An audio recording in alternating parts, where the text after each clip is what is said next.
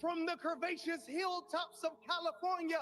But God, we're asking you not only that, let freedom ring from Stone Mountain. John Galt, what do you think of Let this freedom poet, ring from this Lookout preacher, Mountain, Tennessee.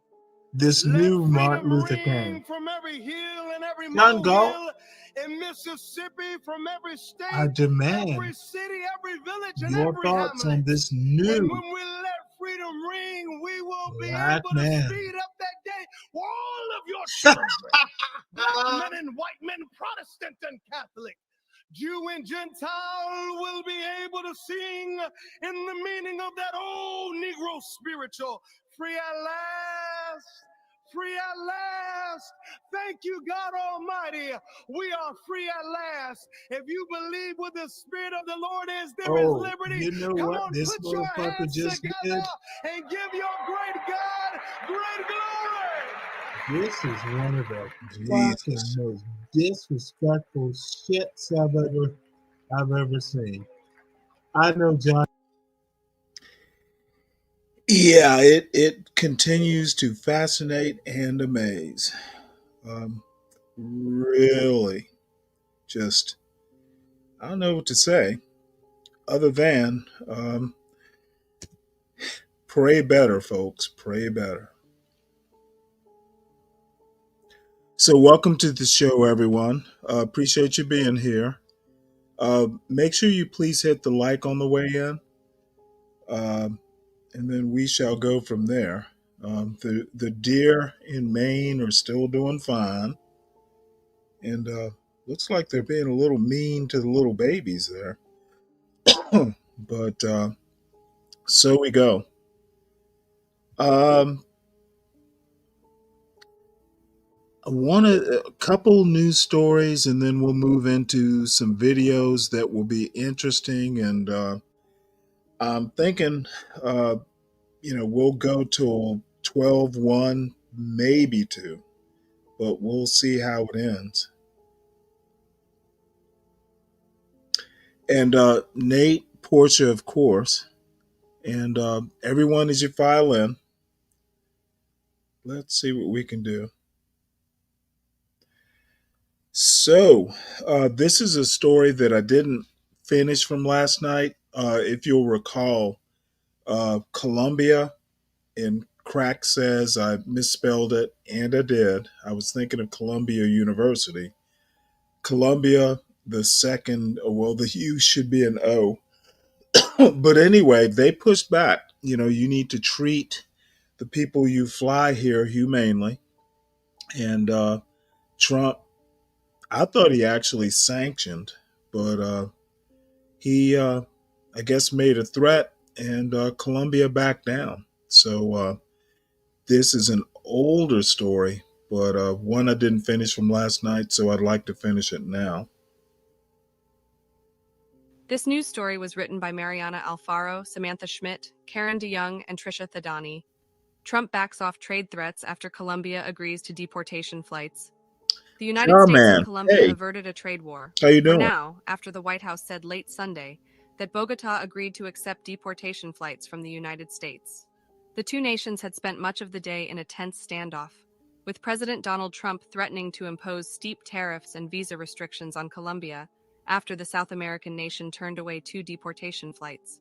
Earlier Sunday, Colombia's President Gustavo Petro said on social media that he had denied entry to U.S. military planes carrying Colombian migrants and made them turn back, specifying that deportations should be carried out with dignity and respect. In response, Trump announced 25% tariffs on all Colombian goods coming into the United States. He also said the United States would immediately revoke the visas of Colombian government officials, their allies and supporters. The State Department on Sunday said that the U.S. Embassy in Bogota would suspend issuing visas to the United States. The tariffs would have probably devastated Colombia's flower industry, a key export to the United States, just before the Valentine's Day season, while also escalating prices for American consumers. Coffee prices in the United States could have soared too, given that Colombia is a major exporter and that businesses tend to pass along the cost of tariffs to consumers through higher prices. But late Sunday, the White House said Colombia has agreed to all of President Trump's terms, including allowing U.S. Interesting. military aircraft to send Colombians back.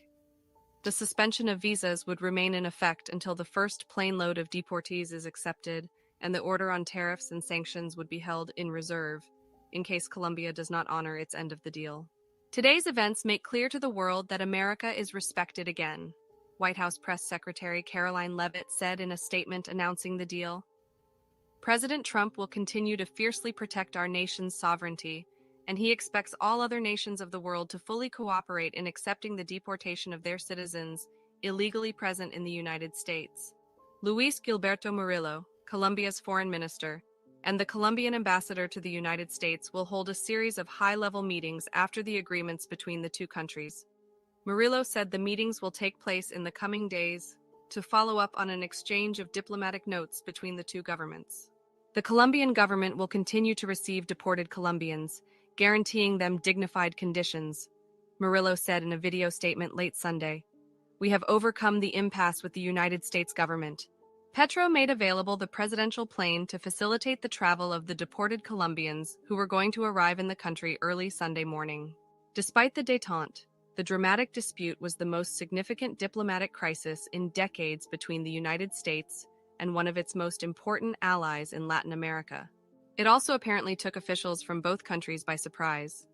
Washington and Bogotá have for years had a bilateral agreement allowing for regular deportation flights that have, until now, gone to Colombia at the rate of at least twice a week without problems.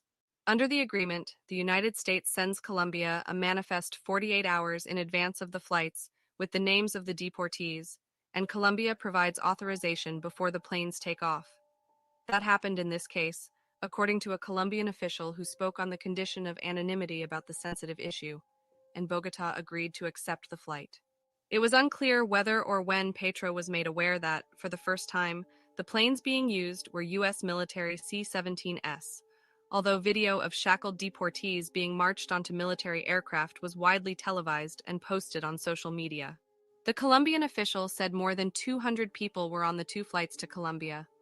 The planes were approaching Bogotá early Sunday morning when Petro decided to deny entry and within minutes posted on X that he had done so, the official said. Shortly thereafter, Trump posted about his retaliatory actions, saying they were warranted because Colombia was violating its legal obligations and was harming the national security of the United States. The White House, in an earlier statement announcing Trump's sanctions, misspelled Colombia as Colombia. Both presidents have long been known to make frequent use of social media in undiplomatic ways. In response to Trump's post announcing the tariffs, Petro, a member of Colombia's M19 guerrilla group in the 1980s, who was elected president in 2022, replied, "If you know somebody stubborn, that's me." Trump's tariffs, if enacted, could have had disastrous consequences on the economy in Colombia. The United States is Colombia's top trading partner, accounting for 26% of its trade in 2023. Remittances to Colombia make up an estimated 3.4% of the country's economy, more than coffee, a key Colombian export. Most of those remittances come from the United States. It is one of the top recipients of U.S. foreign assistance since the 2000 launch of Plan Colombia, a counter-narcotics and security initiative that has often had bipartisan support in the United States. The United States has sent about $14 billion in funding to Colombia since 2000, at least 60% of it for the military and police. The Colombian American Chamber of Commerce, AmCham Colombia, also warned of widespread shocks to the economy if the tariffs would have taken effect. In coffee alone, more than 500,000 families depend on this sector. In flower farming, thousands of single mothers would lose their livelihood, the chamber said.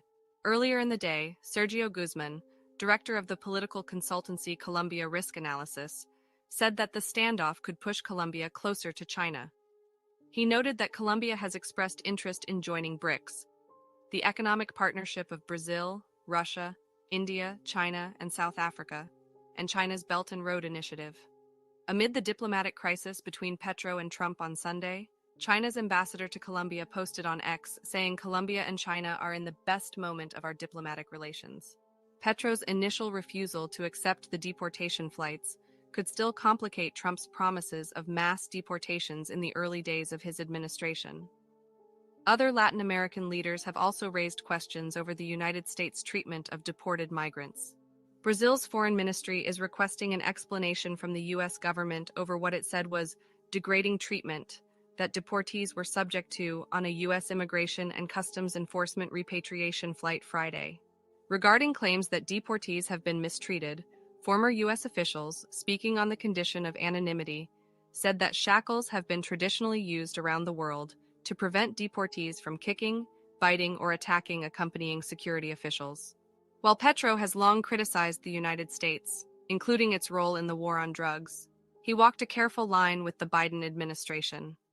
Despite Colombia's role as a cornerstone partner for the United States in South America, Trump appears to see Petro as an irreverent president who he wants to make an example of, Guzman of Colombia Risk Analysis said. He chose the wrong moment to face up Trump, Guzman said. He's going to drag us into a personal conflict with President Trump, with a significant burden on all of us. Petro, Colombia's first leftist president, who is closely allied with the presidents of Brazil and Mexico, said that over 15,600 U.S. citizens are living in Colombia without the proper documents.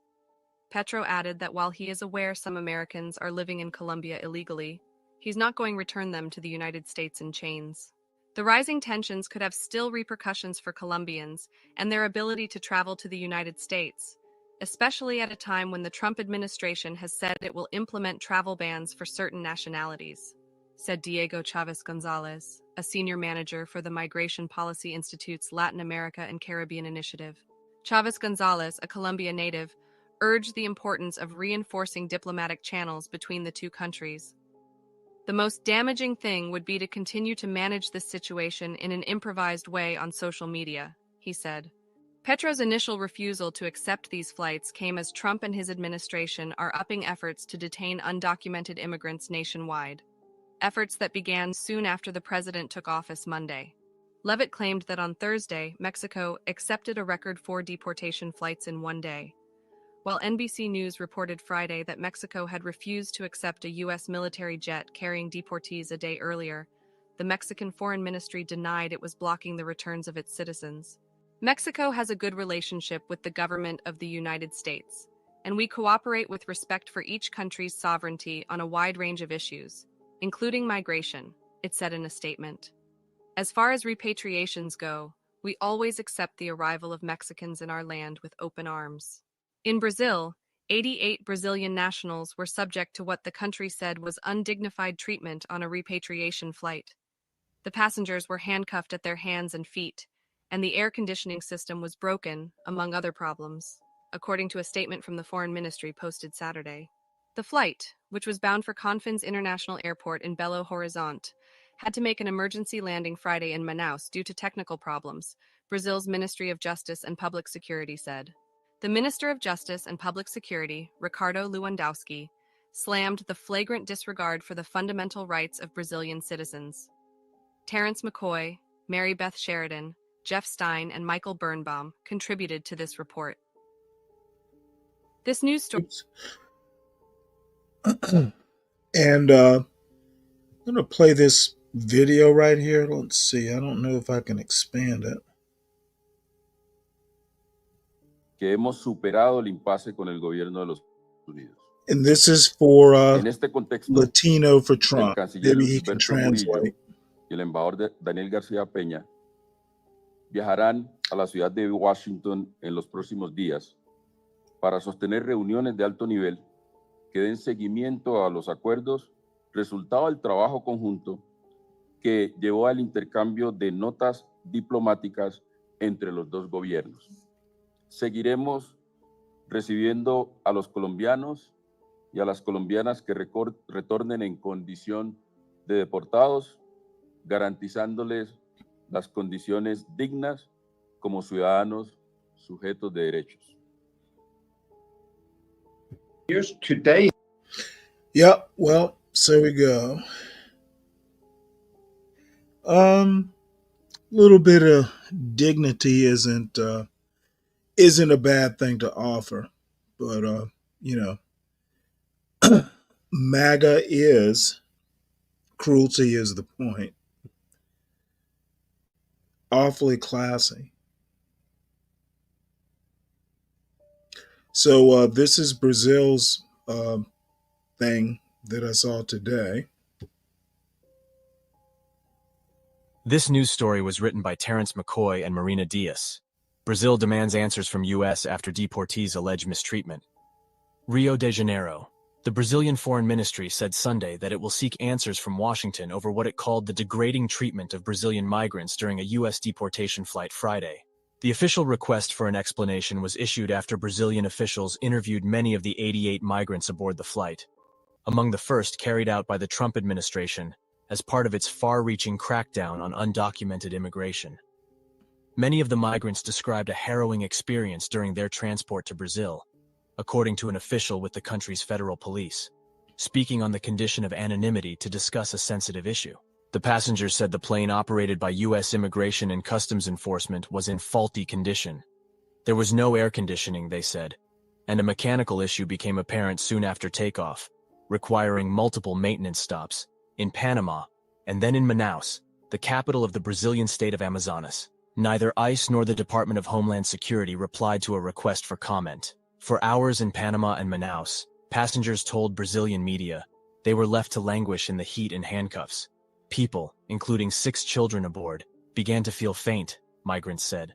When they tried to resist, they were violently repelled and threatened, the migrants said in interviews, many of which were recorded and posted online. Some of the guys tried to force their way out to get the necessary help, but the United States agents wouldn't let us leave and assaulted one of the guys, knocked him down on the ground and kicked him.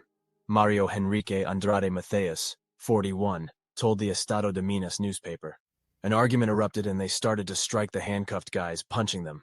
Carlos Vinicius de Jesus, 29, alleged in an interview with the Folha de São Paulo newspaper that he heard threats. They beat us, told us they'd crash the plane, that our government wasn't worth a thing, that if we rebelled, we'd be killed, he was quoted as saying. Photos published by Brazilian media show cuts and bruising on the back of one man who claimed to have been beaten during the trip. The Washington Post was not able to reach the passengers interviewed in Brazilian media or to independently verify their claims. We are turning to diplomatic avenues in search of more information, said the Brazilian federal police official, adding that the country had not yet opened a criminal investigation. The incident has set off another diplomatic dispute between a Latin American country and the new U.S. administration over the treatment of migrants during their repatriation. Trump and Colombian President Gustavo Petro traded threats Sunday after Petro denied entry to U.S. flights carrying Colombian deportees. Alleging that the Colombians were being treated like criminals, Petro said his nation would accept only deportation flights that provided the dignity a human being deserves. The complaints appear to be setting an early precedent for the limits of what Latin American countries will accept when it comes to the return of their citizens. While few regional leaders have contested the deportations, a growing number have insisted they be carried out humanely. Brazil's foreign ministry said the handcuffing of deported migrants while in Brazilian territory violated a diplomatic agreement with the United States to treat those being repatriated with dignity, respect, and humanity. Brazilian Justice Minister Ricardo Lewandowski said Sunday that respect for the dignity of people and for fundamental human rights are values that must guide relations between civilized nations, especially in situations when vulnerable groups are involved. The community of Latin American and Caribbean states has announced it will hold an emergency session this week to discuss how to address the U.S. deportations. In Brazil, conservative politicians, many of whom are admirers of Trump, have said that Brazil's leftist president, Luiz Inácio Lula da Silva, is holding the Trump administration to a different standard to score political points. The hypocrisy of the left is something absolutely inherent to an abnormal mental condition called leftism. Carlos Bolsonaro, a son of former President Jair Bolsonaro, wrote on X. He shared a news story that said the Biden administration had also deported migrants in handcuffs. Many of the migrants interviewed by Brazilian media said they wore the cuffs for roughly 48 hours. One of them, Jefferson Maia, told Folha de São Paulo that one of the U.S. agents pulled the chain connected to his handcuffs with such force that my arm bled. I won't go back to the United States ever again, he said. Well, not going back to the United States ever again might be, a mission accomplished. But I don't know. I tend to be kind of maybe old fashioned. You can have justice without cruelty. And MAGA, the cruelty is the point party, um, doesn't seem to get that. But what can I say? You know, people who vote for Trump vote for Trump.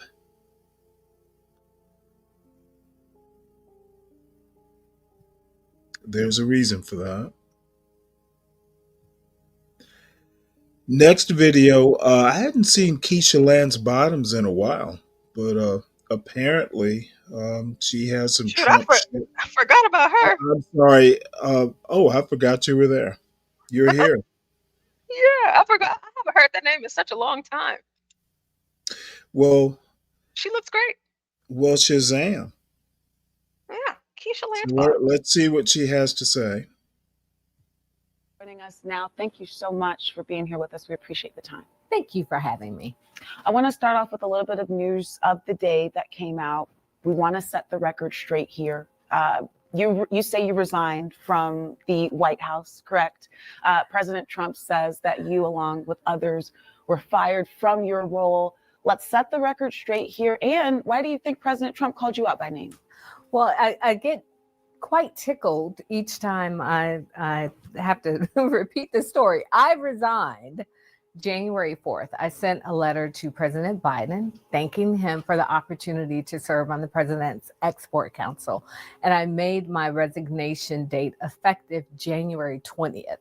And so to answer your question, why Donald Trump singled me out at 1:30 a.m. following his historic inauguration, putting me in the category of retired military general, a man who's feeding displaced people in Los Angeles, former envoy to Iran, I don't know. I'd like to think that I'm in great company, but I can't begin to tell you why President Trump does any of the things that he does, but he did. And what was really interesting about it, when he campaigned, he talked about reducing the price of eggs on day one and ending the war in Ukraine on day one. So there were all these expectations, and instead he sent a social media text supposedly firing me from a job that didn't pay me and a job that I had already resigned from. What exactly was this role, and why did you decide to do it? As we know, you've served several roles with the Biden administration as an advisor while he was in the White House and on his campaign. So I was senior advisor to the president for public engagement. That role ended. That was a role inside of the White House. I had an office in the West Wing. This was a role, it's a President's Export Council comprised of leaders across the country, business leaders, labor leaders, advising the president on trade and all things related to our trade policy. I was also serving as chair of the FirstNet Authority, which is the board that oversees the FirstNet network, which is a network that has been put into place for our public safety folk across the country. And I made the decision that I didn't want politics to interfere with the important work specifically with the FirstNet Authority. So I made the decision to resign from the FirstNet Authority. And at the time I was considering that resignation, decided to also resign from the President's Export Council. I served under President Biden, very proud of my service under President Biden. And it was time to put a period at the end of that season. I want to ask you about, we talked about his day one. We saw several executive orders and actions coming out. Day two, there was a notice sent out to heads of federal agencies as a message saying, you know what, we're going to start winding back and eventually getting rid of the diversity, equity, and inclusion offices here at the federal government. As we know, as mayor, you were a champion of DEI programs. My question for you is, do you think that, and I have to say this as well, President Trump has said he wants the country to now be merit-based. Do you agree that the decisions made at the federal government level and probably even the state levels now should solely be merit-based? DEI programs are not contrary to merit-based programs or anyone being there on their own merit. When you look at DEI programs, that's about letting more people in, not keeping people out. It means that you are evening the playing field, that you're giving people the tools and resources, whatever it may be, so that they can fairly compete. DEI is also not just limited to race. You talk about women when you're talking about DEI programs. It may be someone who's coming from a rural community, someone who's economically disadvantaged. It's just about making sure that the playing field is level. I think that what President Trump is doing is, once again, I think he's spending a lot of time on theatrics. The DEI programs from the federal government have not been at the expense of anyone having a fair opportunity, an opportunity to compete for a job, to be rewarded for the good work that they have done. It's just been about making sure that we are being thoughtful about everyone having an opportunity to get their foot inside the door and to thrive. What is your message to him? And really, we're talking about the federal level, but we know that this trickles down. We know that there are some very staunch Trump supporters at the state level and then even at the local level. But what is your message to the guy up top, to President Trump today? My message would be just to remember that you are a president for all America at this point. I don't think there's anybody who wants to see the president of the United States fail. But in succeeding, that means that you are thinking about not just the people who voted for you, but the people who didn't vote for you. How can we move our country forward? If people are concerned about economic issues, then address those issues. If you think you can do better with inflation, if you believe that you can stop the war in Ukraine, if you believe that you can improve immigration policies, whatever the things may be, do it for all people and not just the people that voted for you. But what's really concerning to me when you look at the pardons given to the January 6th prisoners, these were people who were attacked police officers, violent offenders. And there's now talk about them coming to the White House. And it just sends a troubling message to people across this country and especially to our children.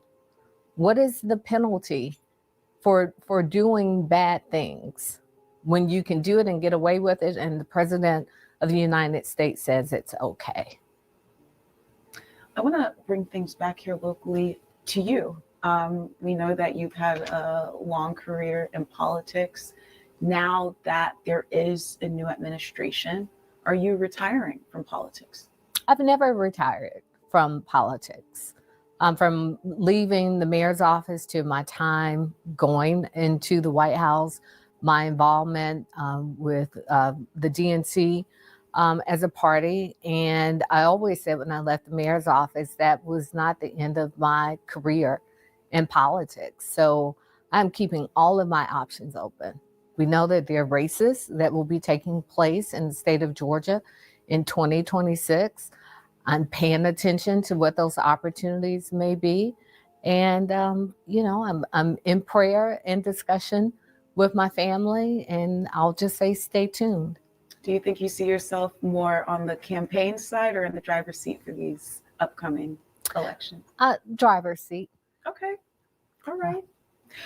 Last question for you, just a message to those looking ahead to 2025, specifically stateside, locally.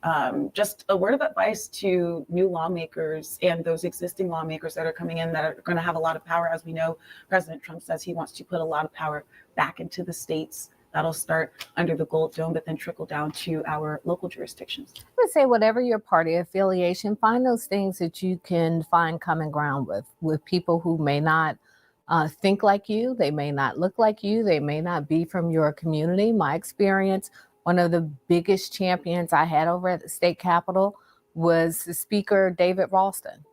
On paper, you wouldn't think that this guy from Blue Ridge, this staunch Republican leader, and I would have anything in common, but we found common ground on a lot of things. And we agreed that what was good for Atlanta was good for the state of Georgia. Even with all of my differences I had with Governor Kemp, there were a lot of things that we did agree on. So I would just say, reach across the aisle. Don't peg people one way or the other. You may find allies in unlikely places. And I say that to Democrats and to Republicans as well. Right. Mayor Lance Bottoms, thank you so much for being here. Thank we you. appreciate your time, and we hope to have you back, especially when. Brian Kemp's a good guy. So, that's Keisha Lance Bottoms. Gonna switch a quick gear because I forgot again a story I didn't bring up. I'm gonna choose a billionaire. It's gonna be my Amazon Prime inventor. Um, Amazon is much more useful than Teslas are. So, if anyone has a comment, you're more than welcome to put it into the chat. And yeah, I'm looking at the chat, and nothing worth my comment.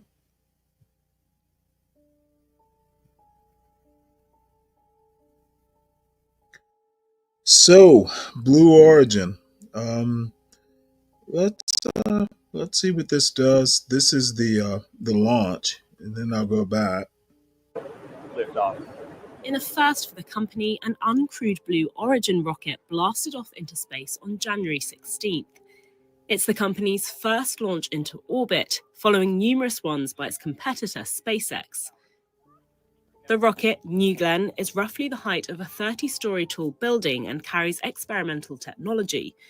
However, it appeared to have missed one of its goals of catching New Glenn's first stage rocket booster on a seafaring platform. Well, God damn it.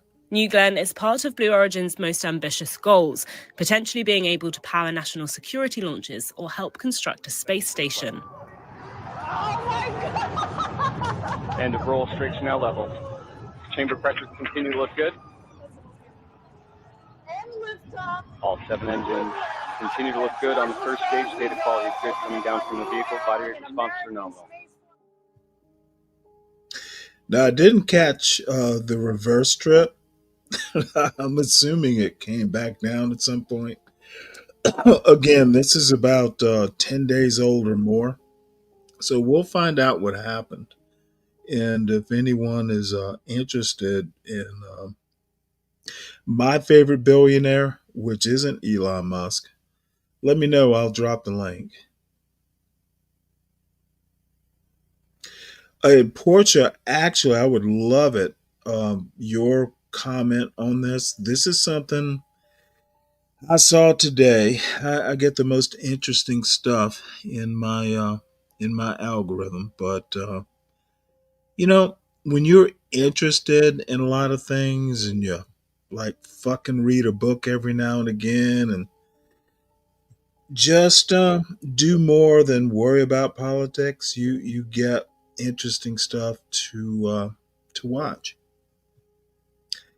And there's a veiled message in that.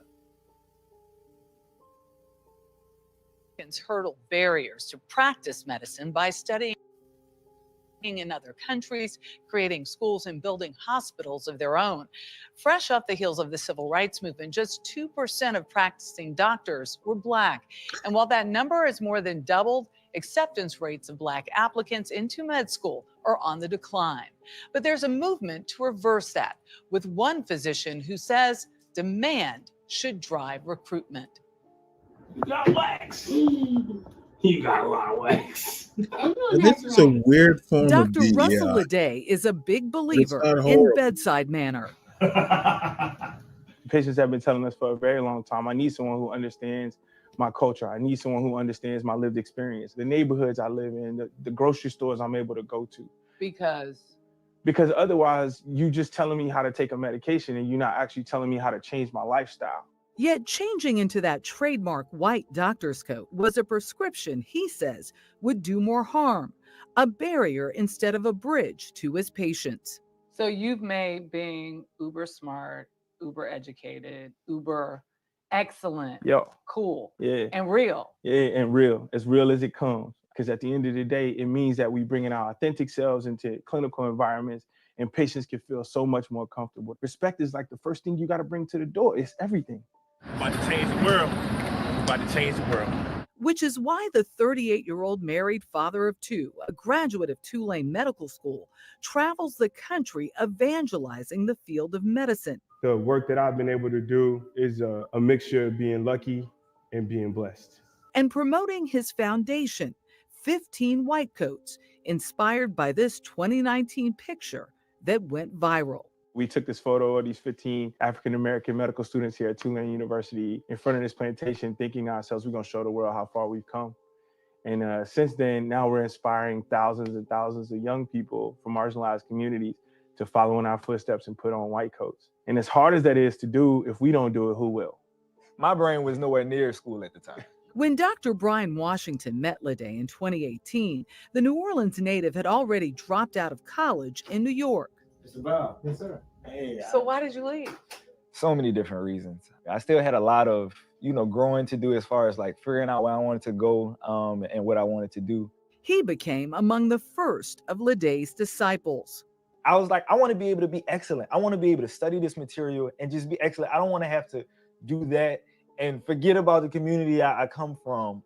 The road wasn't easy for Lede either. I came from Lake Charles, Louisiana, growing up, digging in the dumpster for food in middle school and watching my mother struggle to raise me and my sister, doing the bare minimum to get by, and then going off to the military before then going off to undergrad at Southern and then a PhD at NYU and then finally medical school here at Tulane. It's taken forever. Chronic recurrent multifocal osteomyelitis. A slow but steady approach gave Lede time to write his own playbook, which has become the foundation of the 15 White Coats brand. So this is what, Training Ground 101? Yeah, Training Ground 101. Yep. The year-long program offers 50 college students the tools for medical school success, from MCAT prep to financial aid to study techniques. Literally a boot camp for us. We will get you the mentors. We will make sure that you are ready for your interviews. We will literally pay for every last step. And then on the back end, we're going to make sure that once you start medical school, that we have scholarships in place to help you to get the books and to help you to get the extra stuff you need online to prepare for the board exams you need to take to get to residency. Hey, mama. How you doing? That's where educators like Dr. Bonetta Horn can step in. You read between the lines, you see people's experiences. You say, okay, this is a person who's going to come here and not just do medical school, but experience medical school and change medical school. As an assistant dean at Tulane Medical School, she saw that promise in Lede 7 years ago, the second time he applied for admission. Because here, there's room for everybody to come, and doesn't matter what happened then, doesn't matter how many no's, you need one yes. Now they help each other in year 2 of this program. We're changing medicine here. Yeah. In what way? Seeing students for who they are and the possibilities that they bring and how they can change not only medicine, but medical education so that other children coming behind them can see this is what a doctor looks like. It's that kind of mentorship that helped Lede earn a triple residency in pediatrics and adult and adolescent psychiatry at Indiana University. We did it. It's us against the world, baby. It's us against the world. And I intend to put my private practice right there. In the same New Orleans community that supported him and his family when he needed it most.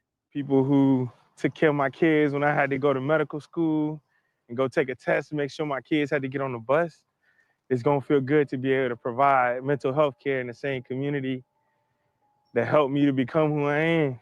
A full circle moment that would bring Lede back to his home state and offer the example he rarely had growing up. We got kids who are inspired by us when we walk. Well, Sam, you made me stop in the middle of this, and I wasn't in the mood to fucking talk. But Stanley, his resume sounds good, but I'm also hesitant to give out or raise too soon, cause Nice spelling of cuz. I'm not your goddamn cuz. There's often so BS behind these stories, but that's not to say there aren't capable black folks. Sam, tomorrow night's show is called Critiquing the People Who We Are. Stay tuned. I'm not in the mood for bullshit. Hit the link if you want to come up and fuck with me tonight. And there we are. Walk down the street, they're like, I want to be a doctor just like you. And to hear these kids say that and then be inspired to think like that, coming from the communities we come from, it's a catalyst. It's something that's going to push us in a different direction. And at the same time, owning who we are.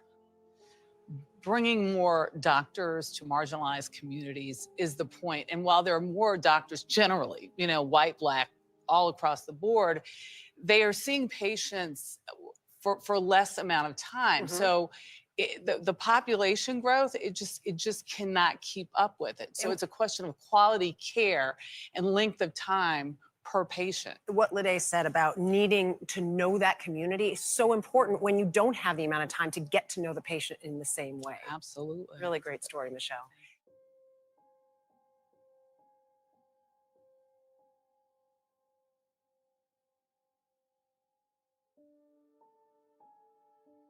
Little bit of another shift of gear. This is something that John and I watched, and some other folks. This dude lives in an extended stay hotel. I think we've pinpointed it to Hampton, Virginia. So we go, and at some point, those who dare can hit the link. Sam, I hope you're one of the first. See, look here, y'all. Look here. That's the Atlantic City Boardwalk. Like I show y'all all the time when you watch my videos. Today is January 21st. It's 18 degrees and snowing. Extended stay hotel. On the Atlantic This City will be a Boardwalk. little bit long, and he's got another video after this that's going to be a little bit And long. it's snowing And, here in Hampton Roads.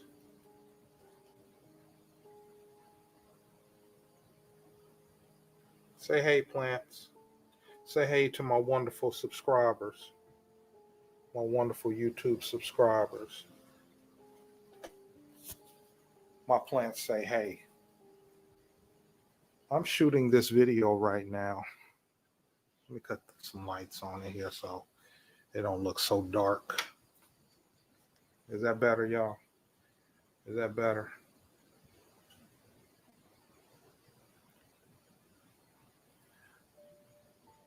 I'm shooting this video right now because I am so grateful. I am so grateful. Now, Sanaya's laying down, so I'm not going to put the camera on her while she's laying down, y'all. And she's comfortable too. But I'm not going to put the camera on her. She's laying down. But she's grateful.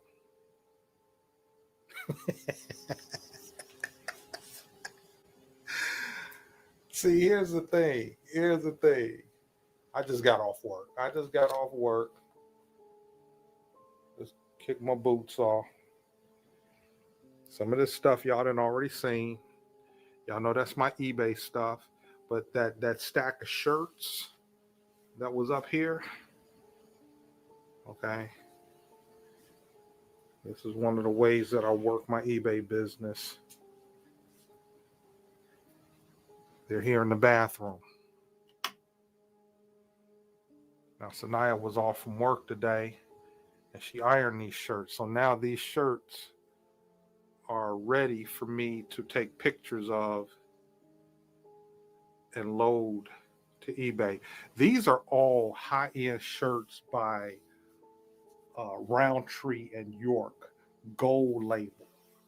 These are all high-end men's dress shirts.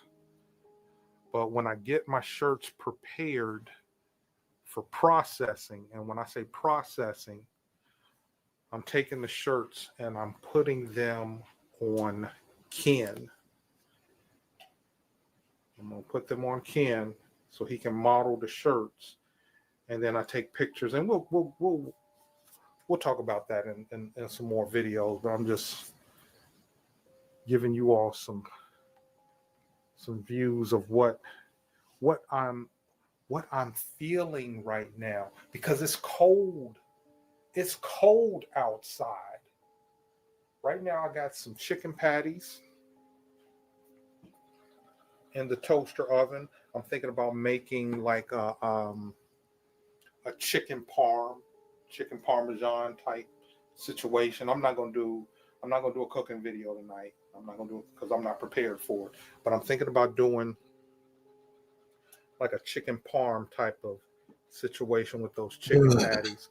I might just do like a marinara sauce with some mozzarella,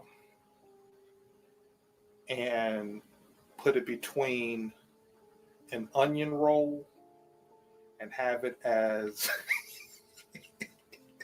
a chicken parm sandwich with some French fries. That's just what I'm on right now.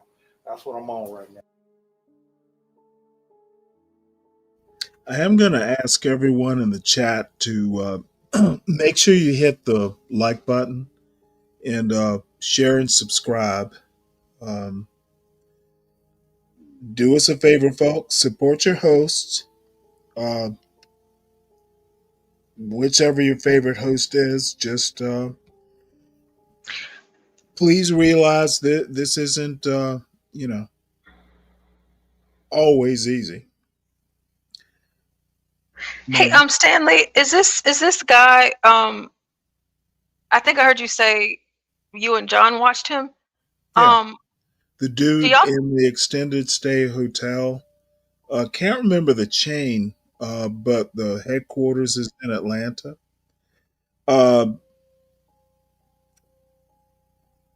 Hey Sam, I'm sorry I cut you off. Oh, I was just curious. Did y'all know him? Or like, no, not what's his personally. backstory? I've sent him an email. I'm gonna ask to make sure it's okay to use his content. We've used a few, no problem so far. He just came back onto YouTube. Excuse me. Oddly enough, I doubt he'll have a problem with it. I found it interesting. The one after this talks about, "Hey, I'm not poor." Oh, excuse me. I don't know his immediate circumstances, but I mean, he doesn't look like he's suffering. He doesn't look like he's homeless. He has a job, and Richard said that he called John for a room. You know what? You might not want to go in that direction because I have some, comments about why he wouldn't. Oh, so is Richard joking? Oh. Okay. What did Richard say? Oh, Richard said he called up John for a room. Yeah. Oh, yeah. He said he lying. Don't listen to him. Okay. And by the way, it would not hurt my feelings if Richard became a. Well, we'll talk about it offline. Richard's a good guy, Portia. Oh, yeah. I love Richard. We all know that. Yes. So. Richard and Jordan. What did you think about the doctors? Stanley, I love that. The only thing I was thinking of from start to finish is, man, this is really inspiring me right now. I should really go back. I should do it. I'm like, nah. not even going there. Honestly, I think it's incredible. I think it's amazing. I love that. And like whenever they talk about us seeing that representation. No, they're doing a boot camp though. Yeah, even the 15 coats. I love all of that. That is so necessary. And I am so glad you're not going to beat me up, for it's kind of Oh, DEI, but it's a good idea. oh, is You it? know, See, they, see. Whenever I looked at that, like I didn't have no DEI feelings at all. I mean, because when we're talking about medicine, oh at the yeah, end of you the got to day, be good or you're not. yeah, it's just like, yeah, we can say that you got accepted, into this medical program for DEI, but did you successfully complete it? Your Right. residency, Well, the bottom line is, so it much. is. But I was impressed. You know what? The weirdest things come through my YouTube algorithm. Um, I'm kind of happy with my algorithm. The weirdest things come through, and some good things. So, Yeah, I think that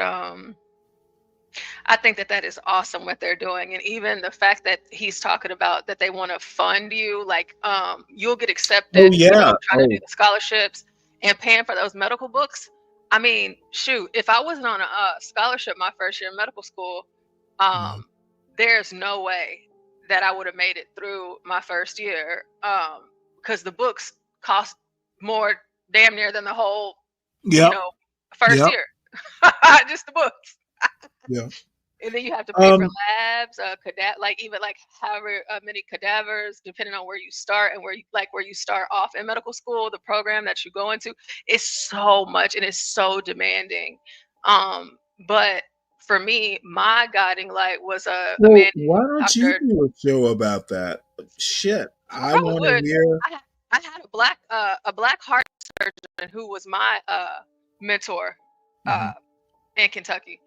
Um, and just having him there made all the difference in the world for me. gotcha.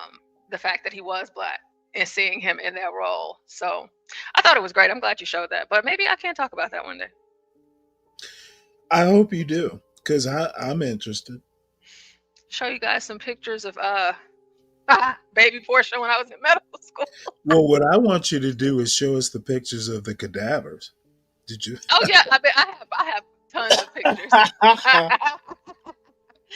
Oh, that's what I think we were talking about earlier about medical examiners. I used to do crazy stuff when I was young. Like Stanley, I Oh wanted to my be a doctor lord. more than anything. So bad. I would like go and, see if I could volunteer at the medical examiner's office, here at home. I would just put myself in all of these different positions to get different experience to make sure that that's what I wanted to do. And I did the same thing when I was in college too. So I got, to network and meet a lot of people that put me in the best position to be able to thrive. But of course, y'all know the story about my grandfather. So yeah, that's it. We get back to this guy in this extended Well, stay. let's talk to Sam. He came all the way up here. It wasn't far. I only had to click one button. It was pretty easy. Oh, come on now. Follow the metaphor. Keep up with the rhetoric. Nah, How you well, been? I haven't talked with you in a while. I know. I feel like I haven't been on in forever, but I'm happy to hear y'all back on. Pleasure to speak with you all as always. How you Glad been? everyone's well. Just chilling. Nothing new or crazy. Just living life. Well, stability is good. Yeah, it is. Lord Yeah. knows I'm living it. Yeah. Well, you know what? I didn't have anything immediately to say, but and I did like the doctor video, but I figured I'd come up in case maybe I could add some Oh, uh absolutely. add some commentary to the extended stay because I used to Let's live in do an extended stay for like 9 months. So when I saw this video, I watched it because I was curious what this guy thought. it. But Mhm. 9 months, Okay, you well, say? there's one after this, and when John and I, he's back on. There's a backstory, and I'm drinking beer, so I'm not. My memory's not the best, but this guy. At first, I thought, well, this dude is like, just into Skid, just back from Skid Row. He's been living in this place for 3 years. He's nah, 50, seems to have a stable job. He does. He has like an online business, And that's actually what interested me. He's got an online business where he sells clothes. He's talking about the clothes that were ironed. I mean, it's kind of cool. You don't have to clean your room. You got maids to do it. And No, I that's right. think he's paying maybe excuse me, maybe around $1,300 a month. Yeah, they or at Doesn't least have in to my pay area. electricity, doesn't got maid service. Now I could not do this because he talks about his neighbors, doing what neighbors do on the other side of the wall. But he seems happy. Yeah, I extended mean, stay he is has a roof over his head. Well, yeah, I at a minimum. actually think he's got a roof plus. This dude's talking about now it is jarred marinara. It is like grocery store frozen chicken patties. But it's just him. He's not married. He doesn't have attachments, at least as far, as these videos, have gotten. So tell me, how did you like the extended stay? Well, at first, well, I still overall like it. It's something that I would consider in the future if that seemed like the best way to go. Mhm. But I liked it. It actually worked out perfect for me. I was kind of new in town and I had money, but I didn't really have a job or anything like that. Right. And I Okay. didn't really want to commit to an apartment or anything like that just yet. And then at the time, it was during the pandemic, so the extended stay when I was first started staying there was actually super cheap. Like it was like I want to say it was like 220 a week, something like that. It was Oh super wow, reasonable. that It was was way cheap. back in the day. Yeah, so I was like, shoot, at that price, all in. Now the rooms can be iffy because it is kind of a sketchy place most of on average, I would say, or at least the ones I've seen. But for the money, it was decent. The one where I was, and often they're, well, not always, but I happened to be one that was next to a lot of restaurants and stuff like that, so that was cool. Um, I don't know. It was cool, laid back. And when I first got there, it was cool because everyone was getting stimulus checks, so we were having barbecues and all types of stuff. And then, Wasting your money? yeah, well, I had money saved. Plus, I would get like the stimulus things that they were sending out too, so that would help. And then and I then I see. think I was getting unemployment too. I was balling, but it was cool. It Horrible, worked out. like an immigrant. Uh Oh yeah, I said that. I felt not Dirty. as good because I didn't get the EBT or nothing like that. But there was quite a bit of money raining from the sky, let's say, in different ways. Uh Earned from some degree or another, whether very little or very hard, as in like unemployment and stuff. But yeah, it was cool. It was and it was a good time. But as people got broker and the stimulus was dried up, then Mhm. the kind of people's reality of who they were started to come out, and then that's when things started to not be as nice, and they started bringing the prices up. So I had to get up out of there. But it was nice, especially in the beginning. I really enjoyed it.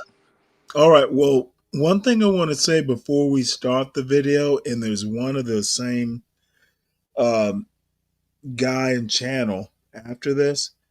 Um, um, my naming conventions for shows. The funniest thing I hear all day is the name of the next show. Now, the very next show is something I thought of myself. So, um, there's a way I'm gonna go with. It's basically make me laugh. The funniest comment or what? Basically, the funniest one liner I hear all day. will be the name of my next show. Now, there may be skips because I might think of something funnier. And I have no clue. It just came to me like, shit, that's someone said something so funny. That's got to be the name of the next show because it sets a theme for the next show. So, I guess what I'm saying is, y'all don't know how much I just really like reading your stuff, the funny comments, the positive comments, not so much the negative comments. But anyway, I've had one too many beers, but y'all don't know how much I enjoy doing this. So support Portia, support the channel, hit the like. Any way you can support this team, please do it. And if you can do a little bit more, it wouldn't hurt my feelings. Um, Stanley needs some more Bud Light tomorrow. But we all this team, this John Galt team, this Portia, especially the the daughter. I've never had a daughter, but if I did, um, yeah, um, we have fun together. Please, you know, let's do it. And I'm getting all fucking mawkish. So yes, that's another dictionary word. Look up mawkish. And here we go. Sorry, folks. But this video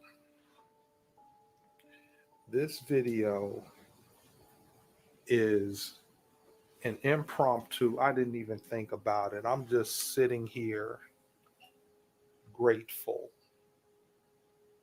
I'm sitting here grateful that I have a safe, warm, comfortable roof over my head. In a damn messy room. And by the grace of God, His grace and mercy and blessings, I can afford to live here. And people are going to make all kinds of comments. I didn't read y'all comments. I remember he's a barber. Believe on that my or not. videos about my living situation. Okay, this ain't final. Okay, so stay tuned, y'all. Subscribe to the channel. This is not the final situation for me. Like some people suggest, like this is where I'm going to live forever. No, that's not the case. But this is working for now. This is working for now, and it's definitely working looking outside. Okay, there's a glare on the window now because I cut the lights on. Stanley, what do you think is the backstory on this guy? I'm going to wait for him to tell it. Working. Did you see his old videos? There was like a 10-year gap between Oh, then really? and now. I've never watched his old videos. I didn't know about him like maybe a couple weeks ago. Do you know more than I do? Probably not much, but from what I remember, because this was like a week ago when I same video came up on my feed, but he had some way older videos where I forget exactly what, but I feel like he was pushing or had some videos about selling something. I don't know if it was. Well, he's on eBay. He has It an wasn't eBay though. It was yeah, like he has an eBay page. this was like I have to go check. It was like some He like actually MLM or is something. doing eBay or some bullshit. And then finish your critique, and then I have one other thing that'll be interesting to you. Yeah, but no, not trying to knock on him. I'm happy to see. Oh no! I'm not saying that. I'm just asking you to Yeah. finish your critique. I don't care No, whether you knock on him or not. the impression I kind of got was he might have been working one hustle in the past, which was what the old videos were about. Mm-hmm. That may or may not have worked out. Probably didn't work out. Mm-hmm. And I'm wondering if, because he seemed to be doing okay financially, but I'm wondering if maybe there was some pretty severe damage done to his credit or something like that, to where he's unable to secure another type of place. Not to say that the extended stay doesn't work, but if it works for him, great. But He's been living there you know, 3 years so far, according to him. yeah. The reason I ask is because I'm thinking, over a year, maybe at that point, if you can, you might know kind of where you want to go or move on or whatever. But He's 50. Maybe he doesn't want to move on. yeah, and that might be working perfectly for him, like he's saying. So. Hey, and I known people that stayed in the extended Shit, stay you for don't like have to years. mow a lawn. You don't have to clean a stove. Shit, you know what? Anyway, I'm going to go off on a tangent, so please finish. No, but that was pretty much it. Go ahead. No, I get you. And, it's not like he's my new hero. I just found the whole concept, what he's doing, interesting. And he has an eBay thing with clothes and stuff. Now, here's the deal. Um, Everyone in my family is entrepreneurial except for my parents and me. My brother and sister, my sister's a retired teacher, and she's always had a thing for like if you find a Chanel with a tag on it and it's original, even if it's like antique, my sister, I man, I'm impressed with my sister. She she was a teacher for like 25 years. She decided to go and do her own. It's not eBay. You know. So anyway, she shit. Every time she tells me, hey, I made this much last week. I can't help but think that she's like, well, I made 4,000 more than you did, bitch. But so online businesses work, and you mentioning that it didn't work out, it's a business. Sometimes they do, sometimes they don't, and but they can, is my point. Oh, I went all over the place just to make that point. Never be shy of your entrepreneurship or ideas. Any critique, Sam or Portia? None from me. Go ahead. You sure? Because I must have said something wrong. Fuck, if you have an idea, explore it. Yeah, no, he's good. I think he's doing. Looks like he's doing good with the eBay. I've done eBay myself in the past, but what I was referring to is it sounded like he might have been part of like some MLM or some shit in the past. Oh, That's you what I was just talking about. reminded me. Now this is everyone in the chat, and Sam and Portia, but Portia if she wants to. Why the fuck do people care so much about other people's business? And the answer is you put it online, it's open for critique. That's the first step. If you don't want it critiqued, don't put it online. But I honestly don't understand folks. Well, if you make a YouTube video, you pretty much got to accept that people might critique you on it. Yeah, I think you're right. And there's a slightly different argument, but I can't remember it now. But uh, so much negativity in these spaces, but I'll reserve it for the end of let's finish this video. There's another one by this dude, and then there's gonna be an end to this. Um, I think I think we are the people we critique.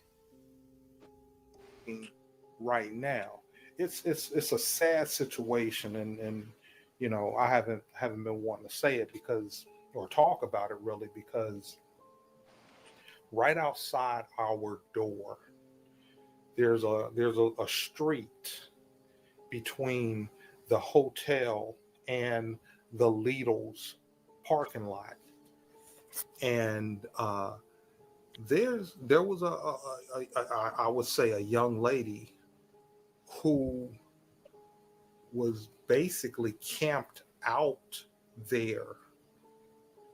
She's been out there just about a week now. And tonight, when I went to Lidl's before I came in, when I went to go get the chicken patties for dinner, I saw her out there, and then I heard a male's voice talking. So it's not just her. She has someone, it appears she has someone staying with her in a tent right outside this hotel. Like I say, there's a road. You all have probably seen it. If you watch my videos, you've seen there's a road between this hotel complex and the Lidl's grocery store complex. Well, right there in that road, there's like a little median. And this young lady, and it appears like she has a guy with her now, they've set up a tent This is rather slow. right outside here. And as I was walking in from, look here, y'all, walking in from the grocery store to make my dinner. Thank you, Lord. Thank you, Lord, for your grace and mercy. Oh, my Lord. No, it's not a full-size convection oven. Motherfucker, take them out now. They're well, no, it is a you'll want them convection a oven. little I raw think that's when you what you take call them a out, toaster so oven, you right? can That's a finalize them. is a toaster oven. Okay, a toaster. Yeah. He's also a veteran. but hold up. It's not one of them big, glamorous ovens, but it's getting the job done. I think we might skip the next It's one. getting the Just job done. out. Y'all saw the This is video too where I made a depressing. whole chicken. People had comments about that. You shouldn't be cooking a whole chicken in a toaster oven. Look here, it was good. You saw the video. If you ain't see the video, watch the video. It was good. I had dressing. I had collard greens. I had potato salad, the whole 9 yards. You know, you shouldn't be cooking a whole chicken in a toaster oven. Yeah, he's See, about to spaz out. That's what I'm talking about. But you know, I'm grateful. I'm grateful. People can say Yeah, magnets what on the they want. refrigerator. That's how you know it's real. It is a Oh, comfortable you haven't seen his whole room. He took 74 us degrees in this room right now. on a walk around. This is And junky it's as a a motherfucker. frigid 16 degrees You on got I think the he weather. might have bought. Atlantic Do City you think he Boardwalk. And bought like the I always hotel? say, their temperatures are kind of close to ours. But hold on a second. All right. Yeah.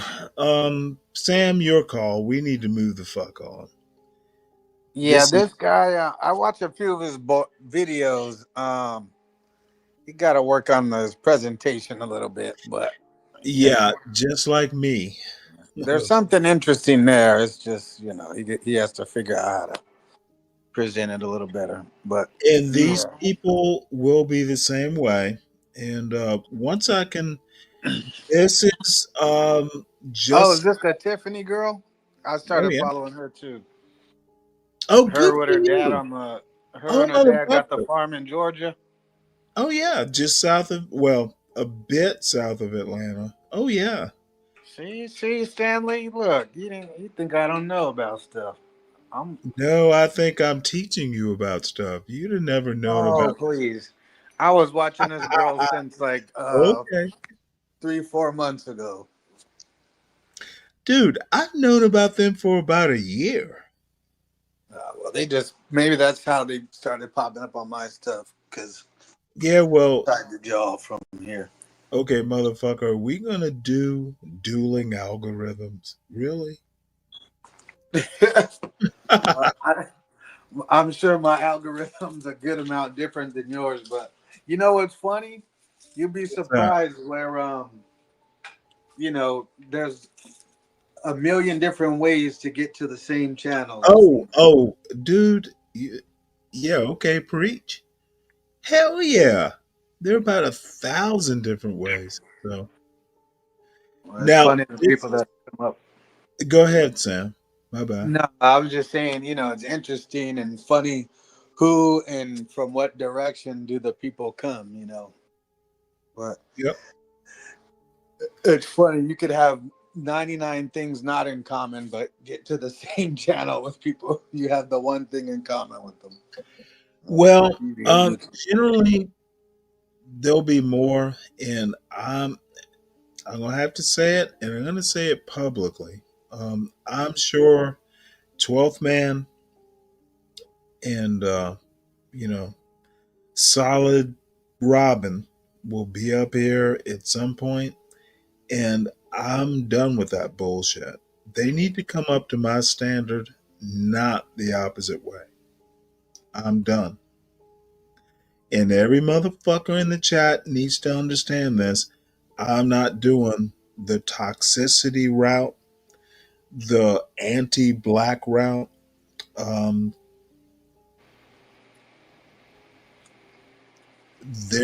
I'm having issues with motherfuckers who can't goddamn think.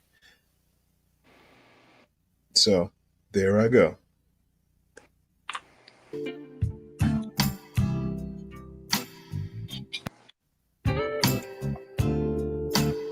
Let us pray we don't get struck.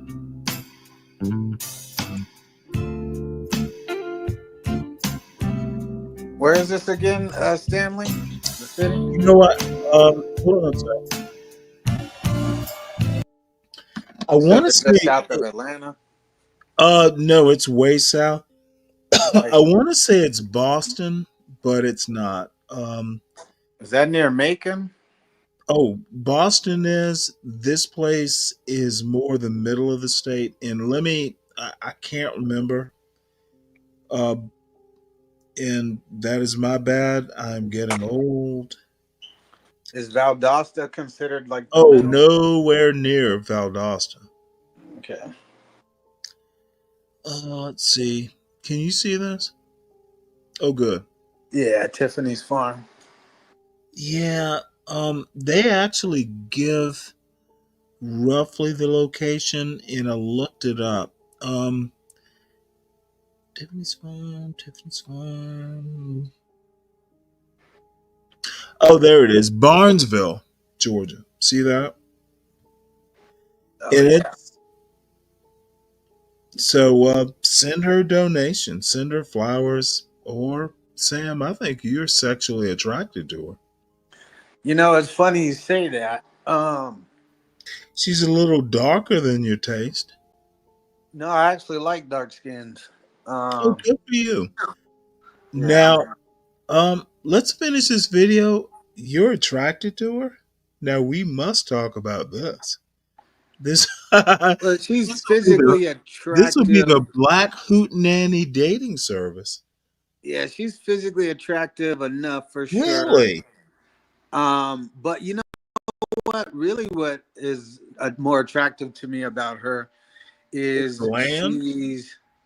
No, she's just willing to do the whole rural thing, and that's something I've been looking into myself a little bit. So it's like, hey, I thought about trying to holler. Really? She might Stanley, want Stanley, what is hoot nanny? A hoot nanny? Oh Yeah. my goodness! You don't know? Have you ever had a? As a Texan, maybe it's more a Southern thing. But Hoot nanny. I feel like I've heard it, no, but it's I like don't a remember. barn dance. You get drunk and you're hooting nanny. Probably something. Probably something to do with goats. Hoot and a nanny goat became hoot nanny. Yep. An informal gathering with folk music and sometimes dancing and hooting. Yeah, you didn't know? Yeah, In a barn. In a barn is better. I feel like I've heard it before, but I think I had a moment of like, hold on, wait, what does that mean again? Now wait, it is more important that Sam find his woman. Yes, it is. Sam the farm boy. Uh-huh. I've never heard this before. Let me Yeah, see if I. I see a whole world of possibilities here. Oh, you're bullshitting, but I do for real. okay. Well, you know what? Let me drop let me drop this in the back chat. And The only thing I'll say, which I love everything about her, and maybe this is asking too really, much. No, but maybe this is asking too she's much. got She's kids, still. Sam. Oh, she's got kids. Yes. No, I thought the little kids in the video were like her nieces. So, well, you know what? She's got 122 videos. You find out. I ain't got that type of time. And maybe I'll run into it. Yeah, you do. Don't Sam, go out Sam, there. I am. What do you mean you ain't got that type of time? You came all the way up here on the panel. Yeah, but that's different. That's different from driving like 5 hours to wherever she's at. Oh, you're not home. I see. No, But well, I mean, anyway, I'm in I'm gonna Florida, drop so this. I'm I'm actually gonna drop probably as this close to as the I back could be to her. chat. And you know what? There is no time limit on love song. I know that's right. And when you finally decide on Miss Tiffany, you must let us know. Well, why don't you drive down the road and tell her that you know a real smooth city slicker named Sam I Am. He light skinned. Yeah, I am light skinned. Tell her I could help her get a light skinned baby. And You know what? we might That can is get it cracking with this you're not farm. hey, son, you're not young enough a man to pick your choices of how you want your kids to be. You'll just be lucky to get some pussy. I'm trying to help her out. I know she want a light skinned No, baby. no, no, no. This is the weirdest. No, you know what? I'm gonna have to bring Sam I Am up. Let me teach you some lessons, boy. Every dark Let skinned me girl want let a me light teach you skinned some Negro to lessons, get a boy. light skinned baby. That's why they running You after don't white men. have son at your age. You don't have pick of the litter. You gotta get Sure them enough. chicks. You gotta get them chicks. Well, That's I'd right. rather. The ones that'll peck you. Mm-hmm. Drop their eggs for you, son. You better listen, Sam. Okay, No, whatever that, this motherfucker whatever is does this not duo believe. act. No. Sam, it's a bunch of hucklebuck humor, but I'm dead serious. You don't have those sort of choices. Nah, I got plenty of choices. Nah. Well, actually, my best choice Now, is if you can be a lasagna and you can fuck all you want, you can pay for it. But if you really want what I've had, no, you don't have a whole lot of time. yes, I keep $40 on me at all times. I Motherfucker, stay ready. what I got, $40 didn't start. Well, how much did it cost to start? My life. Well, thanks, I'm Pops. not even being facetious. You do life with the woman you love. You don't fucking spend $40. You plan on spending your life. And you know, yeah, it sounds all sappy and bullshitty, but no, motherfucker, I committed to that woman. And you know what? Best I could do, but you know, no. This isn't some fucking transactional shit. And I'm a little bit of a romantic, but look at life, look at life as transactions, and you will get change. Well, And I'll listen. stop here because I'm being bullshit sage. But dude, you don't fucking spend $40 on a woman. These motherfuckers who want to go, well, you know, oh, you always spend money on a woman. Motherfucker, you're spending money on your life. You find the right woman, she will be your life, and vice versa, I hope. And your children will be your life. There will be a life. And the life is, you can't put a price on it.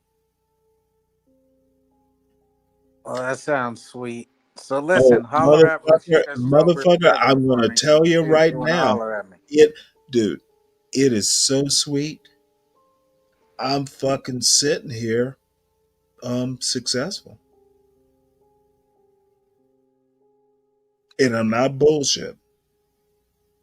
I got time to talk to you because I don't have to wake up and go to work in the morning. I don't have to be any motherfucking where in the morning. If I choose, I can be here for the next 12 hours.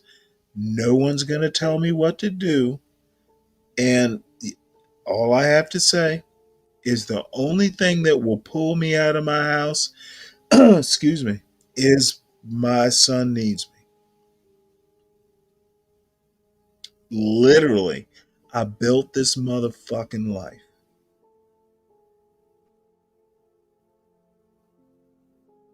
Now, I didn't build it, you know, I had some luck. I had some, oh shit, I need to do this. But motherfucker, I am where I am. And I'm going to go one step farther because I'm actually not fussing at you, Sam. You're a young man, so, you know, I'm kind of fussing. Um, y'all motherfuckers, do some shit. You're the people you criticize. Do some shit. And I'm done. Sorry, Portia. Portia's gonna kill me. Are you So, gonna hook a player up or what? motherfucker, No, I'm enjoying this. you want the link? Oh yeah, I posted it. It's pinned in the I, chat, but I dropped it again. Portia, I am so fucking sloppy. If it Oh, wasn't this is for great. Portia, Samuel says, I is where I is. if it wasn't for Portia, Oh, Antoine has barely been drinking. He had a couple of beers. yeah, but Antoine. I don't have much left. And believe it or not, I cooked dinner. So Oh, it'll be okay. I will not piss in my bed. Have you ever heard that song, Sam? The Is You Is or Is You Wait, My Baby song? No, I haven't heard that. I'm Put that sure I link in the have. I back, can't and I think of it in my promise I head won't right now, play it. though. Is that actually a song? Yeah, Is You Is or Is You Wait, My Baby. That's what he sound like. Is that what I sound like? Oh man, No, it's just I whatever you were saying have that Sam failed. has to. He can't wait forever, and it's like, well, Is You Is or Is You Wait? Let me see. I was thinking of that song. You're still a young man, Oh baby. my lord, really? Ooh, Okay, don't here we go. waste your time. I gotta get I'm on cartoon. anytime we have a date, but I love her. I'm gonna ask her, Hey, any Bugs is you Bunny will song is or awesome. is you ain't my baby? Oh, Way this you is a acting compilation. lately takes me down. You will. You ain't never heard that song before. Never. Hey, Uh, Crown, nah. hit the link at the top. I'll drop it. Is you is or is you ain't my baby. Oh, motherfucker, that is like Cab Calloway or something. It's by Louis Jordan. Okay. Oh, hey, did I ever? Do you know who Cab Calloway is, Portia? I think so. Ask your parents; they will know. Um, there's a story behind it. And your parents will educate you on Cab Calloway, or their parents will, because like 2 generations, 3 generations ahead. Oh But I shoot. got to see Cab Calloway in Norfolk. It was awesome. There's a I whole think so. story that will make you laugh, but I'm not going to tell it now. Let's see. And them deer are getting food. Good for them. Is this over on Tiffany's farm? No, it's up in Maine. It's been my running theme. The deer in Maine are getting fed, and Yeah, they are. They were their antlers. oh, Their there's a antlers were bird. falling off last night. Yeah, there's a bird thing too, which needs to be shown during the day. But no, this is beautiful. I love deer and birds and stuff, and I was lucky enough to live on top of a mountain. And again, um, we bought the house. It was a compromise house because I wanted to live in the middle of nowhere, and my wife wanted to live in like a neighborhood. And dude, it took us a year to compromise on a house. And here's the wonderful part. Luckily, the realtor was a friend of my wife's family. I think this woman used to go, "Hey, you want to go looking for houses?" She got so much amusement out of this because, I'm a sarcastic asshole. My wife was a sarcastic asshole. And my son got to be there too. So, imagine a realtor, you're kind of paying, she'll get a commission. So we pull up to a house and I just tell my wife, I'm not getting out. I don't want this house. You go look at it. I don't want to sit here. And she used to do the same thing to me. And finally we compromised after like a fucking year. We looked for a house for quite some time. And the whole time, my wife's friend, who is a realtor, I think she used to sit there after the trips and just fucking drink beer with her husband and go, guess what happened today? The Deanna and Stanley tales. So anyway, I digress. Um, Sam, I'm hoping someone else will hit the link. I've seen a couple people who want to come up and fuss. Yeah, we dropped the link. It's in the chat. So last night I was showing this a little bit, and Is it negative or uh, positive? Because I'm gonna oh insist. no, it's good. I was watching the deers, and like how whenever they shed their antlers, What are what they was happening? fighting each other? Is it gonna be like that?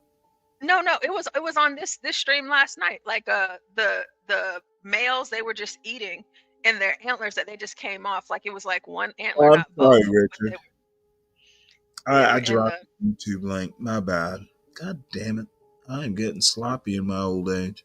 I just dropped it again. That's the Sorry, Richard.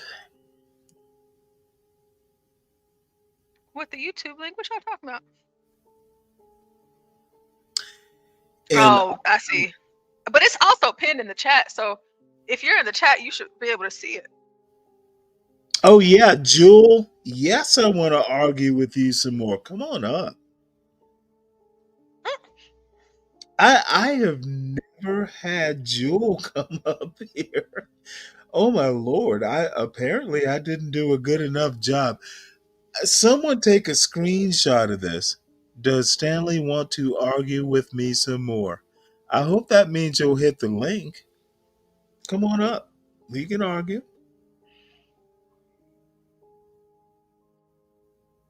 What a sweetheart Jewel is. My goodness. So I'm sorry, Portia. Of course I interrupted. My bad. Crown. I don't know. Hey, Stanley. I Hey, wonder if I can Portia. play this. Hey, Clarice. Hey, how y'all doing? Stanley, you Pretty, know, we talked. pretty, pretty too talkative. Listen, we talked the other night, right? I did. Yeah, And we right. did. So, right. So, what you just said a few minutes ago, that's the Oh, Stanley Jewel, Cross I know. if you, Jewel, um, hey, I'm sorry, Crown. No one ever challenges me like this. Jewel, if you want to do this, we can plan a whole show around it. I've been thinking about how I'm going to do it.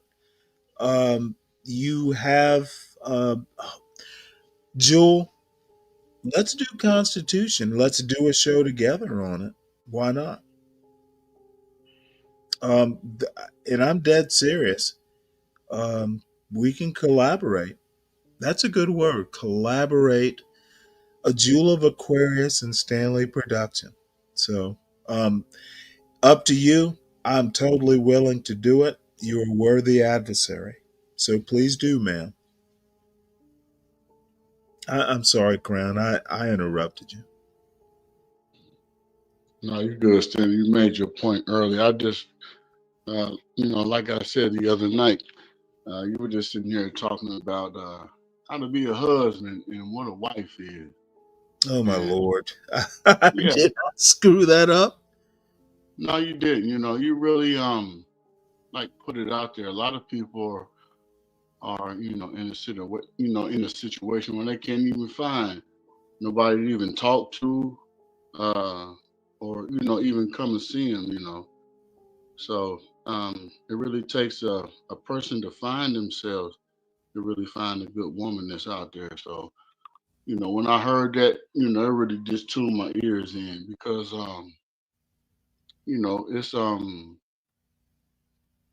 it's like that. It's at a time when a person really wants a woman, you'll grow up and be a man. And Right. I'm telling you, a woman comes straight to you. So I really applaud you for that because like I said the other day, you really have something to tell people, and Oh, you I'm do. not You so know what I'm saying? sure. And, It's and, and just you said it earlier today. You're gonna stop, spazzing with people and all of it. So that means, right. bring the realness out, and Yep. hold Be people yourself. accountable.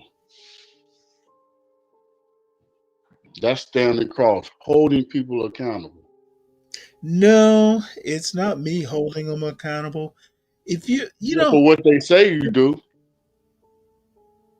the easiest way to hold yourself accountable, and I'm into like hold yourself accountable, be who you want to be, but let's not motherfucking wear Air Jordans if you can't afford them.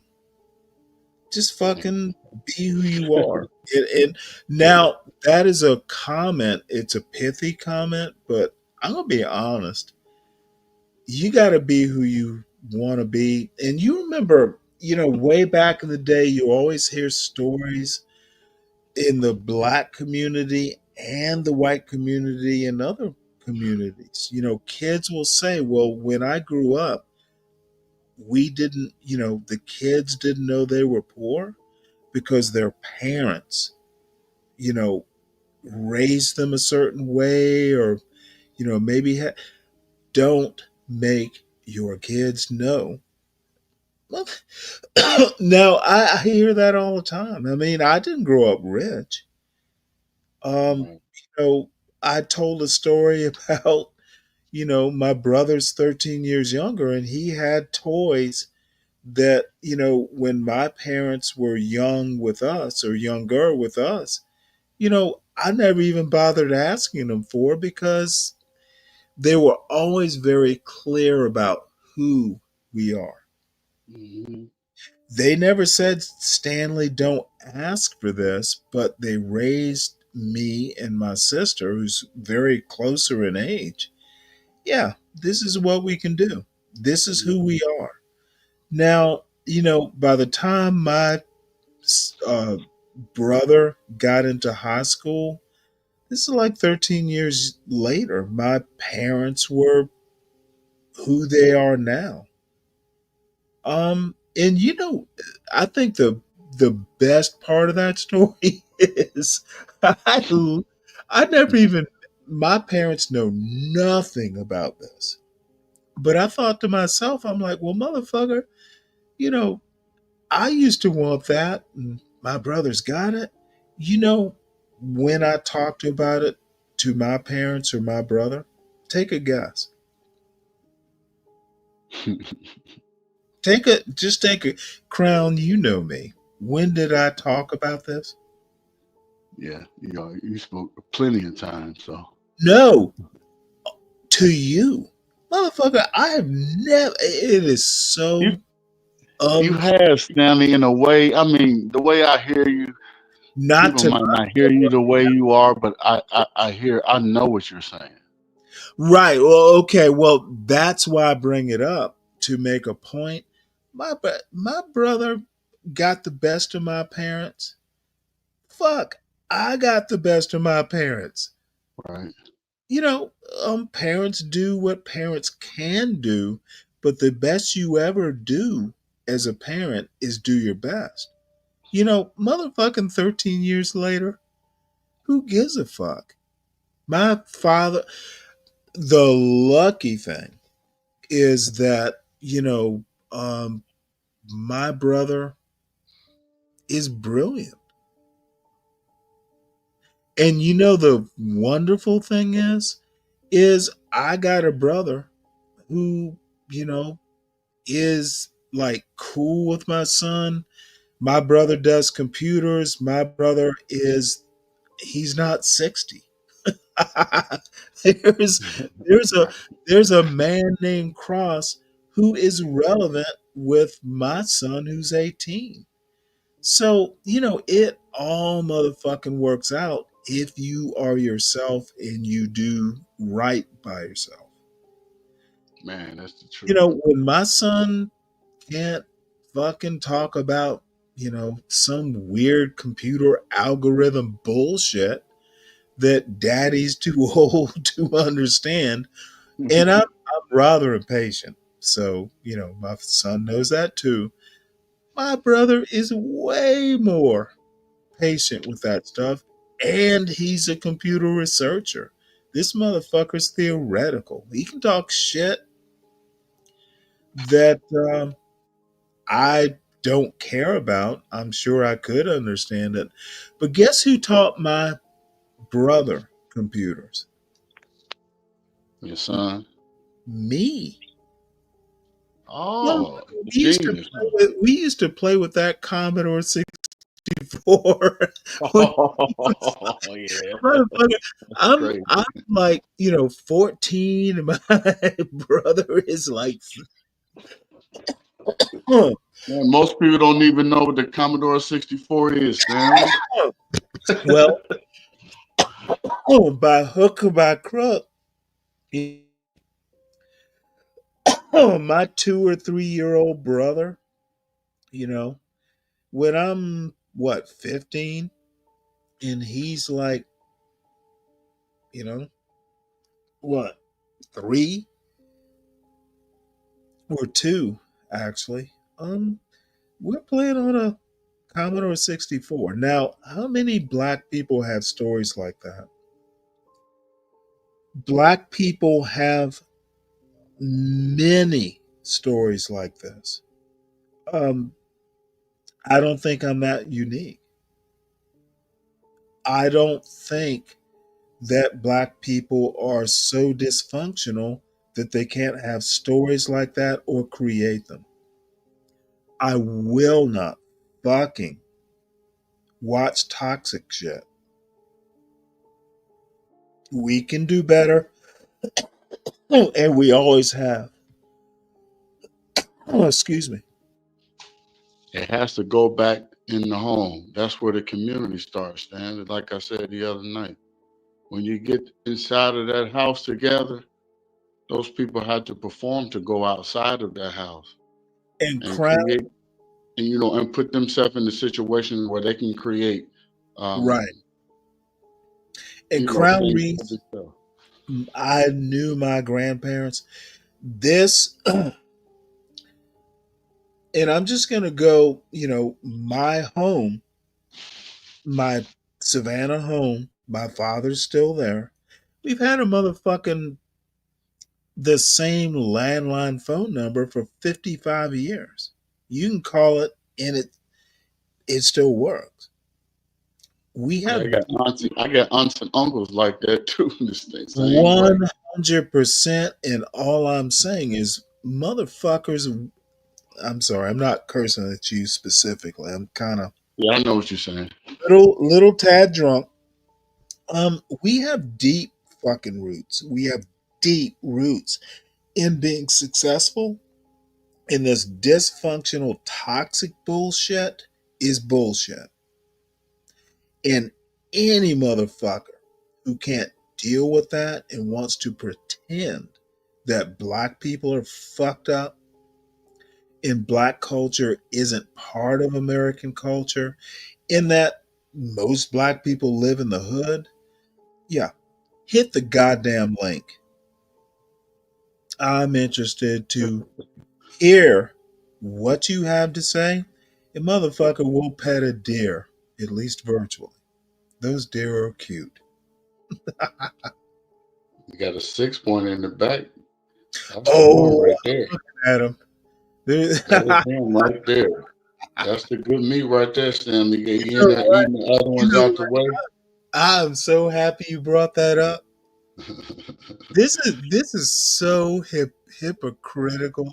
These motherfuckers want the deer to survive till spring so they have a fucking better hunting season. Right. And were you here? You can't talk about hunting or killing animals or eating animals in their chat, which is appropriate. But it made me laugh. It's like, look at these motherfuckers. Pick your deer now. This is like the hunter's grocery store. Man, that 6 point right there is a whole year of eating Oh really my good. goodness. I'm telling you, and Yeah. you can put a trophy on your wall if you want to. Hey Jewel, I'm sorry I'm ignoring you. Hey Jewel. Hey, Jewel. Hey guys, it's all good. No, I'm just going with the flow of the conversation, so that's cool. How you doing tonight? Pretty good. And Probably I too, want. Oh, I'm sorry. Go ahead. probably too good. Oh, well, how is that possible? Oh, sipping Bud Light and watching deer and talking to friends. How can it get better? That's true. That's true. Hey, so I wanted to tell you when I dipped out the other night, it's because my Wi-Fi went out and it wasn't coming back on. So I was like, oh, screw it. I'm just not going to go back. But so when that happens, when I drop off, it's usually, if it's in my power, I'm going to say good night and goodbye. But if I disappear, it's a technical issue.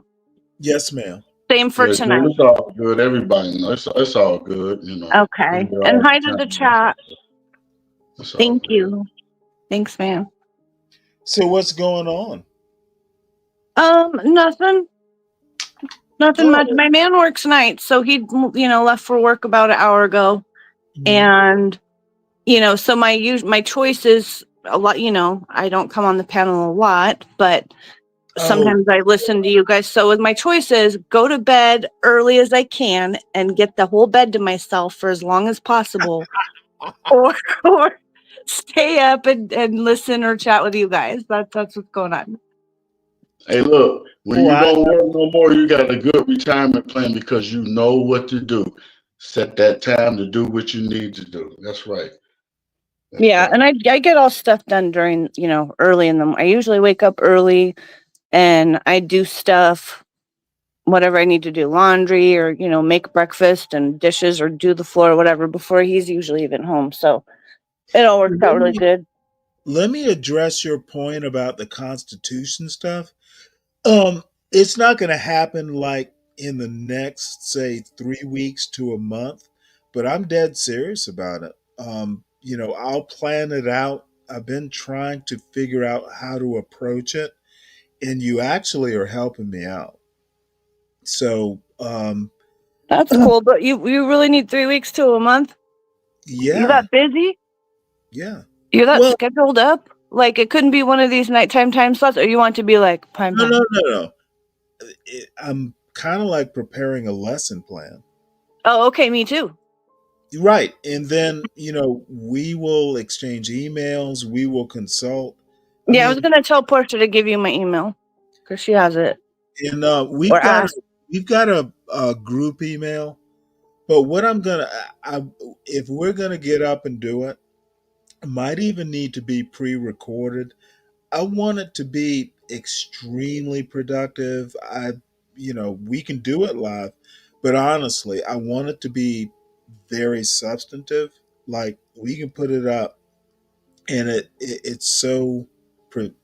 I want it to be done right. You want it to be well produced. I'm with you, and I already keep a list of notes in my. There's a notes app. I already keep links of stuff about the Constitution, so I'm with you. We can do that. Yeah. Well, then we're on the same page. It just won't be a quick process. I don't want it to, throw up a link and be live. I want it to be well thought out. And I'm just trying to move in that direction because let me admit, I'm fucking sloppy. Sometimes I'll hop up on here and throw out quotes and stuff. I want to prove that I can be well thought out and well excuse me, well produced, substantive, because sometimes I think I hop up on here and I'm a little bit too cavalier. I don't think anybody doubts your ability to put thoughts together or your intelligence, Stanley, but I understand what you're saying. You just want it to be the best it can be, and I'm with you. Yeah, I get it. That's cool. It's going to be a Jewel and Stanley, or whatever you want to call it, whatever you want to title the show. But I'm committed to making this like great. So okay, anyway, I'm down. You know what? I'm thrilled that it's a project we can do. Me too. I think it'll be fun, and we will definitely teach each other things, and maybe other people will learn stuff too, and maybe it'll spawn more conversations like that. And it doesn't have to be just us. If there's anyone else that feels passionate, they could hop in too, perhaps, if you're open. I mean, I'm open. Well, I mean, we can throw something up and be in the chat, and we can all do a collaboration on. No. This could be great.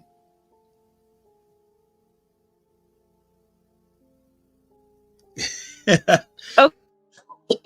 And Richard, we'll call it the Constitutional Hootenanny. How about that? The Constitutional what? Hootenanny. Okay. Richard's making jokes. Hootenanny of a time. Right. Yeah.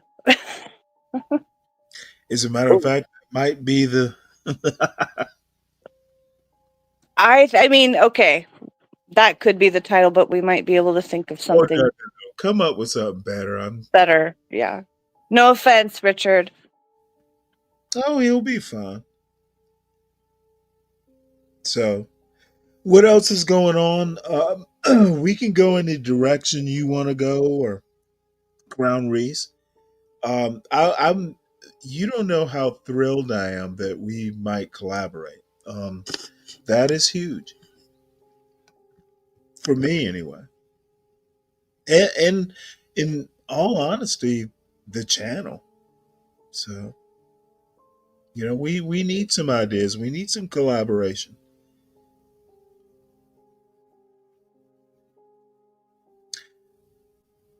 Mr. Reese. Spoke this into existence the other day.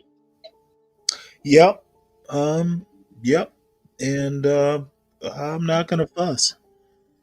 Yeah, you have a lane, Stanley, and um, it needs to be pinpointed because it's from and a season standpoint, but at the same time, sauteed so everybody else can understand. Oh, listen to this chefy bullshit. No, it was cute. I like it. Saute inexpensive butter, sir. Yeah. That is nice. I like that. Yeah, even get better, have a little sip, whatever, and it's inside of you, they say when a person sips, the truth comes out, right? I hope. And you know what? I'm open to ideas to go some places. So many, this is the most enthralling experience I've had in quite some time. We can go places. There are things we could do with collaborations. People who are like y'all contribute a lot. Excuse me, from the chat. Let's go some places. This is your retirement. Oh, dude, it's so funny. My father told me, "Hey, you might need to get a job because you know how you get when you're bored." So I am not bored. It, dude, Exactly. y'all are helping an old man out. So you can't never say that the new school has disrespected you because we're looking out. No, which crew? I said the new school Oh no, you know is what? giving There are you the grace so you can retire. So it in no, turn no, different. no. So I'm retired. I don't care. I just need something to do. exactly, that's retirement. Most people, retire. I know a lot of people that have retired for the job. I was very cool with a lot of older people, Hmm. and months later, they done passed away. Oh wow. Yeah, so Well, I'm not old. you got to find yourself. It has to be something because you get older. Hmm. Uh, you ain't going nowhere. You sitting around. You're not being active. Well, it's funny you say that. When I was very much younger, we used to go out. All the old men in Savannah, they go fishing. I learned a bunch of shit, just like philosophy or just how to you know use a new lure or bait. Um, you know, fishing along the bank. Old men do that too. And do it mean that I'm getting old? My wife asked me what I want for my birthday. I'm always in Vegas for my birthday. So uh, I don't know if we're gonna go this year, but I think we are because I got the money to go. I don't know if she want to go, but she said she said, "What you really want for your birthday?" I said, "I want a boat. I want I want a two Oh, seater. what? I want a boat. I want a two-seater. Like a raft boat. You just float on top, and it has the back motor. The propel motor. Well, like a runabout?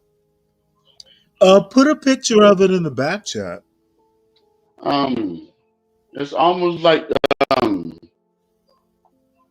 know, when you look at the tournaments on the Bass Pro, you know, on ESPN, Oh, those boats.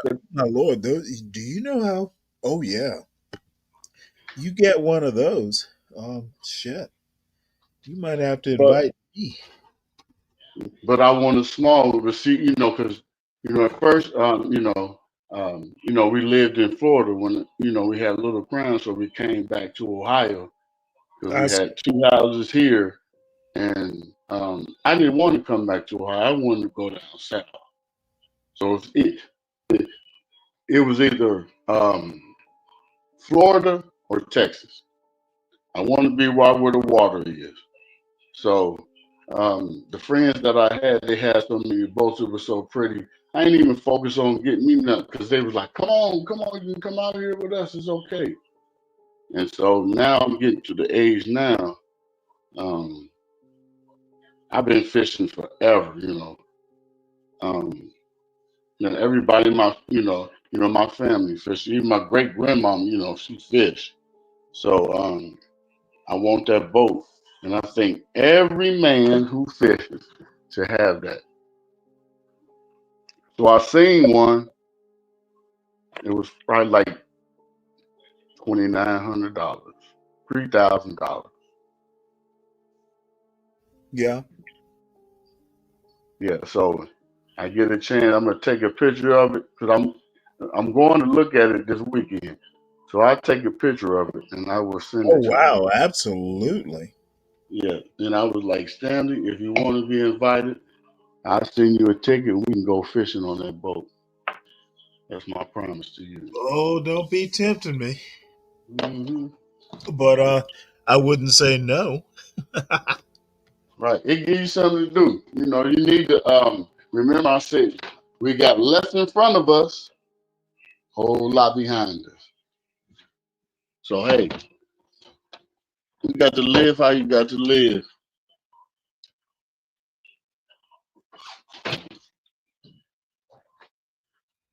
What does your Hey, I pray for you to have that dream. My everybody, all the men in my family, my dad, my grandpa, my uncles.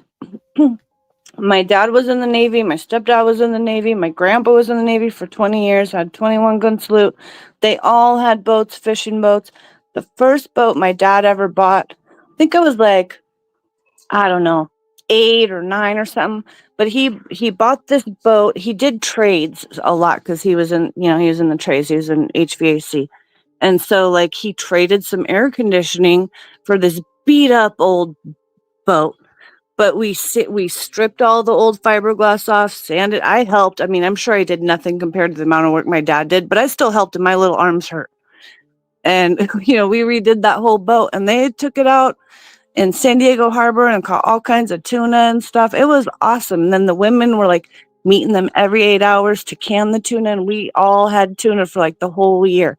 So like I wish that for you. I want you to get whatever boat you get. I really pray for you that you get that, because like men love their boats and their fishing. And it can be a real big family thing too. Exactly. Yeah.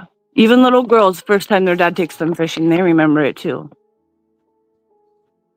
Yeah, I took my son fishing when he was 1 year old, and he's been going fishing with me ever since. Yep. Yeah, Aw, that's so cute. yeah, you know, he was born in Florida. Even my avatar, I still got that there because I was like, I was a father for the first time, and I just wanted to be right, and I wanted to do something um, that my parents couldn't succeed at, and and that's to be together. It's no knock to them. You know, it's whatever. But I told them at the end, they suffer because they end up being by themselves. So I tell them, my mom, she's still living. My pops, he's passed. But all that I do, all the things I have accumulated, the places I've been, uh, it's things that she had never done before, and um, I just wanted to, just to let you know, yeah, I was an asshole when I was a young kid, but your older son is, full grown man, can take care of his own. She just see me like this dude got a barbershop, he got houses, and she really never thought that I would be that kind of a person because my mother come from, you know, Chicago, and it's different with them, and my father's, family's from the South down there with Stanley, he was, Macon, George, and Carrollton, so um, they really had stuff going on, and I got all that stuff, God, and being in the church and being educated from my grandmother,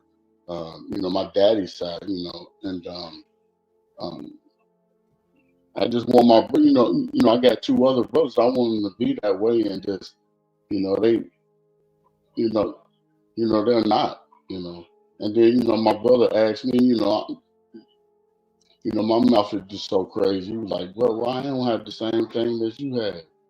I just tell him, I said, sometimes, we as people, and I didn't, want to be harsh to him, but he know I'm gonna give him the real, and I say, can't suck at friendship. When you suck at friendship, you can't get along with a person. Um,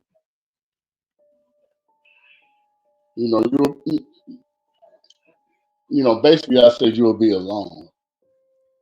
And I say, he's like, well, so what's the key to your marriage? You've been married for so long, nobody never thought you'd be like that. And I said, me and her like each other, and the love comes, you know, when it's time to love, you know. But we like each other. We tolerate each other.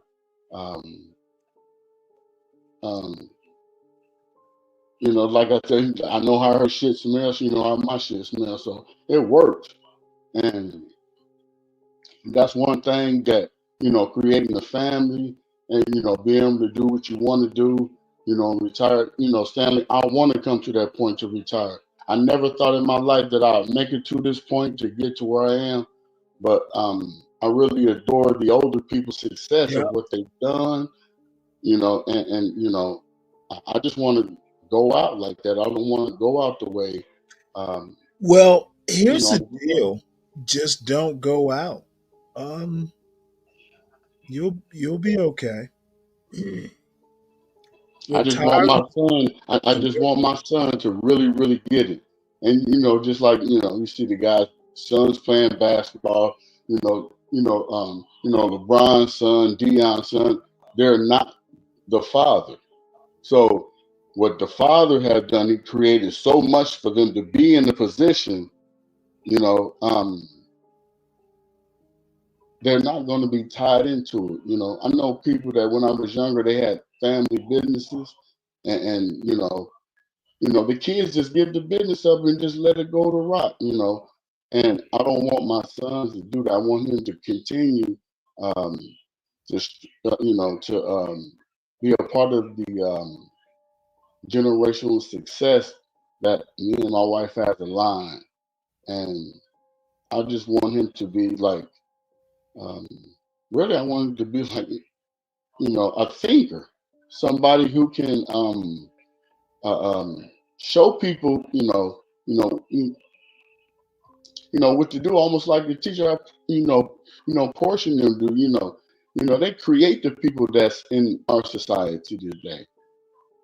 And I know somebody that's in Portia's class, whatever, the stuff that she was speaking, and to us, and in her community, I can just imagine some of the, the young ladies that are listening to her, the young men that are listening to her, and I can just imagine what's really going to happen, down the line. So, I just, a lot of people say, oh, they try to segregate black people this, or white people this. You just people at the end of the day. All the other shit goes out the door. All right. Well, we're gonna have to move on. Any other comments, critique? Because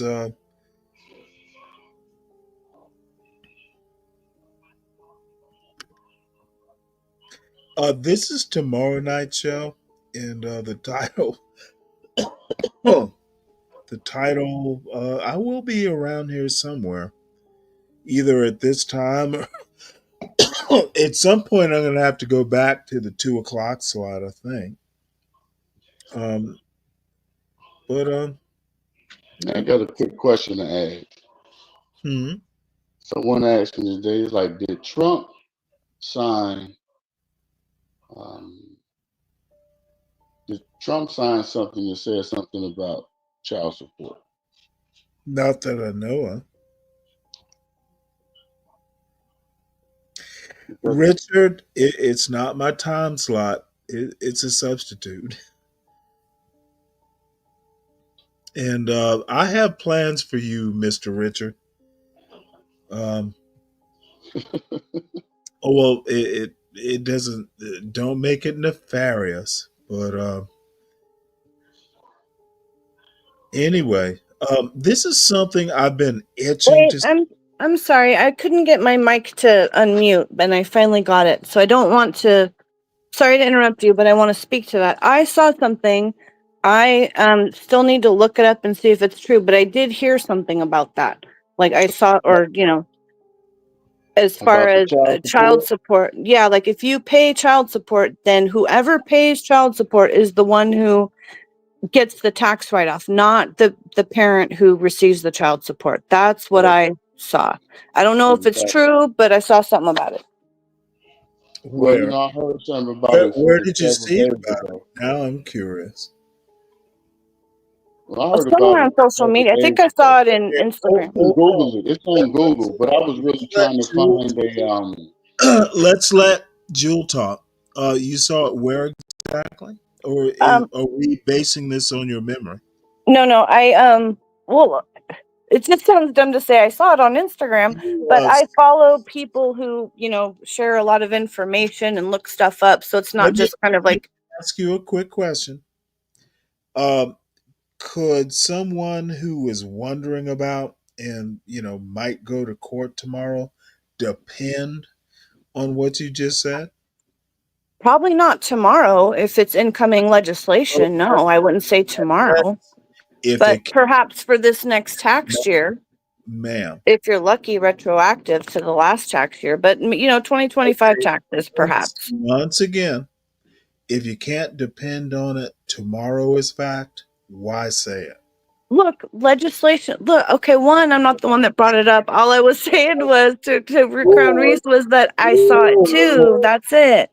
Jewel, if you can't depend on it tomorrow, why mention it until it's researched? Well, I think stuff's gonna happen. I'm just And answering. Yes, I saw it. I probably have a link. Want me to share a link? going to depend on what Jewel thinks for It's tomorrow. not about what I think. We'll Okay, just see then if why it happens. mention it at all? Okay. Well, I don't know why you're attacking me. All I was doing was answering Crown Reese's And you know question what? about if anybody saw anything about it. So, I'm reacting to that answer to Crown Reese. It's what I do. okay. Look it up and find out, Stanley. Um, it's theoretical, right, Jewel? No, you might have a baby mama somewhere. You never know, Stanley. You know what? Well, By the way, oh, Crown Reese, I've got such a red pill motherfucking answer to that. It is gonna horrify everyone on this goddamn channel. Yeah, come on, Navy man. You know I know how to do it. No, it is gonna be so sad though. My sister and I, who is actually my best friend, I've known her forever. And you know what? We just we were bullshitting around. We were heading somewhere in the car. And I literally told her, I'm going to be the only man in history on his deathbed to wish he'd fucked more women. What? Oh, I know no, that. no, no. Crown Reese understands where I'm going. Wait, I think I only heard the last half. I was kind of spacing out. So can you just repeat the whole thing? The only man to ever die on his deathbed and go, my only wish that I've done in my life is fuck more women. Well, then you should convert to Islam real quick, and then you can have, whatever virgins. Okay, you missed my point. I'm Julie. just kidding. No, I didn't. I totally got your point. I'm I- giving you the I'm opportunity in not the future. see actually that's actually funny. Burnt on the deathbed, and then you'll have all those virgins in the afterlife. I get it. That's funny. That's Yeah, see? that's Ain't no actually rubbers. Hey, ain't no rubbers in the afterlife. well. You No, don't need them. you know what? That's so goddamn subtle. Oh, Jewel, you've impressed me. Well, in the afterlife, you don't need them, is what I'm saying. Hey, we don't know that. Well, Ain't no, tonight. Islam promises a bunch of virgins after you die. You didn't get that? It might be something gold. Oh, Jewel, I was hoping that was your joke. No, wait, you said Islam. It was. That's what I was saying. If you're thinking about being on your deathbed, not fucking enough people, will convert and you get all these virgins when you die. Now Yeah. you're repeating me. Good for you. So, Crown, my point is that, you know what? I could count, I haven't fucked enough women. Now, it's a joke somewhere in there, but you know what? No, you want that, Stanley. No, this is the nerd's regret. Right. I have been so careful not to have baby mamas. And you know what? I'm way older than y'all, but no, I don't have any other children because if I did, I'd know about them. So fucking weird, but careful. And I've had a couple baby mama scares. But the bottom line is, I'm going to be the only black man, maybe in this John Galt sphere, to go, I was too careful. Now, how is that a way to die? Honestly, Stanley, it's noble. It's good to be No, pure. Yes, I'm nobility. not saying I've always been the purest, but I'm just saying it's good to be noble. You felt like you did the right thing, It's a lot and that's less. the right thing. It's a lot Tell him, less. Stanley, man Life was isn't here to about boning. multiply. No, life is about fun. And That's right. so now that I'm going to be 60, wild young women, I'm coming for you. I know that's right, Stanley. Okay, Go get it. look, I'm kidding. I can't do that. But Stanley, one And of Stanley, I my want you to do it with some sandals on. Walk up to him, walk up to him with them brown sandals on, and your hair picked out real tight, and you got them creases in your pants with that shirt on, looking crispy, and it's going say, to be a "God damn it, I'm here." Say, "God damn it, I'm here. I'm long and strong, and my pockets oh is my fat." goodness, look, Kimmy. look. Can I say something real quick, please? Yes, Pardon ma'am. me. One of my close friends is a little older. I think he's in his 60s, maybe he's closer to his 70s. And he still thinks he can get young hot chicks, and I'm like, dude, you Yeah, gotta set your expectations no, to it's a where you might fun. succeed. Yes. No, like sometimes, no, you're sometimes, no, if I'm just trying to help you out, Stanley. When you are going out looking for the pee, you gotta have realistic expectations, and then you might get some. If you think you're gonna get some 20-year-old hot guy that can get a strap and Chad, then it's probably not gonna happen. Kim, I wish you would come up here. It was never now I'm way older than y'all. It was never about you'll be a baby daddy or child support. It was just, I grew up Catholic and kind of very Catholic. You know, um, you know, the shame part. You know, it's like the pancake part. And I will literally, I'm not kidding you. I only knew in my orbit only one girl to get pregnant in high school. Now, I went to an all boys Catholic school.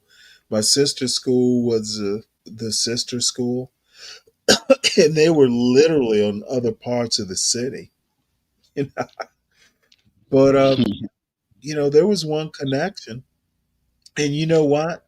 Um, we were all Catholic. You know, we knew what happened and all that stuff. And um, that um, single mother wound up running a school in Fulton County because she had good parents, obviously. And no, she wound up being fine. But that was way back in the day. And Mrs. Watson, or, you know, Mrs. Kimmy, I would love it if you hit the link. Just, I haven't talked to you in 2 or 3 days, and, you know, what a great woman. Stanley, do you know somebody? I just say maybe 10 years younger than you. No. And Came up on child support. No. Have you ever known somebody who parents or their mother, like one of your friends when you was younger, and you No. saw you never saw that? Nope. And it's funny. There's a divorce in my family, but there is one divorce in my family. Right. So, it's not rampant.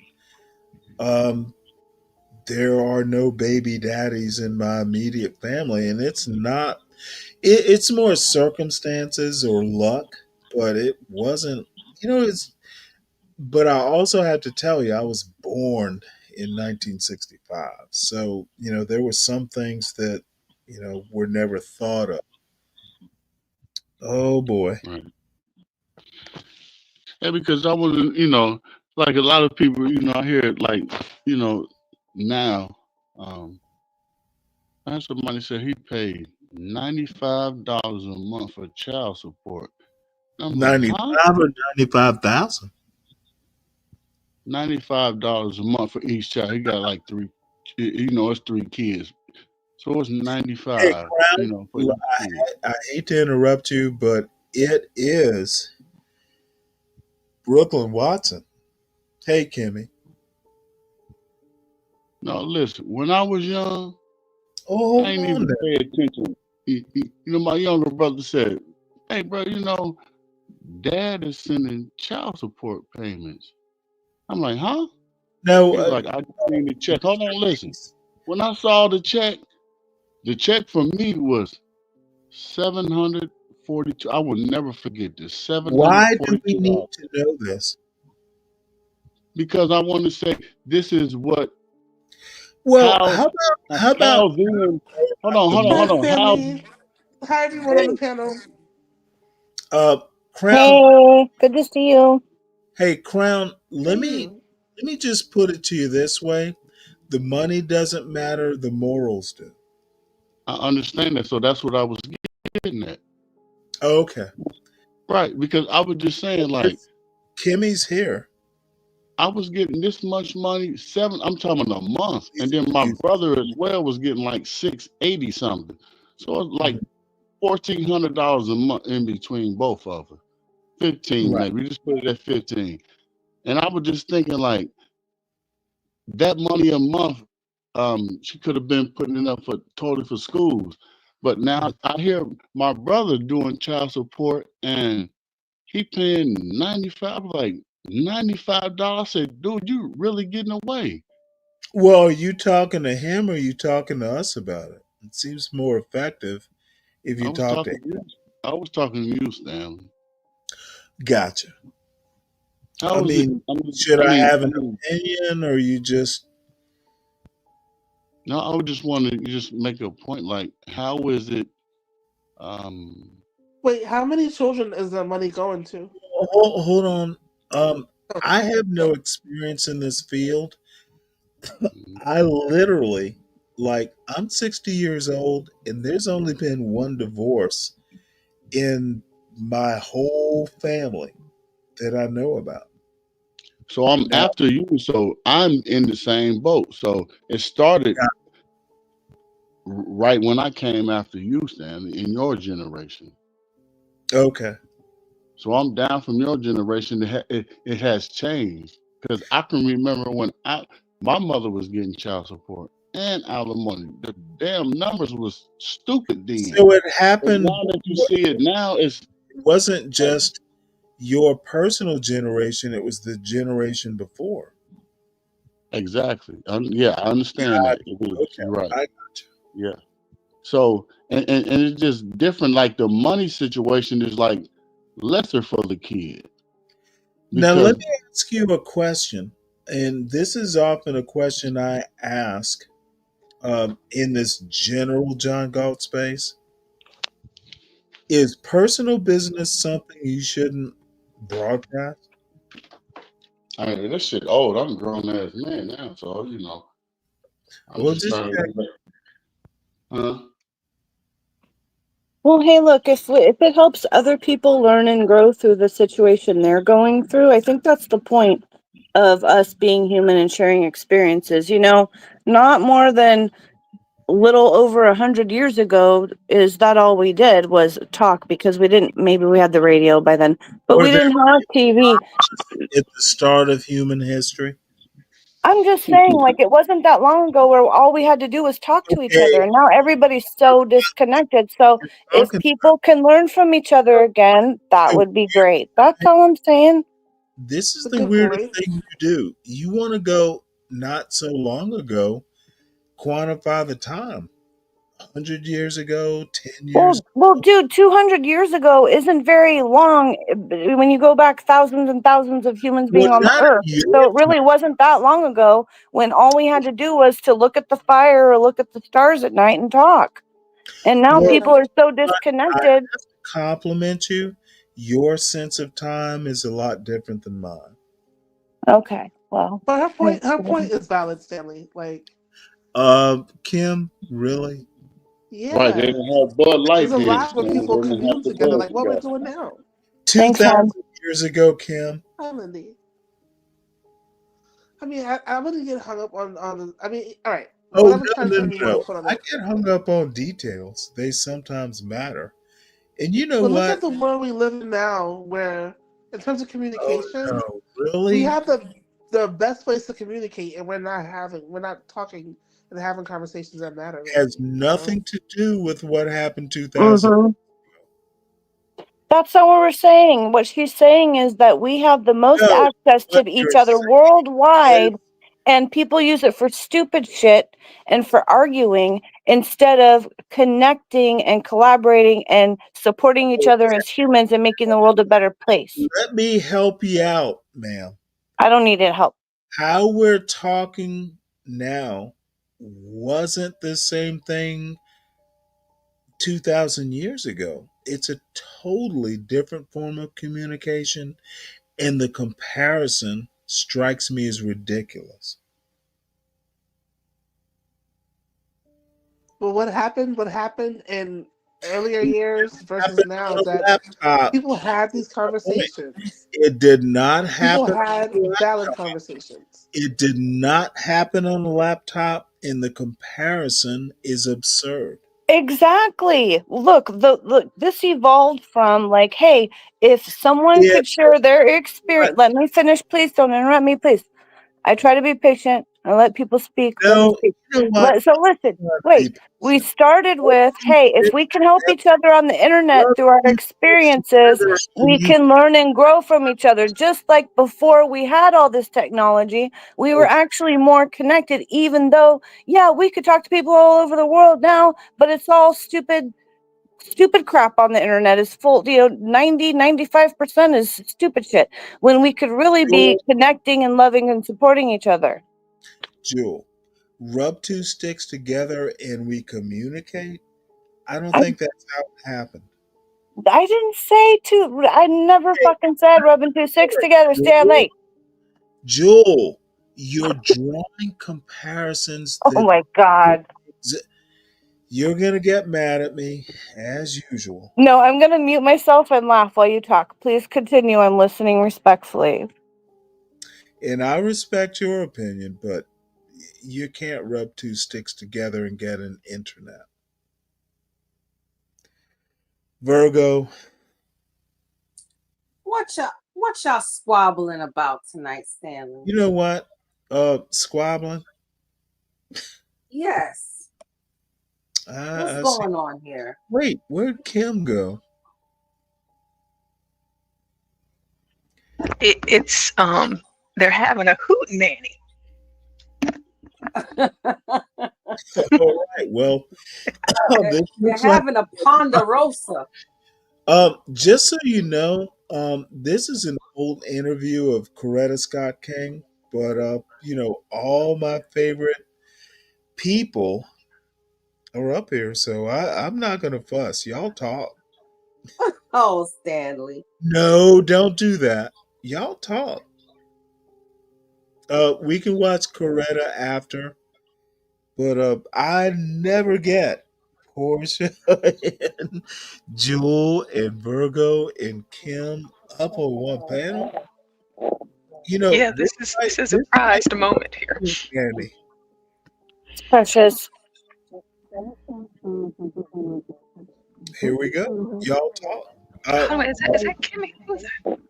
Oh, Stanley might be my voice, Stanley. You never know. And Crown Reese, of course, but me and Crown Reese are just gonna listen, right? Crown Reese. Where's Kimmy? Right here. Is she trying to talk? Because it sounds like her mic is like covered. Yeah, it sounds muffled. Not bad. Yeah, muffled. That's the word. Host. Thank goodness for you, Portia.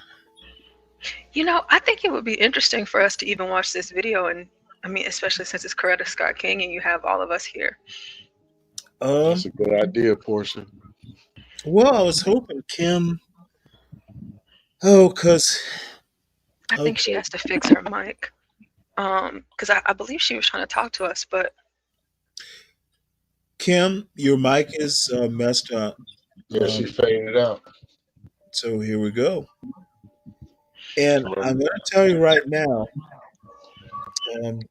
y'all be respectful. News interview with Coretta Scott King, widow of the slain civil rights leader. Mrs. King's new book, My Life with Martin Luther King Jr., was published this week. Mrs. King will be questioned by CBS News correspondent Ed Rabel, Ben Franklin of the New York Times, and CBS News correspondent George Herman.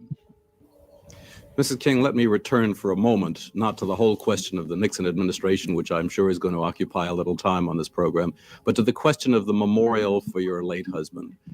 This is a $3 million memorial which you're planning in downtown Atlanta. The administration has been negotiating with you for some months, and now it has been broken off. Did you break it off unilaterally, or do you think it really broke off because of disinterest on the administration's part? Well, actually, there was a meeting of the board of directors, which included family members and close friends, in which we felt that the administration was not going to do anything about the memorial in a serious manner, and that we would have to build this memorial by seeking support from private sources and from individuals of goodwill over this nation. And so that we plan to move in that direction because we feel that it's important to get on with the memorial. There are thousands of people in this nation, I believe, and even throughout the world, who would want to see the proper memorial built to Martin Luther King. And we hope to solicit their support and aid. And members of the larger board of trustees, I am sure, will want to help us with this. Mrs. King, in view of what you know now, the ideas you form now about the Nixon administration, which perhaps you hadn't formed as well when you wrote your book, I wonder how you feel now about the dedication. In the front of your book, you dedicate your book to your 4 children who may live to see the realization of Martin Luther King Jr.'s dream. Do you feel that the dream can come to pass in their lifetime? Of course, there is this constant hope that our children, somehow we feel in our lifetime, I think most individuals feel, that the things that they give their lives to may not come to realization, but there's a great satisfaction in having worked toward the ideals that you believe in, and hopefully always that they will come about in the lifetimes of your children. I think that much of what my husband gave his life to has been realized in our lifetime. But I do think that there's much more to be desired. And I don't say that it's not possible, but it means that we are faced with a tremendous challenge now that this administration is not giving us much support. Well, do you agree, Mrs. King, with the views expressed by many Black leaders that we are, in effect, in a period of retrogression, that the forward movement that was being made during your husband's lifetime has indeed ceased? I think definitely we are. Has been a slowing down of progress that was made at the time during my husband's lifetime. There was a great surge. There was tremendous, it seemed, goodwill at one period, but toward the end of his time, his last year, I think he sensed that there was an attitude of, we've gone so far and we're not willing to go any farther right now, because he talked about the myth of time, people who are not willing to move on and change. And of course, there must be continuous pressure to realize the aspirations of Black people, poor people all over this nation. Mrs. King, I should like to continue to pursue the questioning my colleague George Herman began with concerning the memorial. I noticed throughout your book, you mentioned that your husband had great disregard for material things. Do you think he would have approved of such a memorial? There is evidence that there may be a cult of personality growing here, and I just wonder if you think that he would have liked to see such a memorial in Atlanta. Well, I think personally, my husband discouraged any memorial to himself in his lifetime. As a matter of fact, we began the whole idea of collecting materials for a library. I started collecting materials during the days of Montgomery. And when we approached him about the idea of a library and the preservation of his birthplace in his lifetime, he didn't seem to feel that this was something that was really important to him. So that I would say that if he were here, but the fact is that he's not here. And I do feel that somehow you have to, in order for people to understand what Martin Luther King was, his philosophy and what he was trying to do, it's important for generations yet unborn to have a place where they can come and learn. This will be the institute that's proposed for nonviolent social change, the Black Studies program. I think will be the living aspects of the memorial. And also there are the other parts of the memorial, the entombment, which I think he's entitled to, and the restoration of a birthplace. These are the things that usually go with great men. And the exhibition hall, where we can have people come and view the film strips and other visual aids that will help them to learn and appreciate this period in our history. We don't plan to make buildings elaborate. I think this is one thing that the family would not want, and the people who knew Martin Luther King. But somehow it does require money to do what we want to do.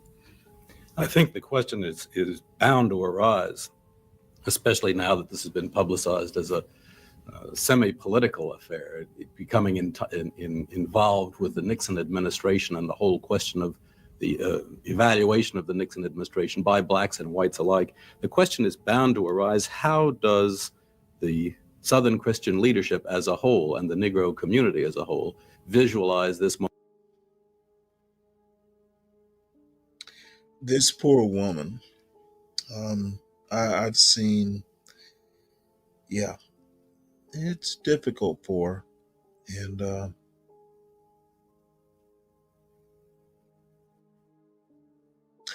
being in the public is difficult. Memorial, is this a high priority for the spending of $3 million? Well, I think that it's important to do this memorial, and I think that members of the Southern Christian Leadership Conference would feel this also. It's important. The programs of SCLC are extremely important to keep pressures, on the administration and to keep the problem before the nation. I think it's so important that the conscience of this nation does not sleep on these issues. And I think this is what SCLC will be doing. But in a sense, this is what the memorial will be doing too, because as I said, we want this to be a living memorial, not just a memorial of brick, stone, and mortar. And I think it is as important as any other programs that we are planning. One aspect of the memorial we hope it will become part of the memorial, is the Southern Rural Action Development, the Southern Rural Action Program, which is designed to create new life in the rural South for Black people. And these programs have taken the form of people-owned enterprises, which will give jobs to people in these communities who have heretofore left these communities and migrated to urban centers. Some of particularly the leaders in these communities sometimes have been forced out of the communities because they have given forthright leadership. And this enables them to stay here and continue to work and also earn a decent living for themselves and their families and continue the process of really developing the whole community, not only economically, but politically as well. And I think this, we hope, will become a part. It's already in process. It's a matter of formally making it a part of the memorial. Mrs. King, at the recent Southern Christian Leadership Conference convention in Charleston, South Carolina, Ralph Abernathy, the president of SCLC, made an open appeal for persons who were contributing money to the movement to contribute to the SCLC rather than earmarking their funds for the memorial.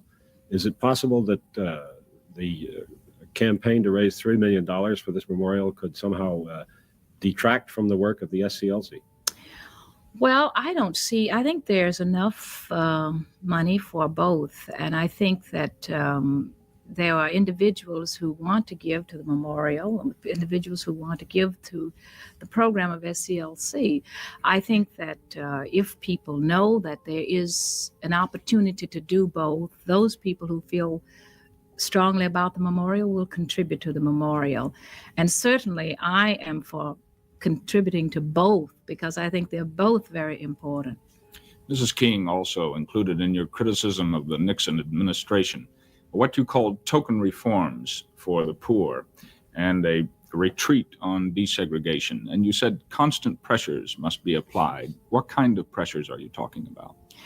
Well, I think that what we have been doing over the past 15 years since the school desegregation decision, and in our movement for the past 13 years, we must continue to define the issues as which we have been doing, to dramatize them. We've done it through massive demonstrations. I think we must continue our marches. We must continue our picketing. We must continue our sit-ins. We must continue all forms of pressure, that nonviolent pressure, and trying to bring about real meaningful gains in terms of creating life, new life for people, the poor people of this nation. Mrs. King, who is we?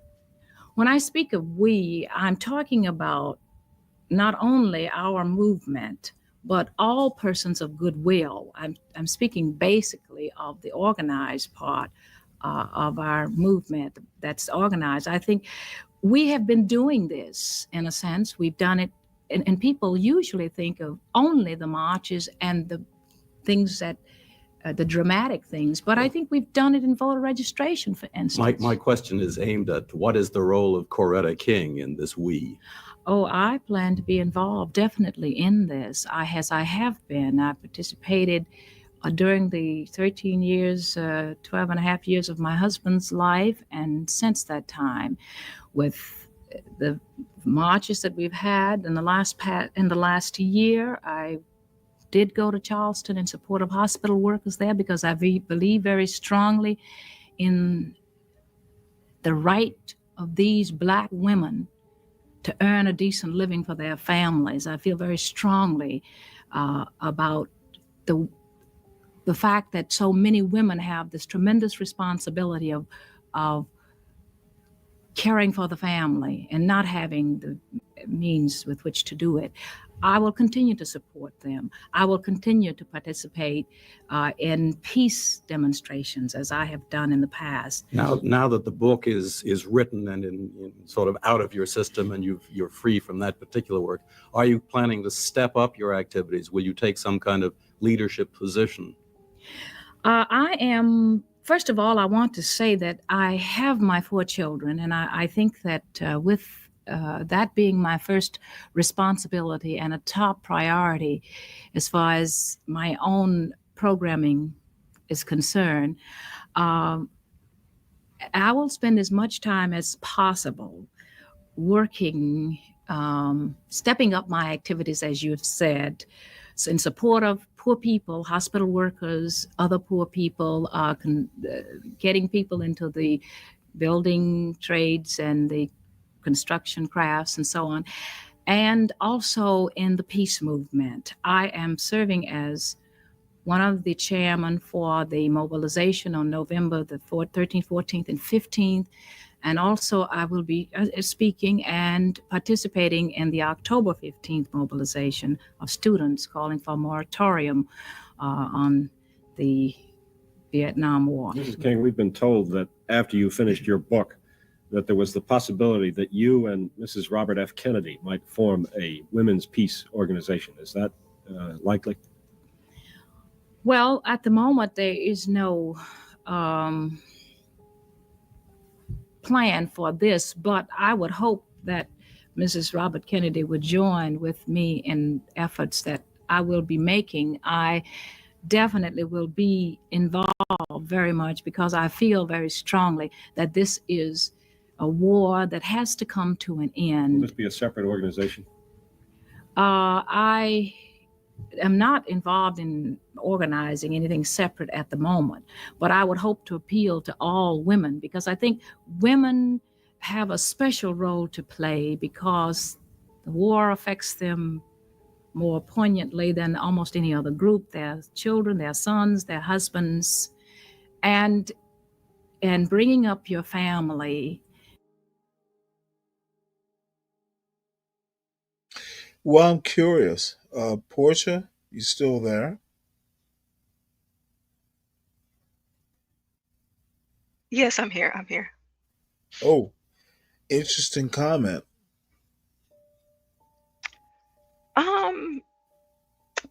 I don't know if you've ever seen Don't Be. There's this movie called Don't Be a Menace to Society. What does it have to do with this? That's where I got that comment from. And it was relevant? Yeah, because at the beginning of this, Coretta, she was saying, realize, realize, realize. And they pulled it from Martin Luther King, and there's a specific very pro-Black person in this movie. And he's like Martin Luther said, we got to realize, my brother, realize, So realize, you literally put a square peg into a historical hole. Interesting. I am unimpressed. yeah. It's Okay, should we just end the show now? Oh my God, um Stanley, no. no, why were we in the show? I typed that like 30 minutes ago. Well, which part of I'm not amused? Do better. Here we go. Oh well, I mean, Jesus. you didn't have to put it on the No, screen. let's not. That was at Let's 10:09. It's not. 10:20 now. You didn't have to acknowledge it. You put No, the square peg because you actually. pulled it up. Oh, okay. Here we're gonna go. Stanley, because sharing is No, caring. Sharing is No caring. tantrum, Stanley. No tantrum. I'm sorry. I'm in the kitchen. I do not have to acknowledge the bullshit. Sharing is caring. Bullshit is bullshit. Yeah, What it's was that? just What if that was it was just bullshit? it was 20 minutes ago, nearly Yeah, minutes I ago. just noticed it now because He keeps muting me. I was actually watching something that was important. Is what was the movie again that was so important? Portia? I already said it, Stanley. You can go ahead and keep on playing it. We listening. Everybody No, been on mute this whole time. I Somebody think I'm interrupted done. Coretta Scott. Okay. Yeah. I want to hear Okay. what you You were can be going to say done. about the women. That part seemed interesting to me. I think I'm done. Yeah, I Really, was listening. Stanley? Maybe hood conservative is right. Maybe he is right. What did he say? Talk to you later. What? Have a good night, Stanley. Have a good night. Stanley, you're having a tantrum. Please stop. Apparently, this is what you're not going to do, Portia. You just said, didn't you just say talk to y'all later? No, don't challenge him. No. It can actually be done. I'm never gonna challenge I'm Stanley. I would gonna never do that. please. Never apologize. Never admit a mistake. I see where this is gonna go. Those are rules for narcissists, Stanley. Fish. Guess You know what I'm talking about. Those Fish. are You rules know what for I'm talking about. Welcome to the narcissist who doesn't tolerate bullshit or disrespect. No one Oh, disrespected you, but who Stanley. says it's Honestly. bullshit? Okay, look here. Let me break it down. Okay, she was referencing Martin Luther King's reference in a movie about real eyes, real ojos, realize, Oh, real LIES. Yeah, that's profound when you really think about it. You gotta think about it. That's what she was saying. I don't have to think about it with non-thinkers. But what It's is not wrong, a- Stanley? oh, Jesus I'm just trying to Christ. understand how did it go from us watching the show and being highly entertained to like now you want to end Right. it off? We were all muted. Everybody's listening. Everybody's engaged. We got 15 people in the building. Except it's disrespect. Okay. Let me tell you about how I feel about your anti-blackness. Where did we get to anti-blackness? I'll connect the dots. Okay. You're talking about my anti-blackness? You know, Yes. I'm my in a couple, maybe ma'am. in less than an hour. Oh, ma'am. We're not doing. It's We're not. HB's birthday. Are you gonna let me talk, or are you gonna talk? No, you can talk, but I'll hop down and you No, can go. ma'am. You go first. I'm No, interested. I don't have anything to say. You can go ahead. I didn't think You know where I'm at right.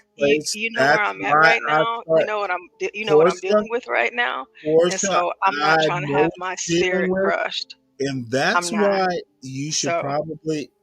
That's why you should probably. I don't. So again, it's gonna be. it was a significant part in the movie. Like you're the I was only talking about because she who's said ever realize. That was it, and it was Portia like over 20 wins. minutes ago. Good night, folks. I don't do this. Show proper respect. And I'm just gonna leave, okay, and then I'll come back a little later. Not doing well. Don't act like you are. Be yourself. Think we're done, show. No, I want to hear Coretta's comments about women, and I also want to hear like what do you think about Well, no. the anti-blackness part. Well, I just want to understand. be yourself, Kim. That's all I ask. Okay. And don't be someone else on my goddamn show. Got you. I'm willing to explain. Yeah, I would like to know. Portia will figure it out. Oh, okay. I got you. Okay, it's okay. I understand. I understand. This creep is in. I don't mean a person like mission creep. Don't. If you don't want me to do a show, if you don't want me to show a video, don't put the anti-black bullshit. I've explained in detail why I hit the X out of these goddamn shows when the crack hoes want to go to Walmart. You don't get a comment from Stanley, but you can comment when I'm trying to be positive.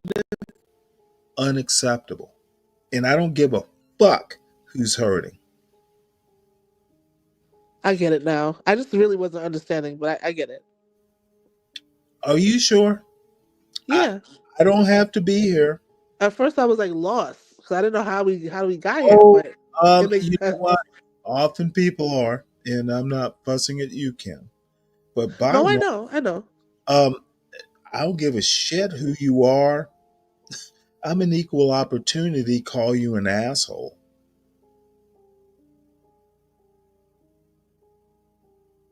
I got you, Stanley. Are you willing to continue the show? Happen, I can move on.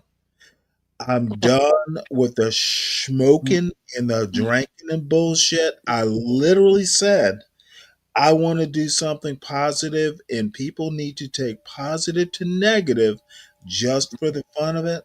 Don't give a fuck about your pain. Be positive or negative, or just tell me to move on. Okay. I will not tolerate it. You made that clear. That's for sure. And I'm sorry to be so belligerent, but sometimes you have to teach a lesson. Now, I would like to hear what Mrs. King was saying about the I would roles she like believes to women should tune play. every now and again. I'm foolish enough to check a chat. I expect leaders, be they male, female, leadership is leadership. And there was no reason for that comment. Do not compare. This is literally like Would it something be wrong of me to say that maybe the comment the was early playful in nature? the early 1970s compared to Pootie Tang or whatever the fuck the movie is? Oh, right. Yeah. How could you even take something that was said like 50 years ago or more and compare it to some fucking movie? Unacceptable. Don't do it on my goddamn show, or just tell me don't have a show. I'm okay with that too. But it will be my way. Would it be possible to consider that the comment was playful in nature and I'm not going mentally to I'm going to offensive? do this. Okay, I'm this going is to gonna do this be really quick because since we're talking about me, and like I said, here soon. actually not so much about not No, no, see. no. Yes, yes, no. It is about me. And since you want to teach me a lesson, I just I'm want to not be like talking as about respectful you. I'm as talking about I your just want to be. actions, dear. So it Your doesn't matter. So actions. here's the deal. Here's Hopefully, the you said what you had to say. So let me go ahead and let me just clear it up. So I already said in the chat, and we've talked about this offline. I'm never going to challenge you. I'm never going to argue with you. I'm never going to go back you and forth. better if you decide to. No, I'm not going to, and I've already told you that. Now, the other part When of it did you is tell me that? you took that we talked about it All right, here we're months gonna ago. go. You think So you we told talked me about you it, weren't gonna and challenge me. and I never will. And you told me, Portia, that you I won't should. win this You either. always tell me that I should, and I'm telling you that I'm not. But what I I am think going to you do right should, now but do is better. what I'm going to I'm do not is going that to comment. pick. The comment, like I said, it was a long time ago. For the people that know, they know. You don't know. So in this movie, there's a very specific, serious moment Which in this movie. movie? When And was it? so, No. Portia, you don't fucking understand how I think. That movie well, was the thing is not that you're not even trying was to the understand how I think, movie the same you're not. time. You're cursing No, at me. You're drinking. You're being rude. no. You're What being all of you're these not things, which is understanding is totally how fine. to think, So, dear. like I'm saying, Dear, is during your it must shows, be your pain during or your the morphine. no, Don't make me get mean. no, you can get me because it doesn't bother me when you do that, Stanley. Because I The understand. I movie do understand. has nothing to So, do with the year. and I haven't See, had any morphine this is today. how young people But don't understand. What does a movie have to do? Do you understand how old that clip is? That's like from like the early 70s. it When was said 1969. no, It you said won't 1969. interrupt while I try and connect a dot, just like the Well, boys. Stanley, let me explain Like something the to you, which is boys something were that you trying don't to do. enter, Is whenever you're you're trying trying to to get someone to understand a imitate, point, you're not going to you're get anybody to trying, understand a point whenever you're talking to them like they're shit okay, and you're talking down at them like they're fucking animals. I'm You're not going to talking get down anybody to to you understand. now. I Yes, am you are. talking But down to you you. can talk down to me, but the thing is that Portia, whenever you I'm talk down talking to down people, to they are not going you to be if able to you'll receive ever what it is that listen you're saying. so I They're can not make going to a receive point. it. I'm not going to This receive it. is a I'm not going to learning receive it. No, point. it's not learning because you're talking at me. You're not talking to me. I'm trying to talk to you if you could ever shut up. Okay. So Stanley, we've Okay, never had I this type of moment, tried and to I'm not. say Here's the I'm thing. trying to tell Whenever you you're live, Stanley, when I the just won't come movie up. was made I has won't come up. nothing to I will do. only just mod in the chat for you because we are Good. a part of a team. I We're a think team, and I I am think not it'd going be to better allow for you to you, embarrass Portia. yourself. And whenever you go back and listen to Portia, this tomorrow, I don't want you to embarrass yourself because you really don't realize how Portia. bad you are right now. And All I love I'm you too saying much for right that, and I now, respect you too much for that. no, To allow you to continue to dig yourself into a space to where you have to I will apologize dig tomorrow. myself into a Yeah, hole and I won't call you have you to to dig apologize me tomorrow. out. Yeah. Portia, So I'm Portia, going to bow out Portia, gracefully. it's just the I'm going to internet. come back There's up. no hole.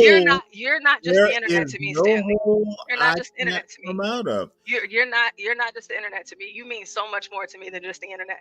And you know that. Portia, You know you that. well. That's You know why that. my feelings So hurt.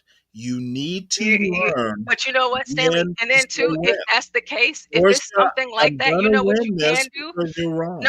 No, you know what you can do? You can pick up the Portia, phone.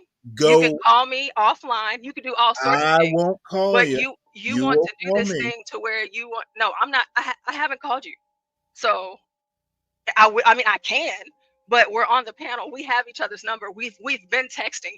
You've been checking in on me Portia, and what everything. you need So to we have a do is relationship get some offline. rest. You've been No, online all day. well, because I'm You not have sleepy and planned. I'm sitting here. Portia, So, but you you said that you were don't getting want me to offline. go some places. You know I'll go. So, well, And no, but like I if you, won't. I and that's won't why go there. Steve, I because will not go there out the of fact that you would even respect for the you. fact that you would even say I something like will that, not the go. fact that you would even say something like that, Stanley, that's really low. You don't even What have to did say I that. say that was so low, Portia? You will go places that I know that you can go because of So how is personal that private low, Portia? conversations I that we haven't have been there offline. yet. So don't say Portia, that you I will. haven't There's no point gone in saying where that I you said I will. could go. But don't Uh, do it. You don't even have to you're say it because not it's unnecessary. you're not that good, Portia. Okay, I'm not that good. That's fine. Portia, That's great. But Portia, you know I what? haven't Who's singing my gone where praises you every other day? thought I was gonna A daughter go. that you never had. What How the much you love hell? me and respect me. Yeah, All this I'm stuff like that. treating you like And I mean those things when I say them. I I'm really do mean treating those you things when I like say the them. daughter I would No, have. No, which my means father you would not. My need to father know wouldn't do how this to to me think online. through this. My dad wouldn't do Think this to me through this, online in an Portia. audience with Your a lot family. of people. You are My father wouldn't do this to literally. me. My It's father wouldn't do not it to going me. to work, Portia. My father I'm wouldn't do in it to me. control of I'm just being this, honest. My and father you wouldn't are do it. not. My You are father wouldn't do not it. in control of your own emotions, Portia. My Stop father it. wouldn't do it. And Stop it. you're not in control. I hear you Stop said it it, multiple times Portia. tonight because you've been drinking. No one is protecting you here. Well, and I don't Portia. need protection. That's the thing. I don't Portia, need I protection. think you I do. don't need I it. think No, you I should don't, just Stanley. I don't need it. end the show, Portia. I don't Don't need it. embarrass yourself, Portia. I'm not It'll embarrassing be myself. okay. I can't wait. Portia, What I is this for? will Thank you. The next day win we're gonna this. have to let you hear this End the because show, I'm not Portia. embarrassing myself. End Do you it want me to end when your you show want. for you? You have the button, Portia. End it. Okay. End it. All right, guys. We'll see y'all in a few hours. Why do we have to end it? I really believe we can move Oh forward and just no! continue with Portia's the in video. control. Yeah, She is no, because currently in control. I can end the End show it. and we can start another one. We can start another one. Go right Oh ahead. We boy. can talk about other Don't things. expect me to be there. This is coming down to like ego, and I feel Be like this of is history. it should But be the bigger. one No, It should like thing Kim, be it you has should nothing to do with know, ego because I can go. Portia, I you don't do not understand know what how this to is, think. but I feel like it's coming down to who will win. Like How to think, Portia, no, it's not and Kimmy, it's important. not about this that. is the first time It's, you've it's been not even told about that. this. It's not about winning or anything like In that. the It's about goddamn show, don't belabor so it. Stanley, can we move um forward and continue the video? I want to hear what It's Scott King Portia was going to say about women. control. So can we continue? No. Why? It is up Stanley, to why are you acting like this, man? Come on, what's going on? all I want to say is when I show a clip from like 1971, don't show me a fucking movie clip from 1980 something. okay, so Stanley, we I, got it. no, We got here it. you We're, go. let's just move on. I'm We got trying it. to We got talk, it. and You're belaboring the point. We got it. you're Let's just move on. doing. It's not Of even this course, serious. you're gonna Let's interrupt. just move on. I'm Yes, I trying to am make gonna a interrupt point. because you interrupt. Let's just move on. And Let's just move on. ma'am, Want to watch so some Pop you're the saying Balloons, this is Stanley? tit for tat? You want to watch Is some that Pop what the you're doing? Balloons? So tit for tat is your No, way. DiCapriana, this is not Crystal in Paradise. It's Uh, not. It's DiCaprio, I don't give a fuck who's in the chat. I'm talking to you, Portia. tropes. Yes, Fuck tropes. the chat, Stanley. Thank fuck you the so much. panel. Thank you It's so me much. and you, And Portia. please, no And F. you No, keep up. I'm not gonna say F you to the chat or to the panel. We thank Oh, you guys I'm for being here. saying it. You guys keep the show I'm going. a We man. wouldn't be I here can without say you it. guys. We're so grateful for your guys' support. Fuck you all. Don't Love you, Portia. Love you, Oh, fuck Kimmy. you Love you guys all. too. All I right. have to Love go. you, Virgo. Love you all. All right. I have to go. Stanley, I can't. Oh, I'm done. Portia, no. Portia I gets to end it. Go ahead, Portia. No, stop. You're being challenging. Just continue. No, You have so what much to share. Let's continue that I'm flow. trying to do, and Portia knows where I'm going Well, with I this. don't even know why we're kissing Stanley's ass right now. Stanley, I need to tell you about Never yourself. doing that. Up, I'm never doing that. kiss my ass. That's not what I'm No, because you're acting a damn fool right now, Stanley. Come on now. See y'all later. Stanley said, "Fuck you I all." Just think You we should stop just can't. it. continue. That's all. I don't think it's that big of a deal. Like to shut Stanley, down. Just stop it, Stanley. Serious, man. It's really not that serious. Okay, you didn't like the clip. Just say that and move on. The fuck, man. Where we're going, Virgo. It's serious to me, or I wouldn't make this big. Okay, Stanley, I get that. You get your little feelings hurt Okay, from time to time. if you get it, it's serious to me. Why are you asking me why it's serious? Well, we can just all move on, Stanley. Can we It's now? serious to you, but it's not all that serious to us. So Okay. just move on. Okay, so it's serious to me, but it's not all serious to us. So you think it's okay? I don't work that way, Virgo. And you should know this. Well, Stanley, with you being belligerent right now, Oh, I don't know what else to say. am I belligerent? All I'm saying is that one moment shouldn't ruin everything. Yeah, You because are going off the I handle, will Stanley. not Come on go. now. You are, and especially a portion. You know she's in the hospital, and how much she She's in does the for you hospital. and the channel and You know everybody. what? Like, come on, Let me put it Portia, to you this way, Portia Stanley. Jewel. Portia should know she's in the hospital, not me. Wow. You, wow. Okay, so Okay. All right, this all is right, the all right, most guys. I'll wonderful. talk No, to I y'all was just later. I saying, can't wow. I take This didn't. this I didn't shit. is the know she was most in the This hospital. is Hugs and wonderful. fucking love, ridiculous. Virgo. I'm going to This bed. is silly. Okay, This love is you, why girl. I don't like. Portia should know she's in a hospital, not me. I'm not there. And if you can't figure out how to think, not my problem. My whole thing is like not we, because I'm not really in it, but it's okay to move past moments. That's all I'm saying. It It is doesn't have to okay become to this like pass moments, but what I'm trying to battle say royale. is I have enough black negativity on this channel. When I'm trying to watch something that is literally historic, I don't need it goddamn stopped and compared with Pootie Tang or I got you, whatever 80s movie y'all think, and not you specifically or people on this I get panel, what but you're saying. motherfucker, how about have some respect for people? And I don't I this channel is rife with anti-blackness. Y'all don't even understand the fucking history, yet you can laugh and make jokes. It is disrespectful. And the funny thing is it's disrespectful to your own roots. I hear a whole lot about it's But dumb. a lot of the anti-blackness that happens on this, I mean, you're right. It does happen a lot on this Oh no, no, channel, no, and I no. think It is self-destructive, if not wait, just self-hatred. but that's what I was gonna say. I was gonna say it comes from hate. Like all I hear when people talk about the anti-blackness is how rejected they felt and how like Okay, well, some of the people we venerate on this channel are the worst at it. well, that's what I was gonna say. But I try not to say anything because Yes, ma'am. No, you go ahead.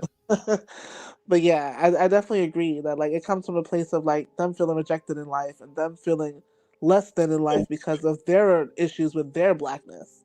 But then they try to put it out there like it's Well, a problem yes, for everyone. you know what? And I get a lot of comments. No, motherfucker. Yeah, I'm pro-black because I'm not. And I do think a lot of what we misconstrue is just people being negative gets turned into a black No, issue it's when it's worse just a than that. negative person. And I They're not say negative we. because they're black. They're negative because they're negative. You No, know. I literally had to leave a show today because you know, look, and it's well known. I had to have this fuss last night. Um, I was tired because the night before I had gone on for 12 hours. So, I take a couple hour nap and there's like body cam videos of, all this fucking there's a they know I have been very specific to certain people in this chat about what I want to be associated with. And, body cam videos of like black hoes, stealing from Walmart. No. If it's on Stanley versus the world, in the show and put it on your own fucking show. I'm trying to be a little bit more positive. And the most interesting part of this is motherfucker, and it's a general motherfucker. I'm kind of talking into the ether. I have seen Understood. I have been success. My parents were successes. It is not rare in my neck of the woods. And if y'all fucking grew up in Neither is some. mine, and I always stand on that. No, I'm not But talking again, about you, Kim. I'm not talking about. I'm relating to you. I'm just relating to you. Like I get a lot of what you're saying, and a lot of what Yeah, goes on it's on not. this channel with blackness. I don't really get it, and I say that a lot. I'm I very get vocal about that. people thinking be brave is right, and this motherfucker can't. This dude is such a failure. He calls himself a failure, but I hear be brave is right. Motherfucker, no, he's not. I don't know enough about what he talks about to even have a Well, I conversation. do. So, all I'm saying is that if I have to be ejected from this goddamn channel because I have a different orientation, I'm not showing body cam videos. If you noticed, I'm showing a woman none of these motherfuckers had ever heard talk. And she's getting compliments. She's beautiful.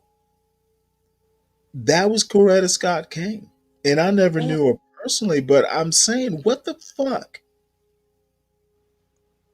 Y'all don't know this shit? It's the first time in your fucking lives. It is not my problem that your families were fucked up and you didn't know this shit. Half the motherfuckers can't read a book or pronounce a word right on this panel. But yet, I get fussed at.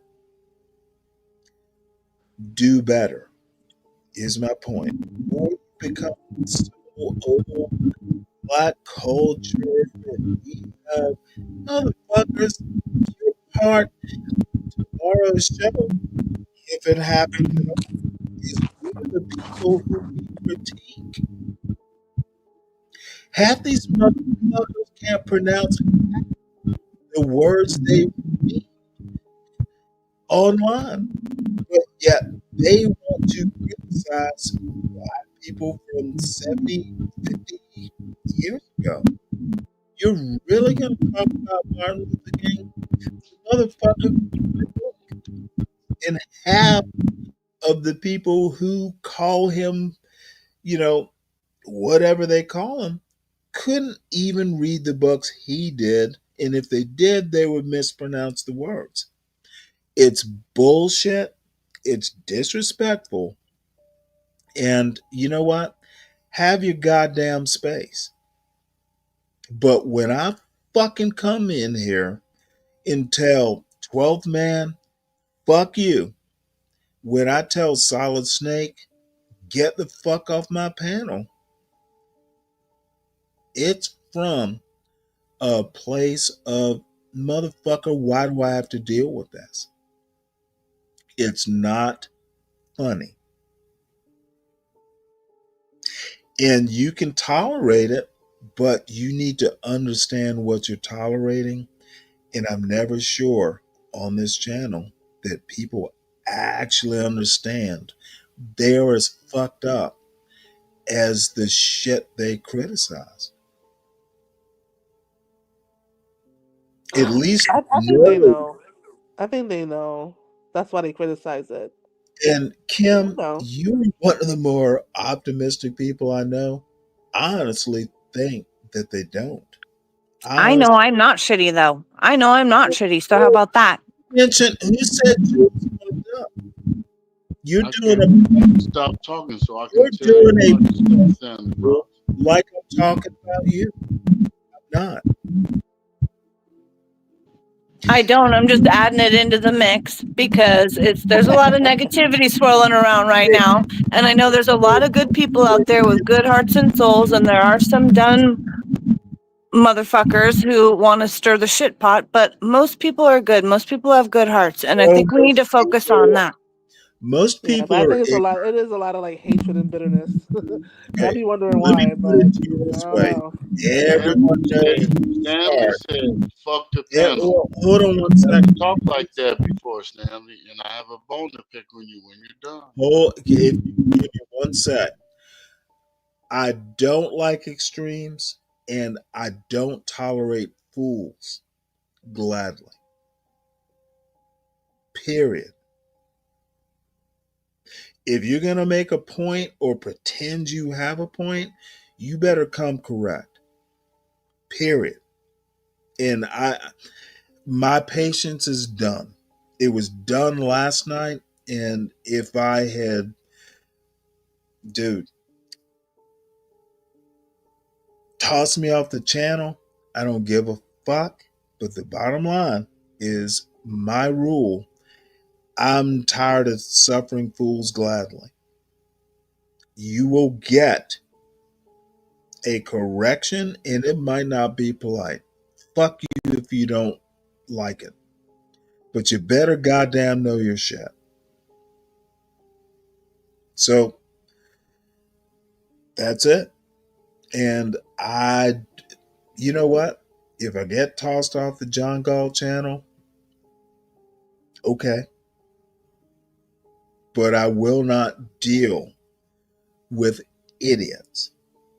I'm done with it. I've tried to fucking fix problems, and it is resistant. I literally want to do something my way.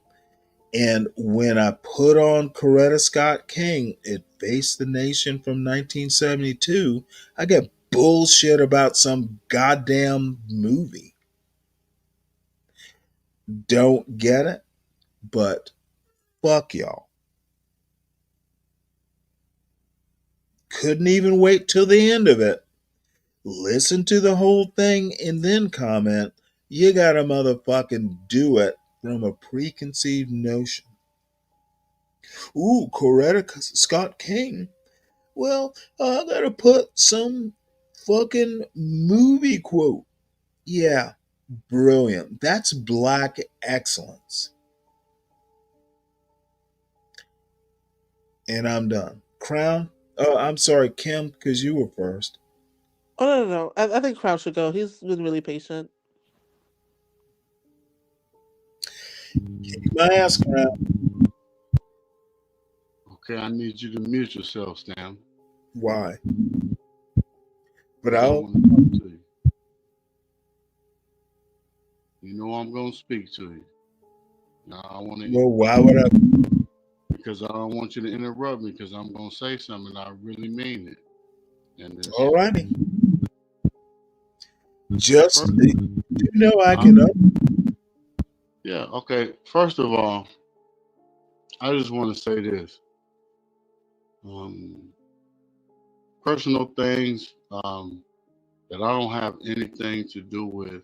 Um, It's nobody's business, especially when it comes to um, someone that you're with and creating something um, for the masses of people.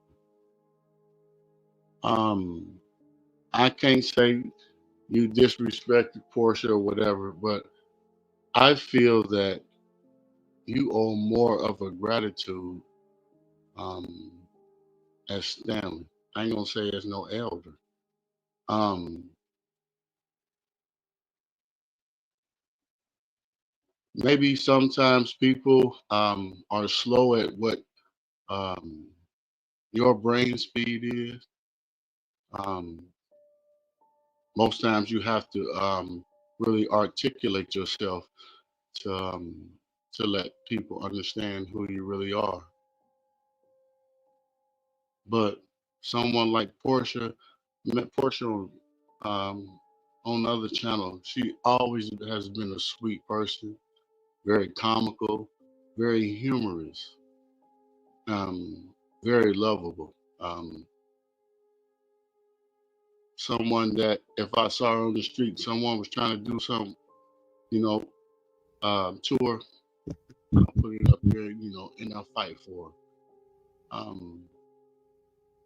I think she's a very God spirited person. Um,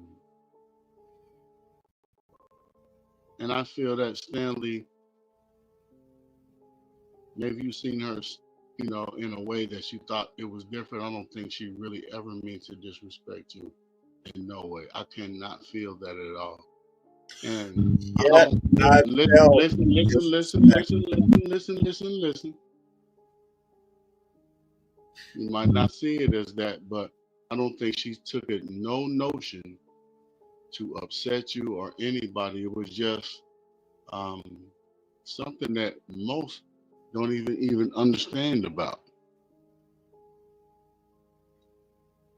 Um, a lot of people have never seen that, Seen what?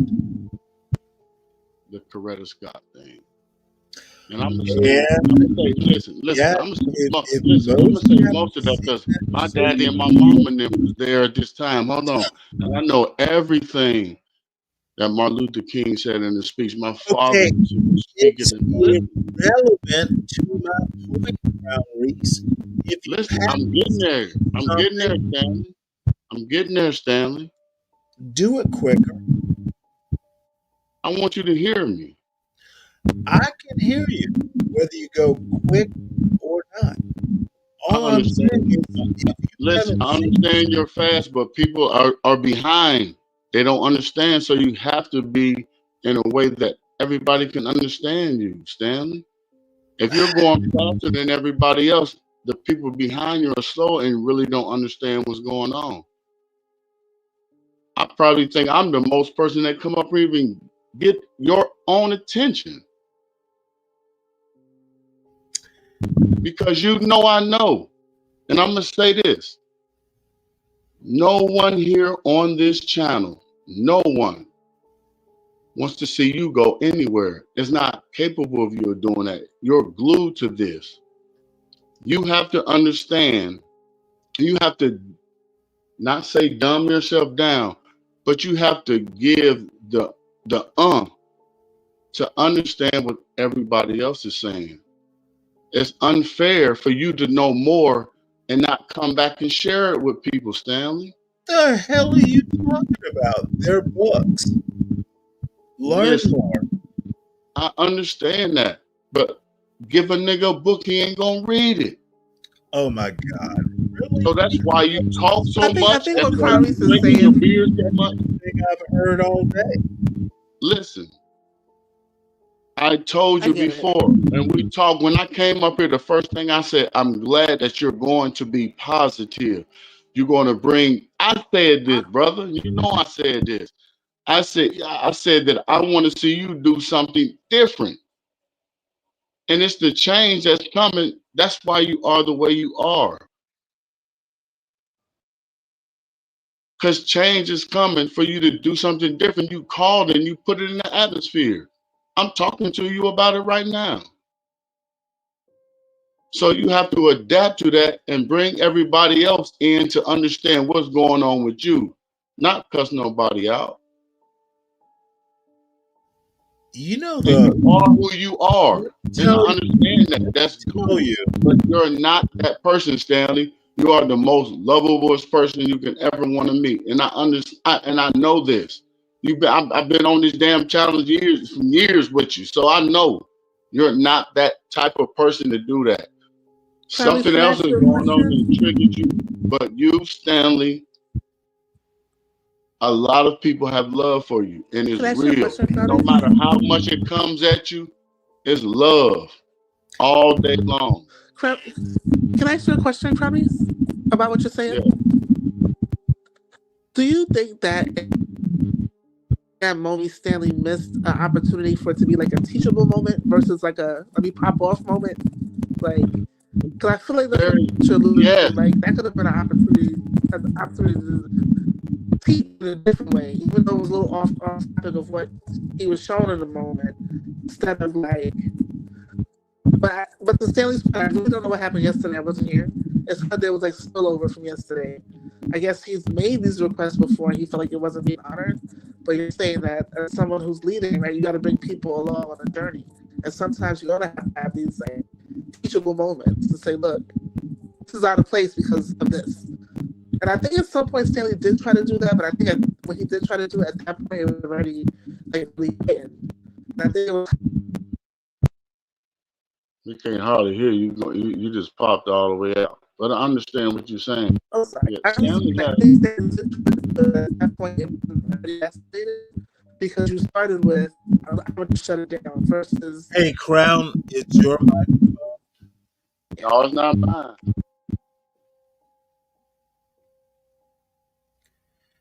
Crown, it's your microphone. Yeah, I think it is. This is some feedback. Well, it'll be like me. I was on pause. Okay. Yeah, but I understand everything that you said. But yes, you're correct. Stanley, Okay. all of that went on. Listen. All of that went on was none of our business. So the point that I was trying to make that is that Stanley, everybody appreciates what you do here. It's not nothing like you. You shouldn't have no kind of hard sympathy for that at all. Okay. Well, let me just ask you to hold on one sec. When I say be in the hospital, maybe that's a parent's frustration, and I'm not a parent, but God damn it, let's not do more than you can do. Can I get an amen? Maybe that's why I'm so fucking pissed off. How about be in the hospital? Let's not plan a birthday party. I'm annoyed, and y'all just need to deal with it. And Phoenix Fish, do better because let's see, this moment should have never happened, all from a comment. I actually read the chat, unlike a lot of motherfuckers on other YouTube channels. I tend to see what's in the chat, especially from people like you, Phoenix Fish. And I'll leave it there. But dude, yeah, when you put something in the chat, I might see it, and we should do better.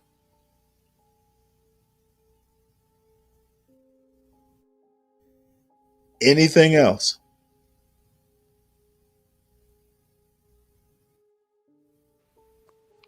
Because it's after 12. Topic. Are you willing to continue, or you stand where you I'm stand? willing to continue, and no, I'll have to apologize. But if y'all think I fucking have an apology, the way like on air and stuff, I am always transparent about what I expect and how I feel. And this, I don't want. We have a bunch of hours a day to deal with body cam video type of, I hate nigger anti blackness. I'm not going to do it. And don't come onto my show and do it because you will be checked. And people behind the scenes and in front of the scenes into the chat know this. We do a lot of good shit. And I'm not a be brave sort of person. I wasn't raised that way.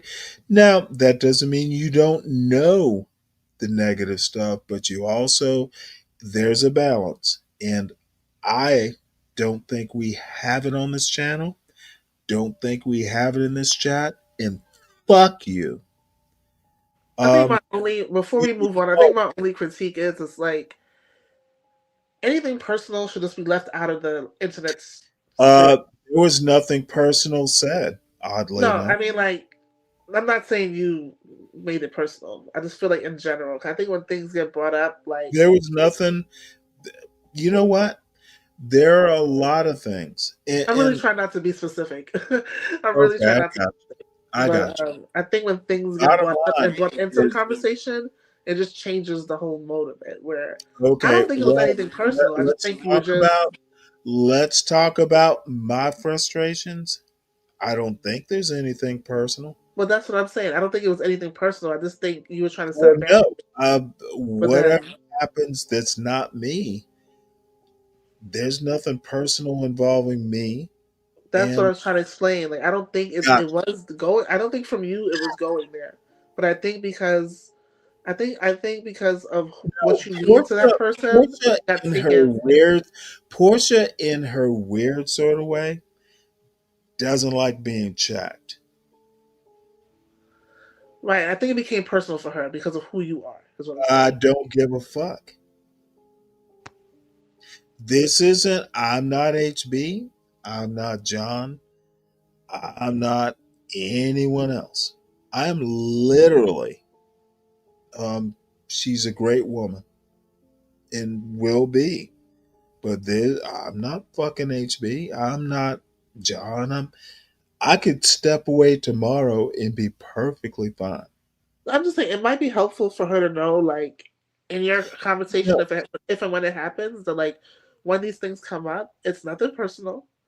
We're just conducting business, and like because she Well, did say see, like you should call her or she'll call you, but you can let her know there's a time and a place for those conversations to happen, and they will happen. But when these things come up um, and you're providing a critique, it's not a critique of her. It's just how you should Stanley, handle maybe it. it's the way you came at her, Stanley. oh no, change. Yeah, I mean, I think you because just you need to can come separate in. out. It's not Look, a a critique of person her who's personally. It's just a listen, a critique of how you person do who's a things in the fighter, moment. you can't come at a person who's a fighter like that. So maybe she maybe Okay, have to stand on her Carlos, ground. I have no idea what you're talking about. Well, I'm I not think a. my point's a little different. I think my point is just like making it like brighten the lines. Like I'm not critiquing you as an individual. I'm just critiquing what should happen in this moment.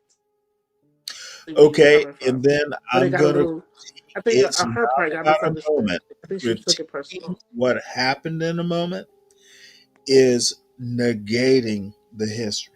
I'm a historical thinker. Right, but I think you might. I think you might What have to make happened it clear it's not before her.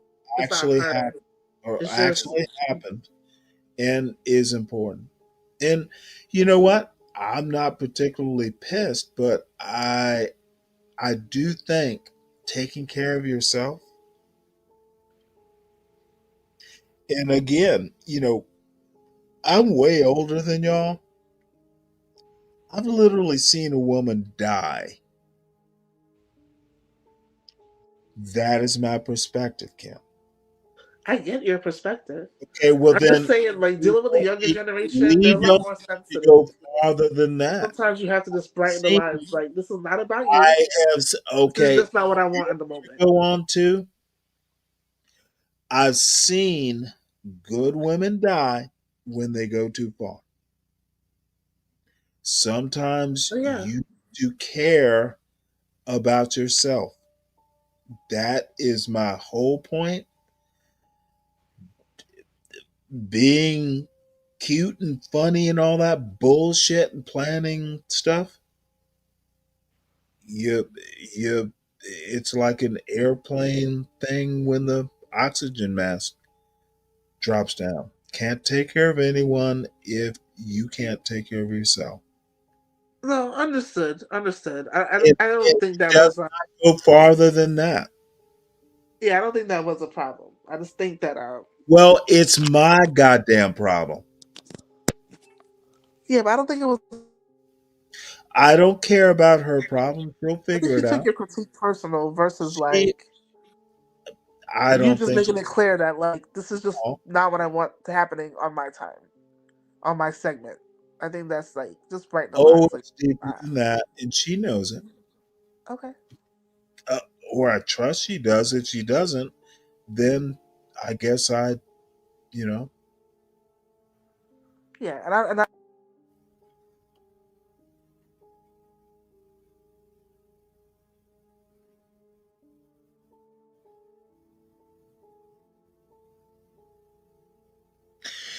Yeah, Lindy, if you have something to lend, perfectly fine. Um, be dumb and get cursed at. Or don't be dumb, make a salient point, and think before you speak. Yeah, the motherfucking Socratic gloves are off now, folks.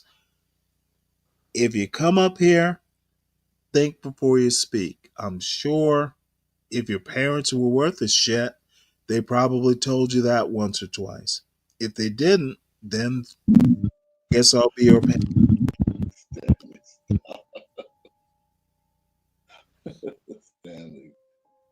Yeah. Have mercy. Have mercy, Stanley, please. No, you know what? You have really been on one. So straight. I haven't heard you. What else you have with that damn Bud Light? Yeah, really? Yeah, I know you Nope. probably had a little sip I'm of just bourbon being. the other day. Oh, just Bud Light. You how many you done drank already? You drank 16 ounces? Or you got the can? 16 ounces? On a 16 Monday. ounces. Well, Stanley's retired. He can do shit like Oh, that. wait, hold it. I don't have anything. Yeah, I just Still realized rolling. that. Now, Still rolling from you yesterday. also have to understand is I had this show planned out. That's the other thing. I have also said my show is planned out. I don't just come up here and just go, oh, hey, it's planned out. They're like, I literally asked permission to come up here and do this show. I asked if the time slot was okay. And, I'm not just some motherfucker who hops up here and just does what he does. And it's loosely planned, but it is planned. It's not like I interrupted and came up here.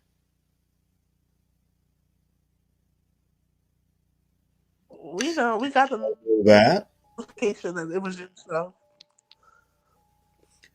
I'm sorry, I Just didn't saying. hear it. I said we know. We got the notification that it was definitely your show. We know. No, no, no, no. It was my show. Isn't the point, Kim? Okay. It was planned It's out. that you out. And don't mind the little diversions and all this stuff, but no, I don't think I don't think things are being understood. If you can't come up here and present a decent argument why you want to put some weird comment in the chat about something that's playing on the actual channel. For instance, when Coretta Scott King is playing, I this was something that was dug up. And you can compare it to some lyric because Coretta Scott King said, I don't even remember what it was. But then, oh, I heard that before, so I'm going to put uh, whatever the movie was and make a joke about it. Disrespectful. Unacceptable. So No, Stanley, you make it sound like you got no, horns no, around that. I don't That's have that consistency. huh? Reese, different show. It is a different show. All that golf or on trucking, I tend to take what I fucking do on this channel, at least relatively seriously. Folks, behind the scenes know this. It was not appreciated. I understand what you're saying now. Now you got, and all I'm saying is when I go and I actually think about what I'm planning, how I want to do shit, that clip wasn't just something that popped up and I decided to put it up. I literally had the tabs planned out. But I Black, don't think black so you men, think it was done on purpose? as well as I do, bro. Black men can plan. And it's not how I want it to be. And you know what? When I make up or say something random, you don't fucking stand there and tell me, dude, I planned it. Everyone knew what I was doing. There you go with If that you critical got a thinking. pithy, if you That's got a critical pithy thinking right here. comment, if you got a pithy comment and you're on the panel, make the goddamn pithy comment to me. Don't just plant it in the chat and expect I won't see it. Disrespectful. And I don't have to plan this shit. So it's more reason than rhyme. No, it is more I just need to leave this space. Y'all are out of control. Be anti. You have to create your own space in the control because everybody's listening to you, Stanley. So you have to be creative. But like I said, you ask for change. Maybe that's what's coming. But it don't have to go anywhere. It can still stay where you are gravitated to. We'll see. And Russia actually does manage this channel. So, let's give her props. She can run it the way she wants to. But John Golf channel.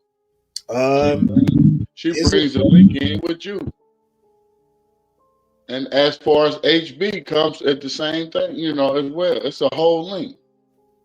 I can say this. I can say this. This channel here is not even trying to say it, but a black-owned channel that brought multitudes of people. Okay. Well, you know what? How many channels does that? Please stop. Jules says, I know she stood up to him earlier. I didn't think it was disrespectful. Jewel, you're still on the panel. I thought it was disrespectful given information you don't know. So, once again, just like people who fucking want to spout bullshit without knowing the whole story, that is how everyone is on this channel. We will spout bullshit and not know the whole story.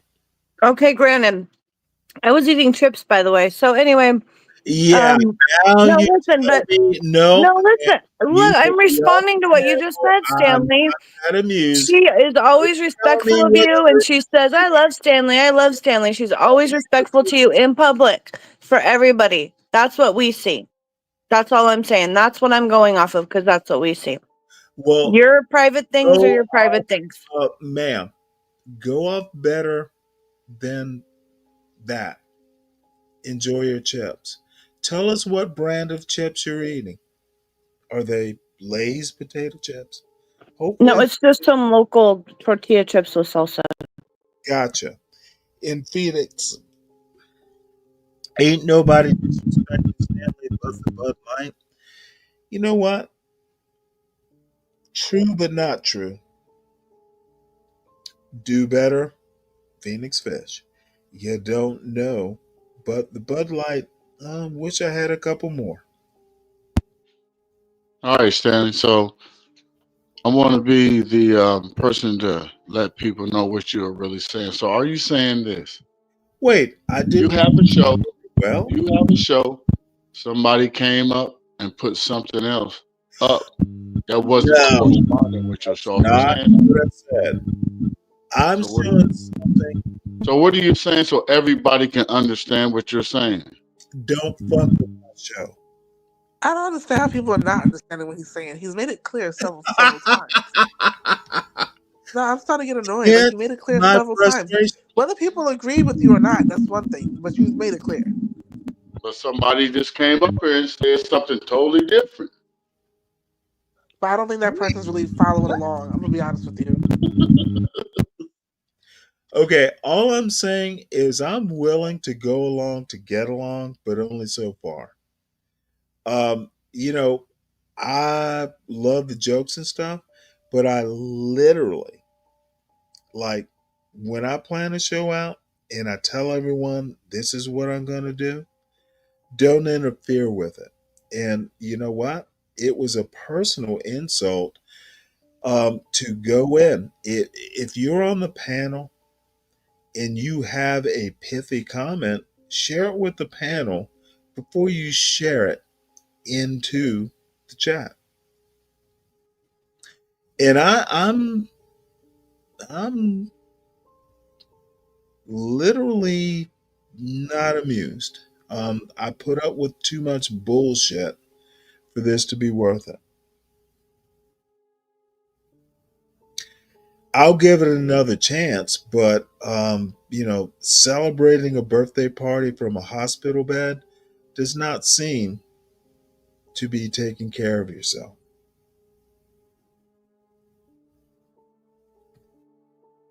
Yeah, but you know, in life, Stanley, people live and learn, and we all had to learn, right? You learned, I learned, and you know, everybody will learn in their own way, Well, in their the own time. wonderful thing is, That's the journey of life. okay. Well, let me ask you a question, Kim. Sure. Does a 60-year-old has he learned more, or a 20-something-year-old? Who knows more? Who has learned more? I agree with you, Stanley. I 100% agree with And you. they are not equal. It's not As equal at much all. as you want to go, oh, boomers ruin the world and all that I don't think bullshit. so. I'm gonna be honest with you, Well, Stanley. I no, don't no, think you're no, 100% not wrong in this you. issue. I'm trying to make a larger point. Oh, sorry. Well, You know, I when I think I've suffered a little bit more, done a couple other things. Not some motherfucker working at a liquor store in a house somewhere yelling at people, bragging about being drunk. I am not 12th man. I am not um, other people. I am not Be Brave. And you know what? I think one of my frustrations is I've heard too many motherfuckers go, well, Stanley, Be Brave is right. Be Brave couldn't fucking park my car. And maybe I'm just that bullshit. No, that's a It fact. is bullshit. If his philosophy, and he'll often tell you, Be Brave, for instance, that he saw the light at 30, well, this motherfucker's still living in a shack. If he saw it low those many years ago, what the fuck? Why should we be listening to a motherfucker? And, I have better things to do, quite frankly. My father said, well, you need something. How I wound up here is totally happenstance.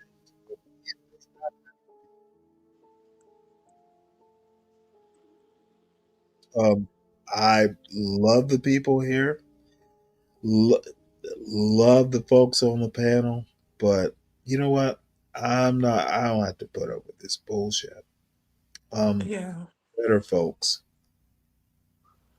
And don't expect me to support your dysfunction or toxicity. If you think that, black women are just fucking just like they can't get shit right, they're masculine and all this bullshit I hear. If you think black men, none of them can get a job and they're all baby daddies, y'all are fucked up. I've I seen think better. I think a lot of what you're saying, Stanley, is just going over people's heads. And it's one of those things, and I'm Why? sorry to say it Why because is it going over wait, there? wait, can I just That is- finish real quick? Well, I think it's ma'am, just one of those things because it happens to me where you say things and do things in a way that's like what Primary said. It's before people are able to catch up to it. Because I'm reading these comments and I'm like, people are just not understanding. They think it's alcohol. Have you seen the movie? Like they're missing the whole point. They're oh my missing the lord, entire point. But that's dude! because that's the level of consciousness they're operating at, and there's nothing you can really do about that. I literally cooked a whole dinner. I got a whole fucking dinner I could eat for one. And I know it's weird to say that, but motherfucker, I haven't been in bed all day. I do shit. Stanley, start making people think like you think, and goddamn it, let's get the class going. Stop bitching about it. I think him is actually said something that's You need to stop bitching, Stanley, and get the class going and let everybody be on the same page you on. I'm wasting my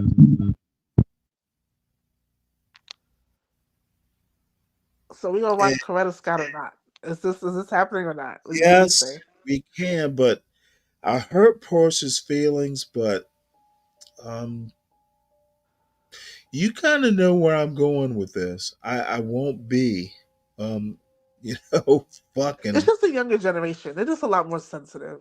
But then they come around when they realize it not as wasn't old like as I am. they'll come around. They'll come around. They come around. They tend to come around. You They'll know come what? around. You know what? See, Portia, you better give her some sugar. I really, if I ever had a daughter, it would be Portia. Um, it would be, you know, her parents must be proud. However, um, doesn't mean fuck. I got an 18-year-old, and sometimes I have to put him in his place, but very rarely, because he's my son, and he's gotten the experience. He didn't fuck with me, but you know what? The one thing I can say for him is when he thinks he's right, and usually he is, he doesn't bullshit around either. I think you're just excited that Portia can stand her ground. I don't think she I think that's got missing to the my point. satisfaction. It's not about Yeah, standing ground. It just could have went a whole lot different. and you know But what? Portia, There was And, nothing to and you know stand Portia, what, ground Stanley? on. And she refused. She uh, refused to let you put her in a position to not be on your side. And she told you she loved you, she'll hug you, and all of side. that. So Wait, that means that she's there for you. She's not going. Yeah, She but know that's you where I can't feel like rock it her was no going more out of with that. She context. understands yeah, you. I Y'all are got you. missing the point, and it's starting to annoy me. The Okay, point let me is put that it this the way: point is that is he didn't want that comment, those types of like elements coming into his shows where he's trying to I educate black understand people that. on their I excellence understand I'm that. not trying. and how they Well, come I from hope to greatness, right? educate, but I don't have to. And you know what? But hear me out. Because she It's really not thought about it that. probably People are wasn't that. making She it about probably something thought it's she not. was cool with you to do that. Crown, So I don't think that she changed Crown no way. Reese, your microphone is messing up. Kimmy, I It think you're happened. right, but I don't think you understand. I don't need to educate people. No, I'm just Um, saying this is what Half of was it is happening in the just moment. me. So it's not Gotcha. about anyone standing their ground. Like when people go there, now it's becoming No, about no, no, no. ego. The Portia, point is, let's play this out differently. All right, I made a now I comment. feel fucking guilty, but No, you shouldn't. You shouldn't. But I understand why you no, do. I might have hurt Portia's feelings, but she'll survive. I But my expect her my to be my that point tough. is, if a comment was made that wasn't, and you made your point that you didn't Oh, like the I comment, even never though pay attention to the you chat. shouldn't have threatened to shut it down. But I understand. Oh no, motherfucker, we can shut it. But No, you she do that. never So shut it's it no down. surprise to me because you've done it on your show with different things. Or you threaten to shut people down if they can't come correct. Understood. This is how you operate. This is how you run your stuff, right? But I think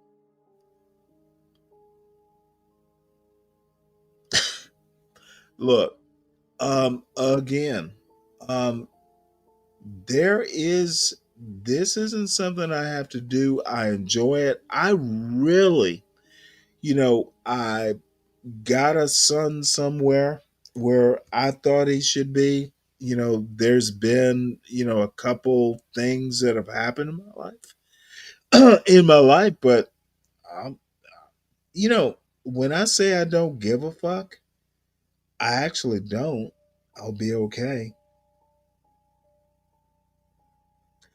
I'm just, all these dumb motherfuckers will go, well, Stanley, what do you give back? What do black men give back? Well, motherfucker, there's some black people in this space. I'm just trying to tell them my experience. And these dumb son of a bitches don't actually understand. Um, they don't have to, but god damn it. Kim, your husband is a lucky man.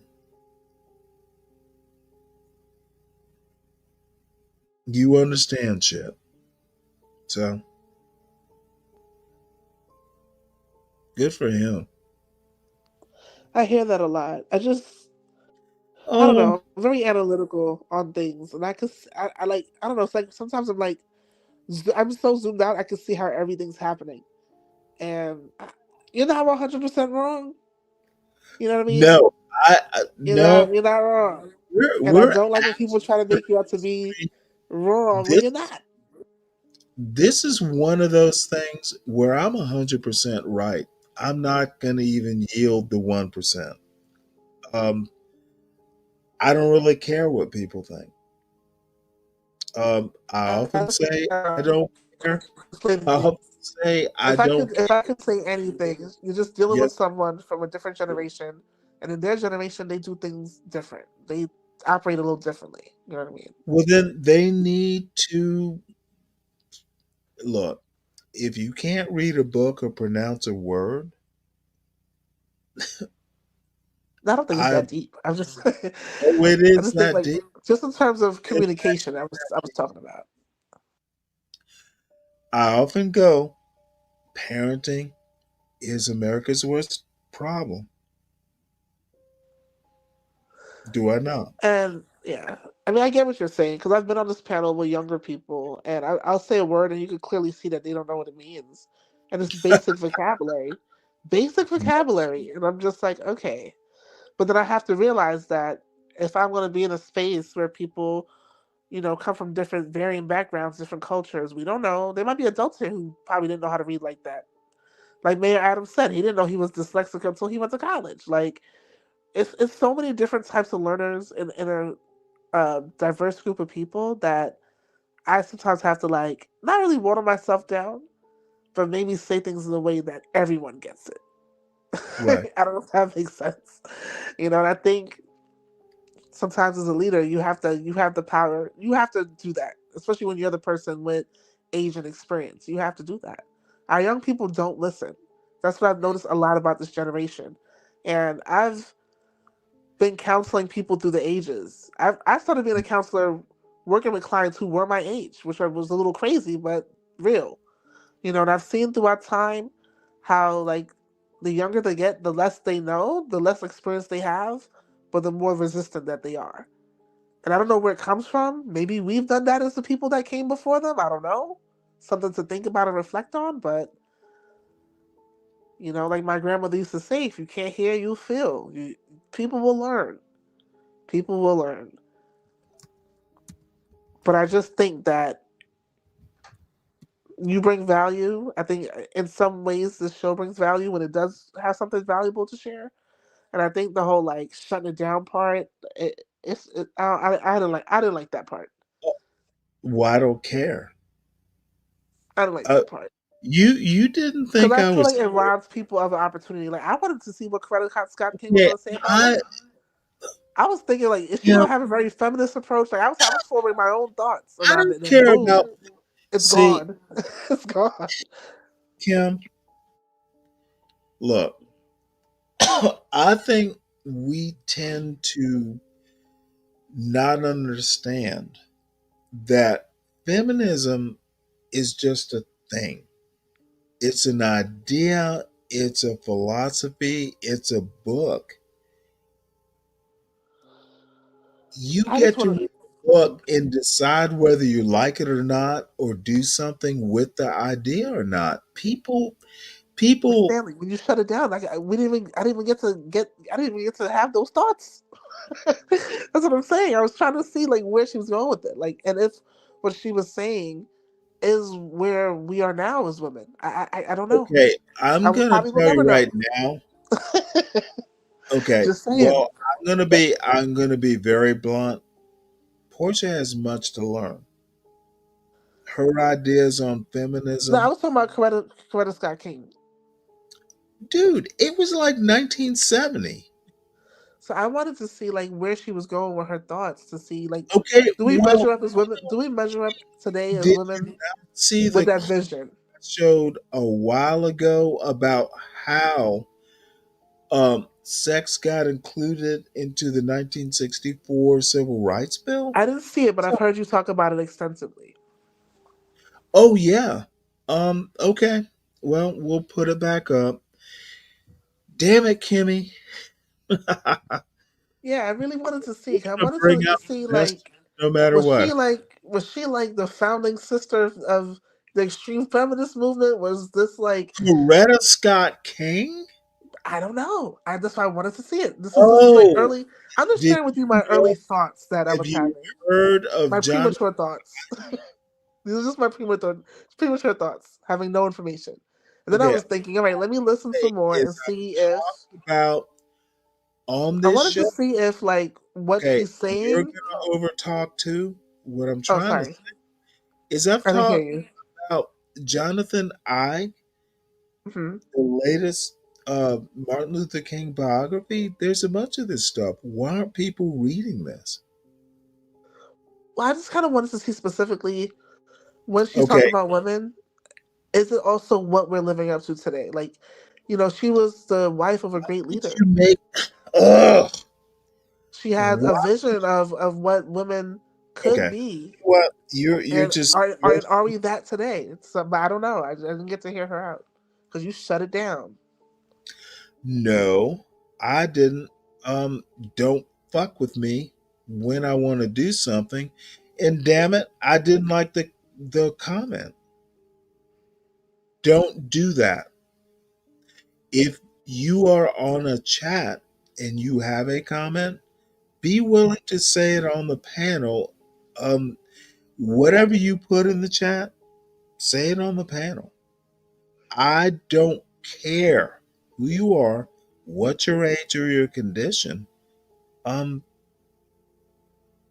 I'm an equal opportunity question asker. Hey, Phoenix, Hey, what's going on? how you You hear me doing? okay? Talked in a while. I'm doing good, man. Can't complain. Hey, I, Was I just hit the link, man. because I've seen your comments in the chat. Yeah, I made some comments in the chat. Um, and the Did you? reason why I hit the link is because I think this whole situation was blown out of proportion. Just you can't read voice inflection. You don't know the intent of the comment. But besides all that, when you were watching this video, I was actually listening to the video. I couldn't see the chat. I didn't know that comment had been made in the chat. I was actually enjoying the show of what was going on. I was cleaning my kitchen. So I guess my point in saying all of that, I think this thing went way too far over a comment in the chat. With that being said, and Who I'm made? not gonna stay up here. You Go recall? ahead, Who made the comment? Do you recall? Portia. Okay, then I'll stop there. But my point in saying it Okay, is no, that I need you to absorb who made the comment. That is the salient point I'm trying to make. okay. So if you want me to absorb who made the comment, then maybe you should also absorb who made the comment. That's a double-edged sword. Do you No, think that she meant? I Do you think she meant disagree. it with ill intent towards you? Okay, let me. Oh No, no! it was Oh intended to be no! humorous, No! I No! think. No! No! No! Portia would never do that. I'm like, Yeah. that wasn't a comment she shouldn't have made. I don't feel like she wielded a sword or anything like that. It's just like, how inappropriate. Yeah, It's I the think it it's was intended to be humorous, and at It least was, from and it was not the humorous, and I did not. back and forth y'all had, Uh, I think it was intended to be humorous on her well, part, and I think on your no part, you just didn't think it care. was humorous at all. You know what? I think what it is, and I'm still trying to process this. I tend to look at historical documents, which is what this was, as sacrosanct. You don't comment until you've heard the whole thing. The Understood. the word by word quip thing. This woman lost a husband. I've experienced losing a spouse. This woman actually made a very appropriate thing. No, I'm not going to lead the movement. I have 4 children to raise. And she, believe it or not, kind of stuck to that. It is you, young people. The pithy comments are not appreciated. If you're going to make a pithy comment, make it drop dead funny. Otherwise, I will, if I call it bullshit, it's bullshit. Just because, we are peers, Mhm. say what I have to say. And I And if think you Stanley, there's a part of you. I mean, you didn't say it, hold but you on, kind of said it. can you hold on, please? No, because I want to go to I bed soon. said what I said. But I think I'm a not. part of you said it because maybe you felt like it wasn't authentic to who she her to be, Sorry. like her character. Maybe you thought it was a little out of place for her because maybe on some levels, this is what I picked up on. Like on some levels, you didn't think it was authentically her, Okay, what you don't understand, Kim, is and I'm I could be very wrong. deliberate. Okay, I knew what I said. I literally knew what I said. I'm very deliberate. okay, I got you. I,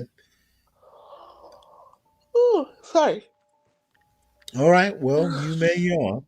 I'm sure that yawn It was was deliberate. not at you. It's just my body shutting down. I'm teasing now. Okay, See, I was deliberate in teasing. I got you. I my think, purpose. Look, look, I ain't let, gonna stay up here let very me make long. an overall point. Even, you know, I'm not that drunk. I actually think before I speak. Young people should try it. So Hey, I'm not gonna stay up here very long. I just want to make a quick point. So you being on the channel, um, you do have a more serious angle or a more serious take on blackness than most everybody else does on this channel. It's a 24-hour channel. It meanders and goes all over the place and touches on a bunch of different topics. I also, with that being said, the underlying base or the humor of the channel. I do. Um, yeah, well, hold on. Let me just No, go no, on no. and I, what I'm I'm getting I'm ready to say. following. I'm actually. I see where you're going, and I don't think you I'm do. I'm not gonna fuss. I see where you're going. I knew what I was getting into. Right. Sure, but hold on. All right. Yeah, you knew what you were getting into, but True. what I'm saying is that your impact is doesn't go unseen. Right now, I'm holding a book in my hand called Oh, Abolition Geography: Essays Towards Liberation by Ruth Wilson Gilmore. It's a book that I picked up from the library because of some of the shows you do at night. I got several oh my. black conservatives or conservatives in my phone saved right now to do research on and go and do a deeper dive because of some of the things that you talk about on the show. Holy shit. All right. Well, I guess I need to talk to Portia, but in all honesty, um, I think the lesson I'm learning, and I'll have to talk to Portia about it. I've got to be more concise in these shows. We're gonna have to find some other hours to occupy, and hopefully Jewel will, because I really want to talk to her about the Constitution. Um,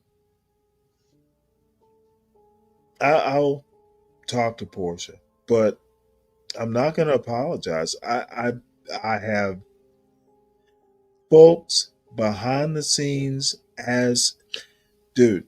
I'm dead serious. Be yourself.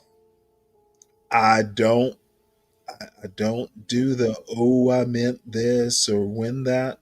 No. If I'm pissed off, I'll just tell you.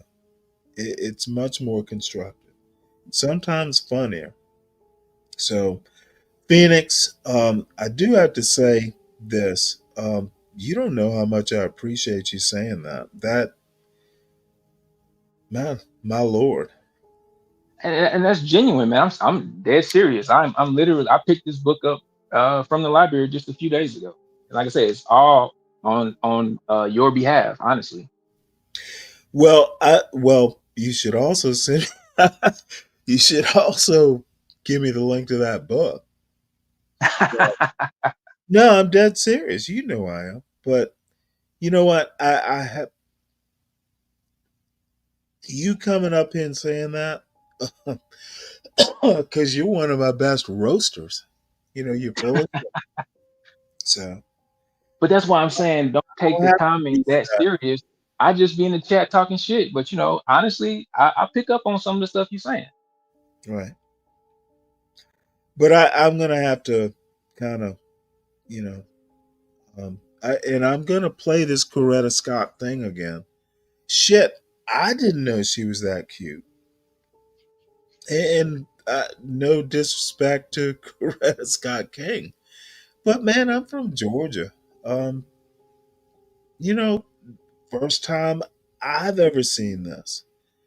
The one of the more interesting things is that she, when they met at Boston University. She was had a career or budding career as an opera singer or like a professional singer. How And did so you go from Coretta they got Scott King together, to and AOC? Lord have mercy. but Coretta Scott King was more serious about civil rights than Martin Luther King was. She was actually more serious about it, and people don't know that. Um, so that's why I'm so kind of fascinated. I had no fucking clue this. It pops up into my magic algorithm. But Phoenix, you don't know how much your comments actually mean. Because I sometimes I think my ship just kind of wavers, um, and I need to be more disciplined about and I guess I'll have to apologize to Portia, but so here we go. I'll have to apologize, but I will demand this. The woman, the young, very young woman, needs to be, um, she works hard, sometimes harder than she should. I'll leave it at that. And if I had a daughter, that's where I'm going. I got a son who's brilliant. If I ever had a daughter, I would hope she would be Portia caliber. And, maybe it's a father's instinct. Stop this bullshit. Just get rest. The details will figure it out. It's just a YouTube channel. So I'm done fussing. Stanley, I'm gonna hop down for a second, but I'm watching the video. But I'll be back up. Kim, I have to give you the spotlight. If you knew, you are wonderful, and I You so are much. too. Thank you. So, yes, ma'am. I'm And still here. because I did go too far, but you know, I'll have to figure out how to make it up. I think it's just a conversation. I don't think you have a lot of making up to do. It's just a conversation. Yeah, I pissed Portia off and upset her. What's up, nigga? Stop it. This can wait. We're trying to sort some things out, tough guy. Hopefully you've been listening for a while. I got friends on this panel that are, we're trying to Kim Phoenix Why you sound all depressed, nigga? What's wrong with you? because I fucked up. What'd you do? It'll be okay. Give me a second. And Jewel, my fellow constitutional scholar, we're about to watch a historic clip of, oh Lord, Scholars poor a strong word, but okay. Portia. Let's watch Coretta Scott King. Um, Tough guy, please listen and not comment. And Portia, I truly apologize. I snapped. So, but we'll figure it out. You snapped that Portia? Well, not snap. What'd you say to Portia, nigga? Um, I don't recall. Just that you know, it's not something. You know HB will Well, hunt you down for if you mess with Portia. I'm sorry. What? HB will It hunt you wasn't. down. It wasn't that kind of snap, son. Oh, okay. Yeah, because he got mad at me once when I just mentioned her Okay. name. No, it wasn't. It wasn't tough guy level. All I did was say ask Portia, and then he went all ham on me. But yeah. All I have to say is it wasn't that bad. If I can figure out, oh, there it is.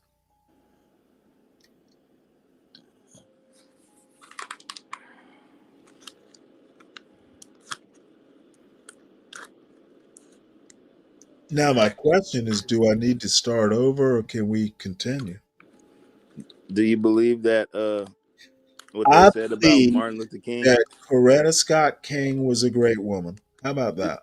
do you And believe what they hold said about Martin Luther King? hold your comments till after. Can we do that? You Sky, ain't, you can't answer my question? nope, Stan? not right now. And Okay, okay, Stan. good. The fact that so many women have this tremendous responsibility of caring for the family and not having the means with which to do it. I will continue to support them. I will continue to participate in peace demonstrations as I have done in the past. Now that the book is written and in sort of out of your system and you're free from that particular work, are you planning to step up your activities? Will you take some kind of leadership position?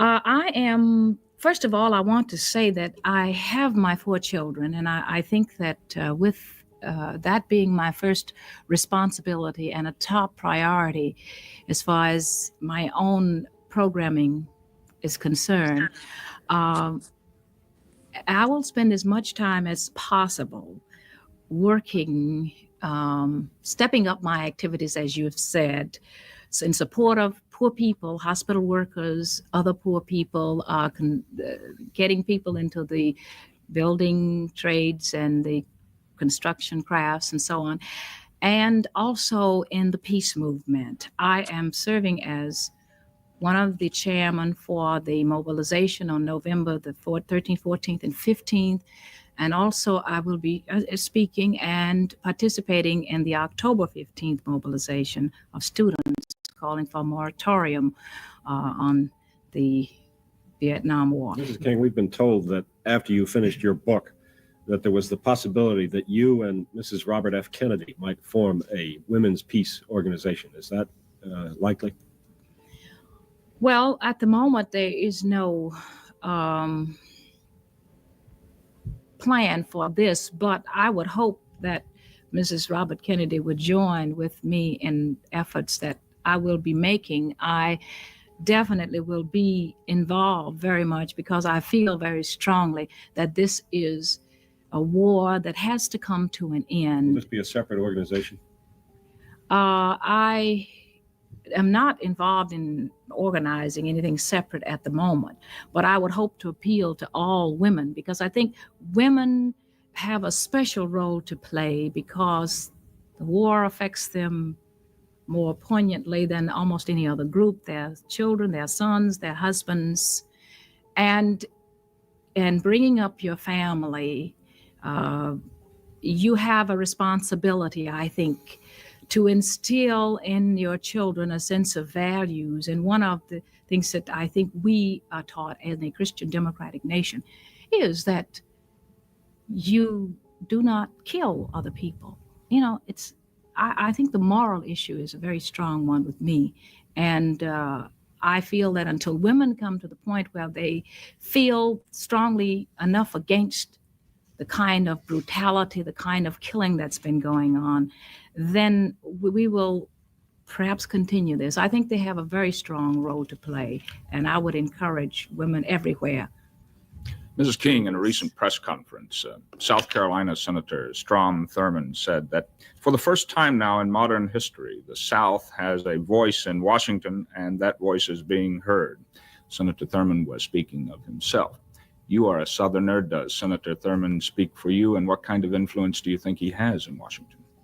Well, he most certainly doesn't speak for me, and I would say that he doesn't speak for the other Black people that millions of Black people throughout this nation. And I would hope that white people, many white people of goodwill, he's not speaking for. I think there's no question that the good senator has quite an influence in Washington. And I believe that we are feeling the effects of this in the policy of the present administration. I would like to say that when Mr. Nixon spoke about two extremes, it seems to me that a president of the United States cannot afford to take a position of a middle ground. You are saying in a sense, that you don't believe in following the Constitution and the Bill of Rights, that you don't believe in integration. I think the two administrations before that I've been involved with certainly made it clear that this is not the policy, that integration is the law of the land, and this is what we believe in. And when you say you are going to take a middle ground, I think this really leaves the way clear for people to come and say, we're not going to comply.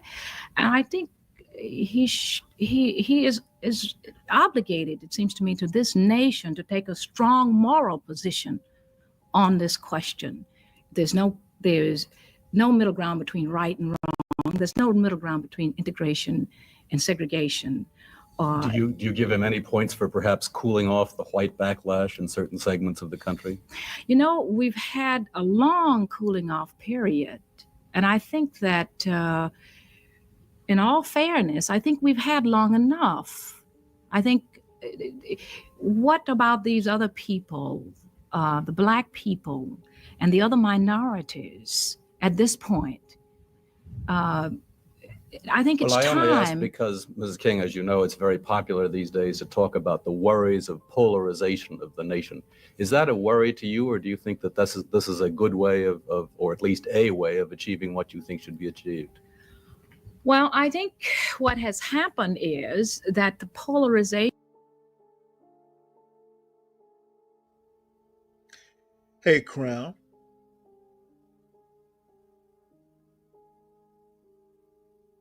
Or Kim. What's happening in the chat? Is something going on? I don't know. I can't see it. Hold on one sec. Well, you guys apologized. You and Portia apologized to each other, and so that was a sweet moment. We did? Well, I mean, well, you kind of apologized on the air, and then Portia apologized too in the chat. So, yeah, Well, you should look at it. I apologized in the chat, but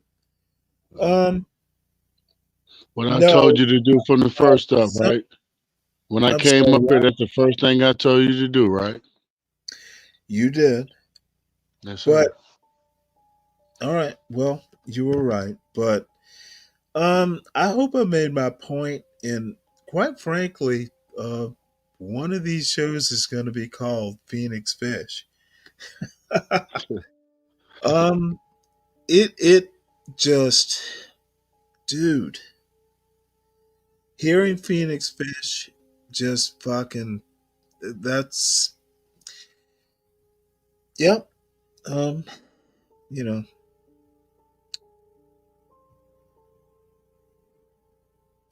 I love y'all too, but Told you, Stanley got a purpose. you And did. it comes out. Everybody gonna come up and say it. And it's for real. And it's not bogus at all. So you're gonna get the real when it comes to that. No, you know what? The problem is I need to be better. So, Well, it happens, you know. Like you said, we learn something new every day, so that you is got it. true. Well, let's finish Miss King.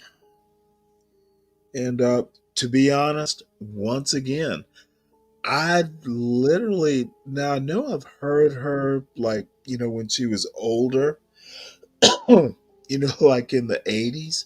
I had no clue. I had no clue. She is um a thing. Well spoken, just not so bad. Not the ogre that black conservatives have made her out to be. And I have further comments, but not so much about her. But anyway.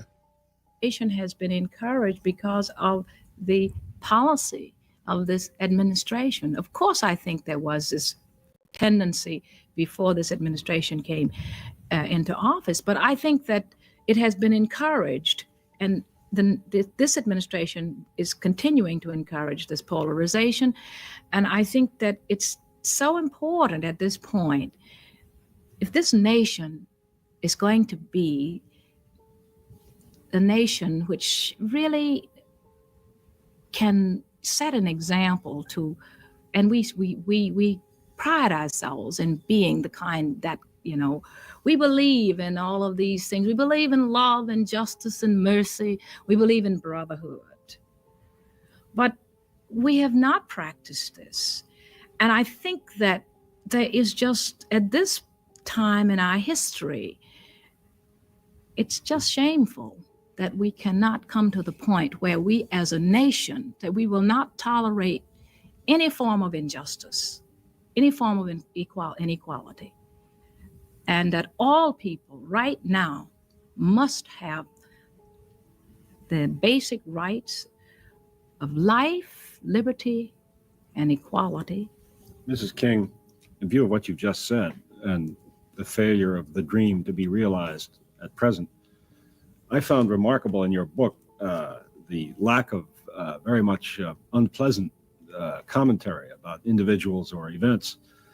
You mentioned several places in your book the role played by the Federal Bureau of Investigation in preventing disorder and protecting your husband's life at times of extreme crisis.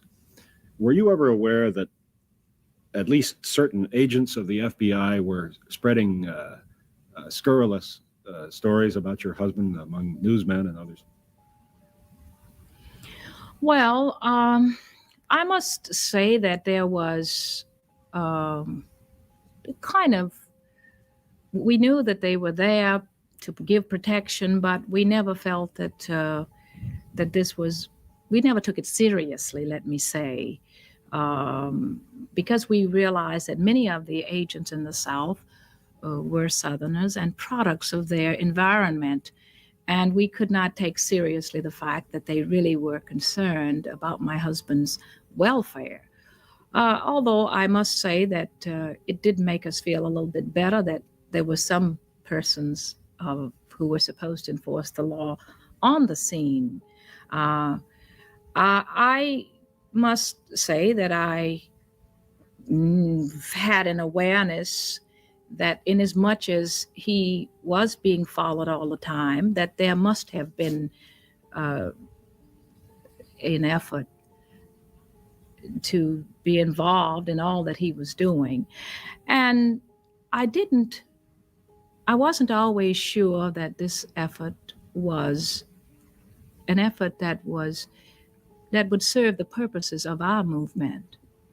Mrs. King, because of the work of your husband and other Black leaders, do you feel that there is growing up now in America a new generation of Black children who have Black pride, who are of a different mentality than the people who grew up in your time? Well, I think so, very definitely. I think that that even in the period in which I grew up, there were many of us who knew who we were. I think this is true of many of the young people who grew up in the South. Even though we grew up in a system of segregation, we had a sense of our heritage. In many of our schools, we were taught Negro history. This was not true always of children who grew up in the North and who were taught by white teachers who had a very little sense of this heritage. And the new children? And I think the new children now have an even greater sense of their identity because of the effort that has been made recently. We have less than a minute left, but I wanted to ask you, you painted rather a gloomy picture of the lot of the Black community under President Nixon. Do you think that if his term stretches, for example, to 8 years, there's likely to be real trouble? I think that this administration is really asking for trouble unless it changes its policy. And I can't predict what kind of trouble this is going to be. I think your prediction is as good as mine. But I know that the Black community is very unhappy. And it's like the idea whose time has come. And we are not going to stop our efforts. We're going to continue to press forward. Thank you very much, Mrs. King, for being with us here today on Face the Nation. We'll have a word about next week's guest in a moment. Today on Face the Nation, Coretta Scott King was interviewed by CBS News correspondent Ed.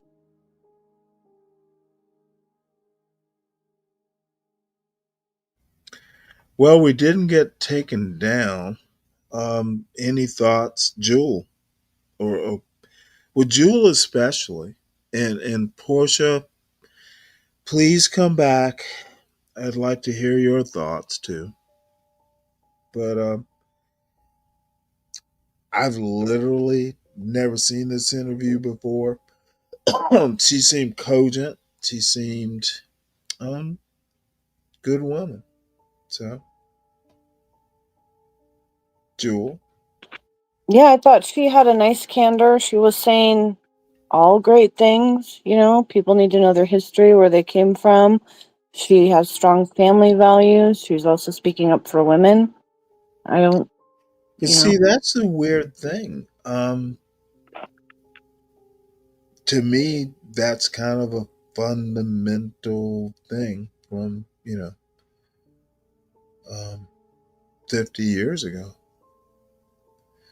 We seem to have wandered away from that over the years. So, well, I mean, I don't want to say it's all one side or the other, but it seems like a lot of younger women, not people who show up on this panel, not anybody that's on this channel or in the chat, but there's a lot of young, dumb women out there, and they shouldn't be making any decisions. They Dumb should. and full of some. I didn't say that, but they shouldn't be voting. They shouldn't. It's like. Oh no! What does this have to do with politics? Well, I don't think it Oh, did. We were talking about women's rights and voting. stuff, and that went back before that to Black people's rights and making civil rights and all of that. So it was Okay, if you're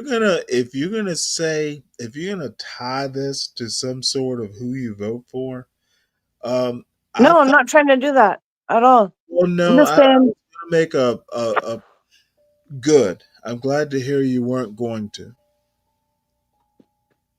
we need that's why we need to talk about the Constitution, and maybe we need to bring like civics classes back to high school because they don't do that anymore. Maybe some places do. Nothing you said, we can tackle in another hour. Now, this could be like a 4-hour conversation or less, but if you want to bring civics into it, I would welcome that because, oh yeah, I would love it. Well, maybe we should make that a separate one. Maybe we could do a few or something. I don't know. Too. let me work on an outline, and I got your email. So no, we're gonna plan this out. Doesn't have to be to the minute, but no, I'm excited. I have not had a good project like this in a while. Well, fun. People should plan more projects together. It could be about anything. Could be. Mm-hmm. So, Mr. Reese. Yes, sir. What you think about this? Quite frankly, I love to. This is weird. I wish I'd met a woman like that. I love her accent. I like her style. So Southern woman, that's why. Oh, absolutely.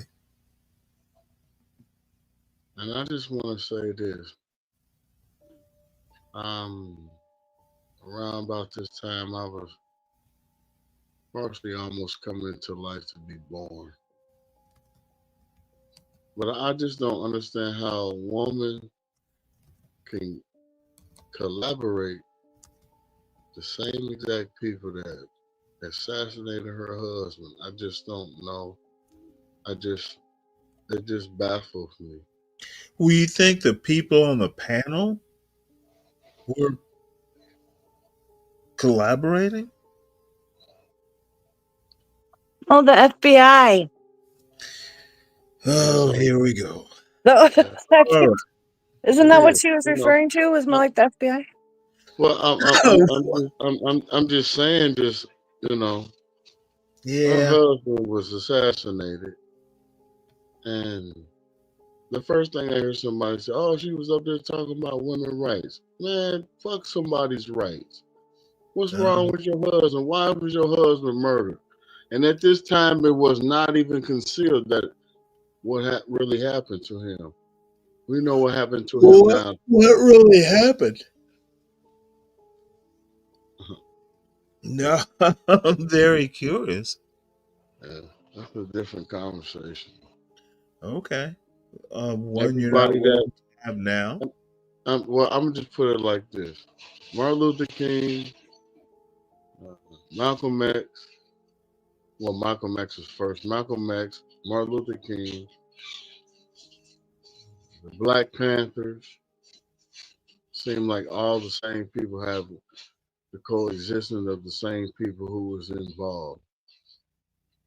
And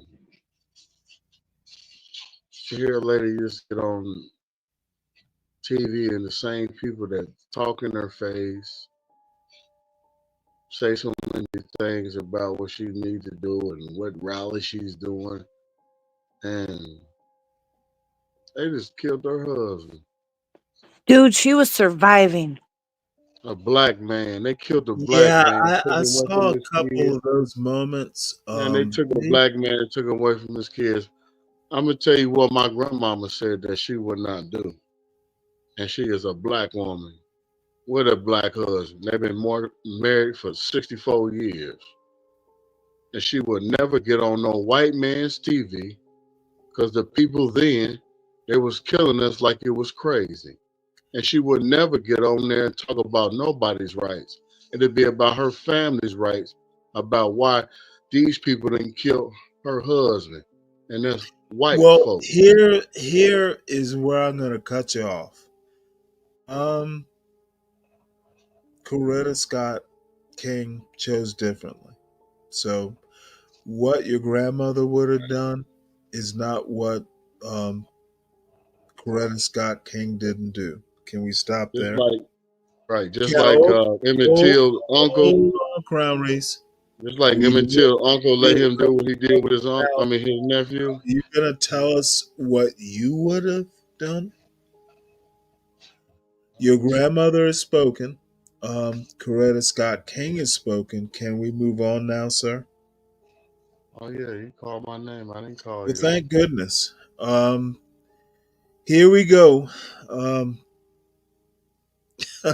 This is Sam I Am's future wife. Love the dog. Let's go with that.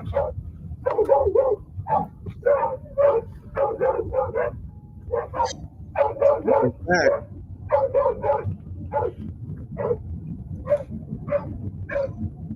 I'm gonna name my dog the John Galt channel. Channel for short.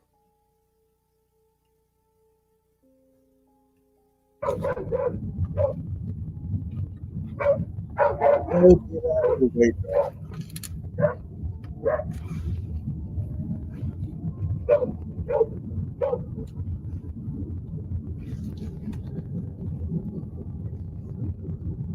Tell that dog stop. Let's go out. This is crazy.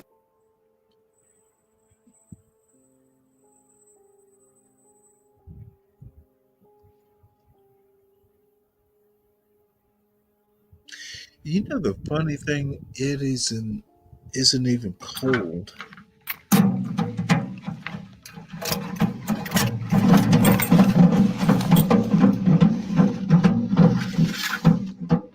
It's just a letter from the sheriff's office saying that they were able to serve the guy for us. So glad about that. Thank you guys that told us about it and reminded us that they do offer a civil service option at the sheriff's department.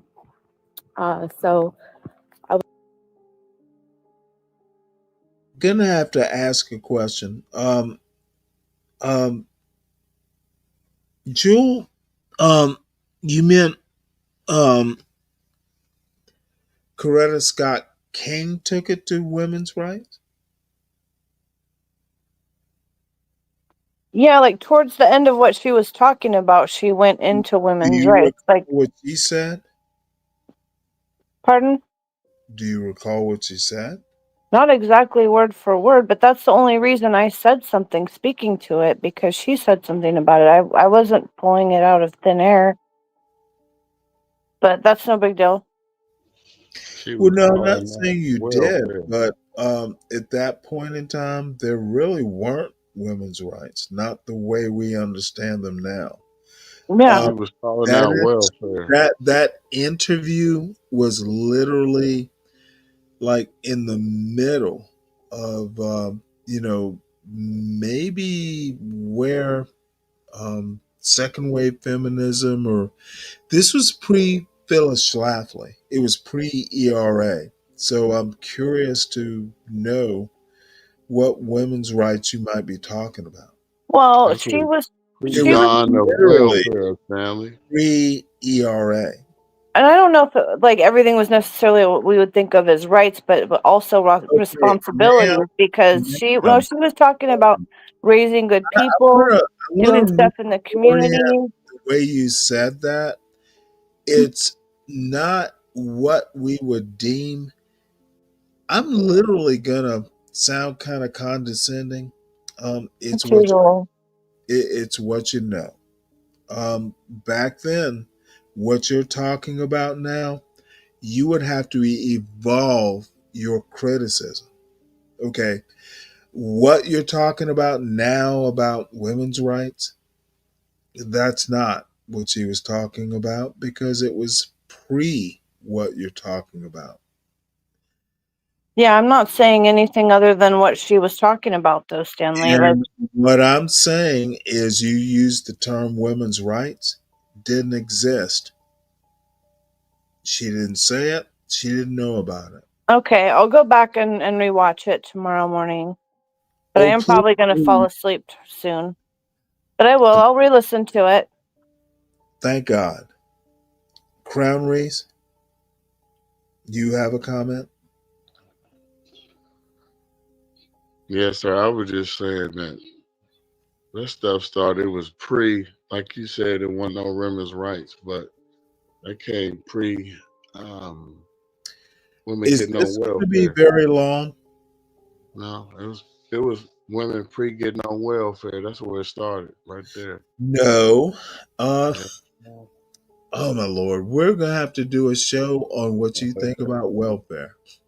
Well, I'm just saying that she spoke it to existence. So that's what I'm saying.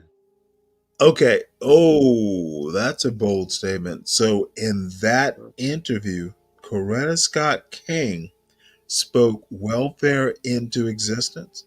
Now you look at the time when welfare No, came in. sir. I'm not going to accept shortcuts, You prevarications, heard what I said. or connecting dots that don't connect. I told the truth, Where Stanley. did I was she born say? in that age. Yes, sir. You know I was. So I know that was pre-dawn of what No. she said.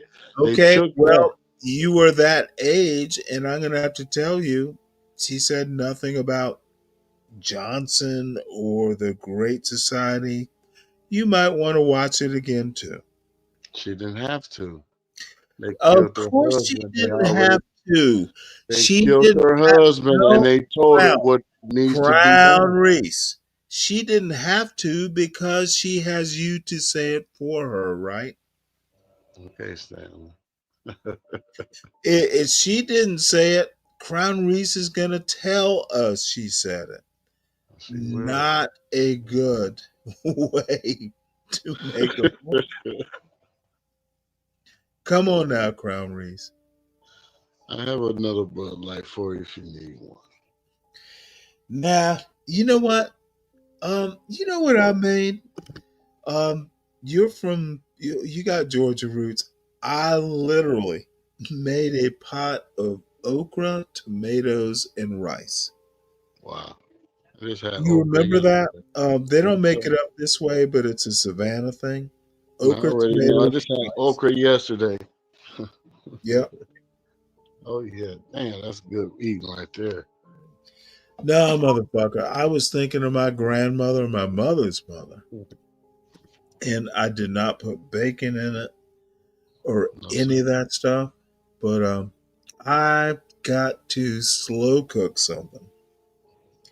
And I get plenty of time to do that. Y'all don't know all this negative black bullshit. Black people can cook. I learned it from, from my mother and father. My father Yeah. can cook too. Mm-hmm. All his kids can cook. All my parents' kids can cook. My motherfucking son can cook. My sister's kids can cook. And never asked my brother's son to do it, but you know, my brother knows how to cook. this motherfucking negativity about black people can't do shit is bogus. And letting a be brave motherfucker be brave hasn't been right since the motherfucking day. Um, let's just go ahead and say he's 70. He hasn't been right in about 40 years. In that black people following his bullshit is not be brave being right.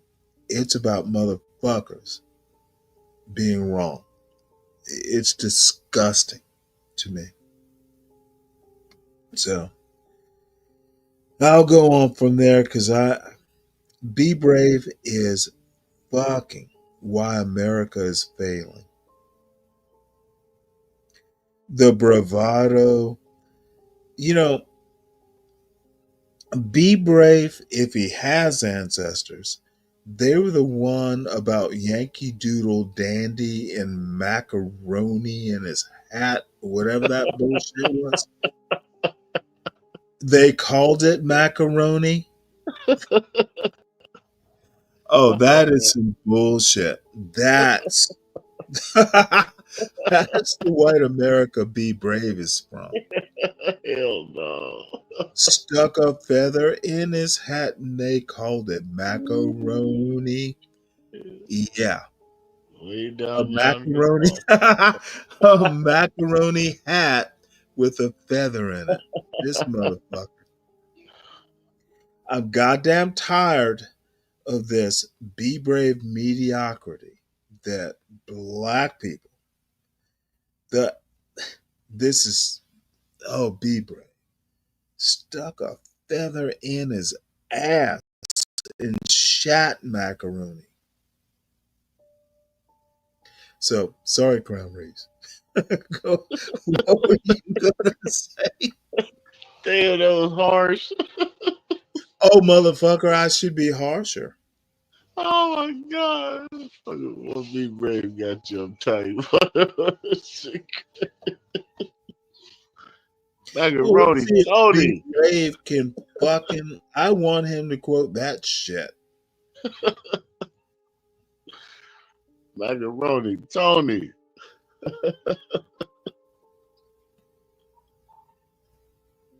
Ooh-wee. Yeah, pimp ass. DiCaprio. Probably a tricorn hat. So, let me. I want to finish this because this is Sam I Am's new girlfriend. You know what, motherfucker? Just um, let's blow this shit up. What do you want to watch? Crown Reese. I want to see what she's talking about because she sure look like All right. Well, she's she in God damn it, Georgia. yeah. You can I tell the was lucky trees. enough to go ahead and got pay the $50, pay $50, and have the service done where the guy that has the fence that's encroaching on the Oh, by the property way, now. you don't know this story. They bought some land, and they're trying to turn it into a farm. I've been in a whole kit.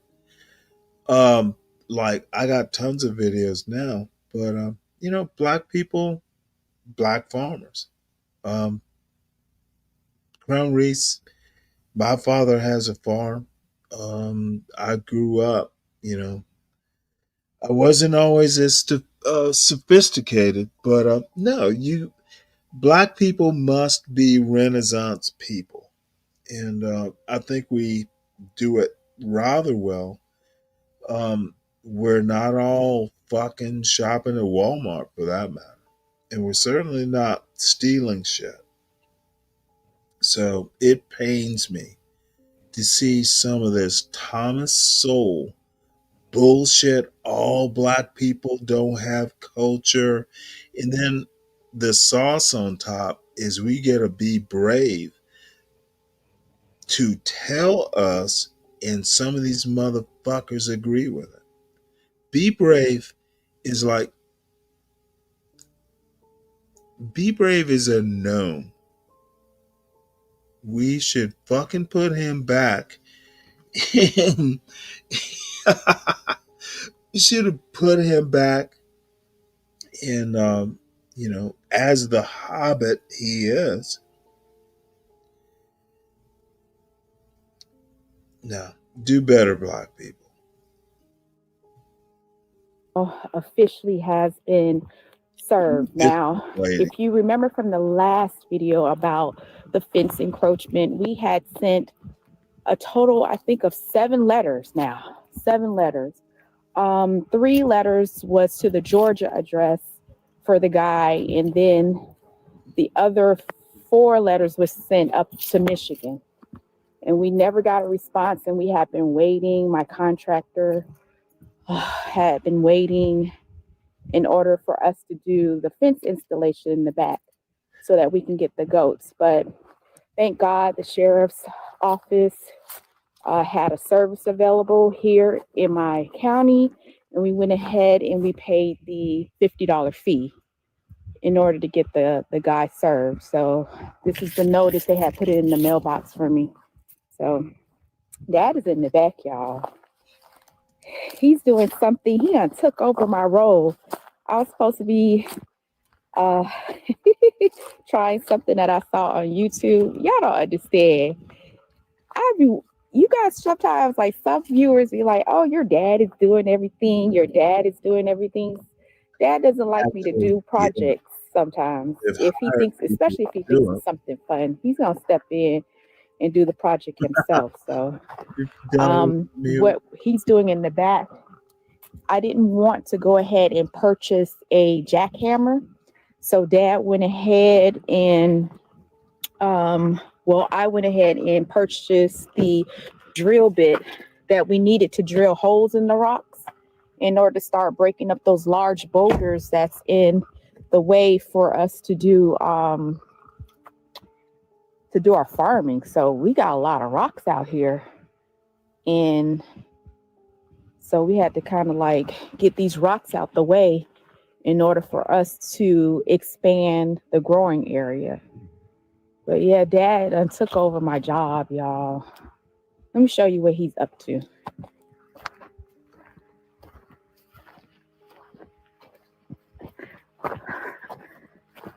Dad be taking over my work.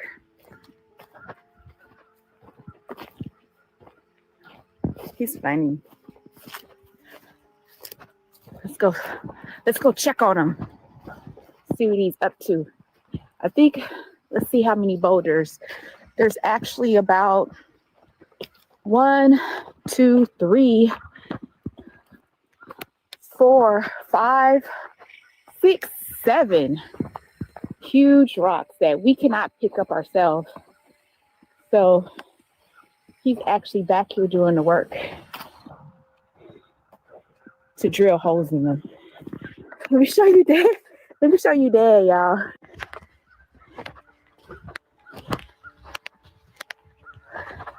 Dad, what you got going on, Dad? Get ready to break these rocks up. Get the wedges. I got the holes in here. Get the wedges. Put them in each one of these right here. Get that sludge hammer. Hit it. Uh-huh. Yeah. And it should cause cracks. Yep. Just like it. Yep. That's what it's supposed to do. Okay. You take your time.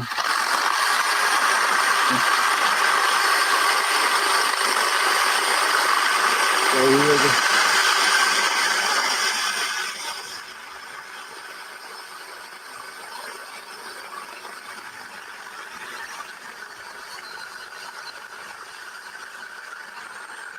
6 inches deep.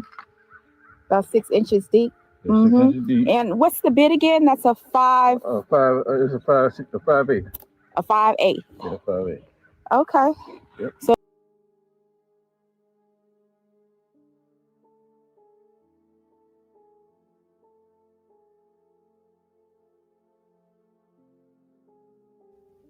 Sorry about that, folks. Unshared accidentally. But apparently this is going to wind up soon.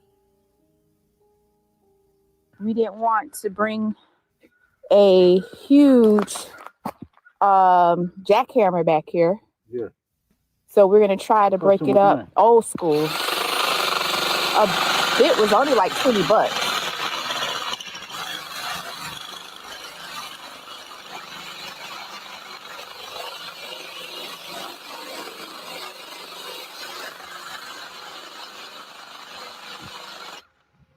When you're doing the hole with this type of bit, don't press on real hard. Let it do its own work. Press on just enough, but you want wear the bit down. Yeah, wear it down. Okay. So I'm about to now. The only thing I'm doing, I'm just going back over, make sure I got everything. Ready for the wedges? Yeah. Get these out of the way, get this pile, this stuff out of the way. Mm-hmm. Then level off the terrain, level off. Just like you got over there in the garden. So we're going to start planting in this area right here. And so we pretty much need to make sure that a lot of the rocks are out of the way. We had a lot of rocks.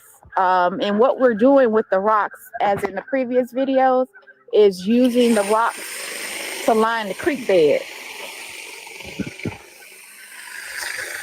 So once we get all of these broken up, we take them out to the creek bed, and then we have a really nice design back there it also keeps the creek side in place because we have some erosion on the property and want to do whatever we can to minimize loss of soil. So that's what we got going on. Yeah, let me show you our growing area real quick before I go towards the back. He is still a city girl. May not look like much.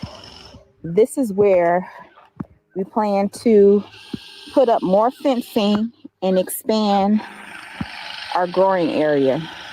Dad wants to do like we did inside of the cage, where we have the deer resistant and the bird resistant cage over here. He wants to kind of do the same thing and put down some landscaping paper.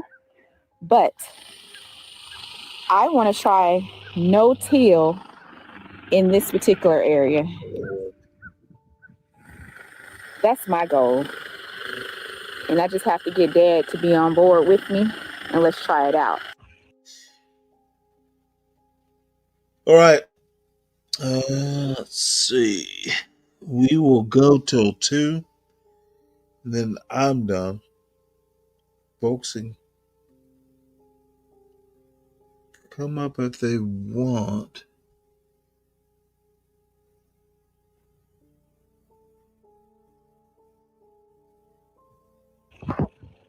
Anyway, did you notice that we have on our vests?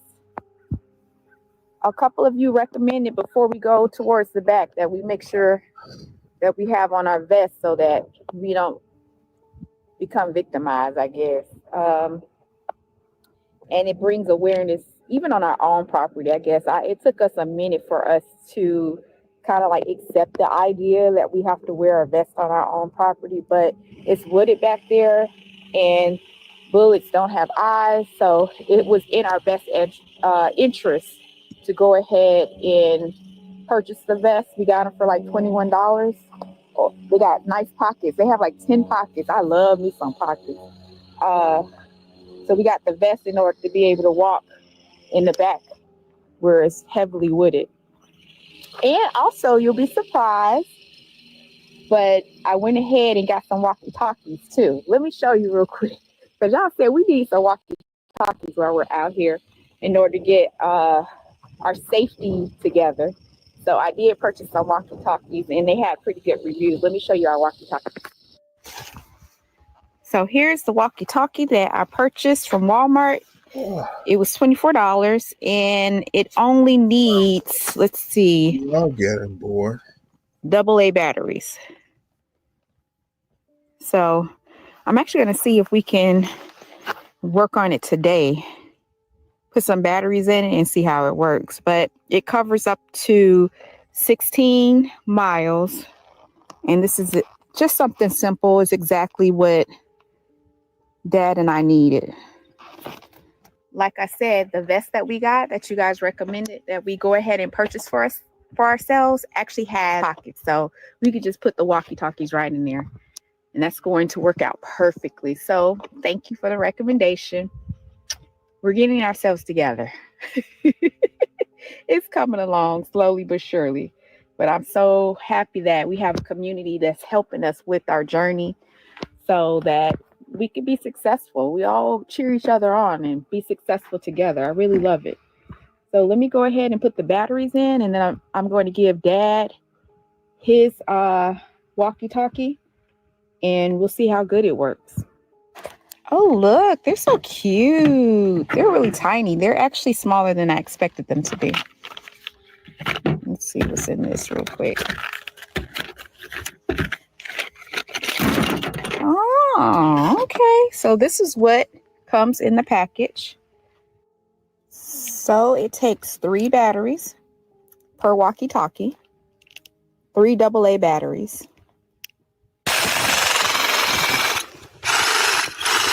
Dad, I got a gift for you. Oh, Your walkie-talkie is set up and ready to go, Dad. We got to practice it out. I'm gonna go to the woods, Dad, and I'm gonna see if you can hear me. you ain't gotta go that far. Let's do it right. Let's just do it right. We're gonna walk around the perimeter. Okay, let's do this then. Okay, I'm gonna call you. Okay. I'm gonna press the call button. Okay. What do I do? Hit the call too? Hello? You're supposed to answer on the side, Dad. Press the button. Oh. Hello? Oh snap, Dad. Yes, I can hear you. Release, Dad. Yes, I can hear you. Okay, Dad. Okay. To talk, you press. Okay. To Dad to talk, you press. Okay, I got it now. Okay, if you don't want to talk, then you release it.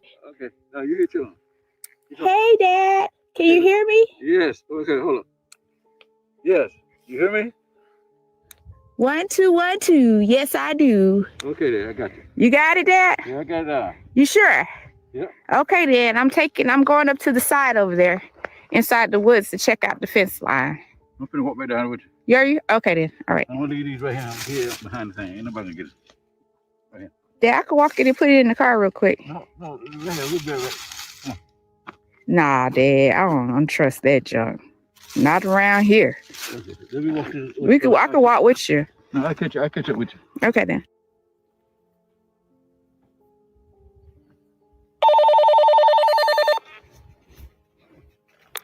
Hello? Hear me? Hello? Yes, I can hear you. Hello?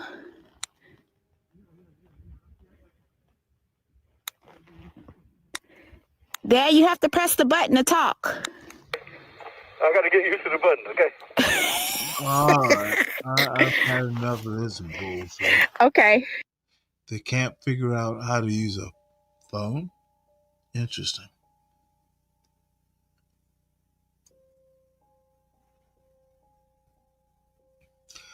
Well, I'm going to drop the link one more time in the chat.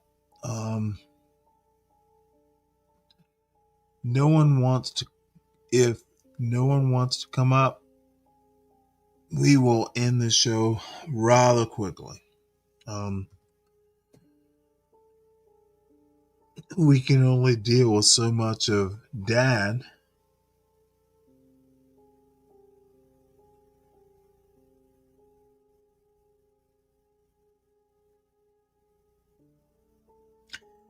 DiCapriono, your analysis of the two, don't even know where you're going with this.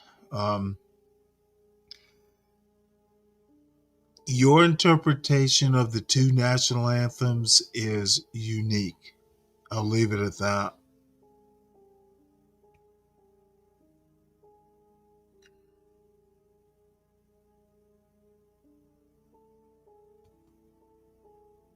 So let's find something amusing.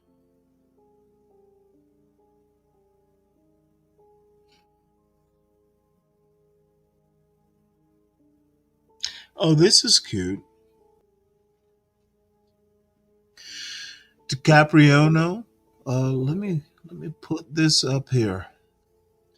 America's anthem is the Star Spangled Banner.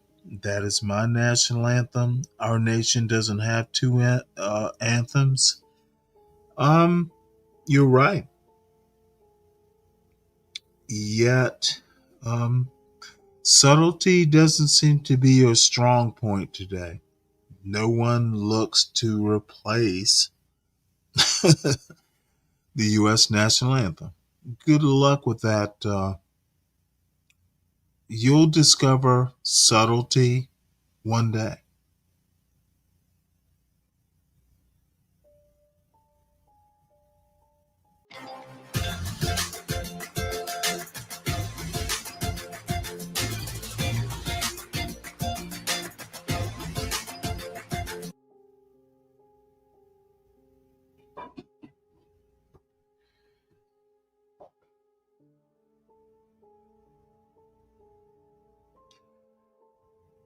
Well, looks like I am done with my creativity for the night.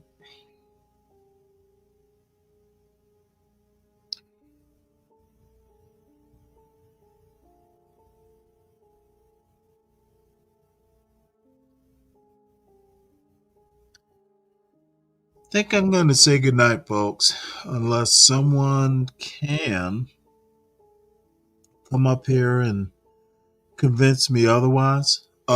Please hit the like, share, subscribe. Um, it's a great place to be. The John Galt Urban Landlord Channel. So, we all need our sleep, and I think I've reached my limit of patience. So, all good things must come to an end.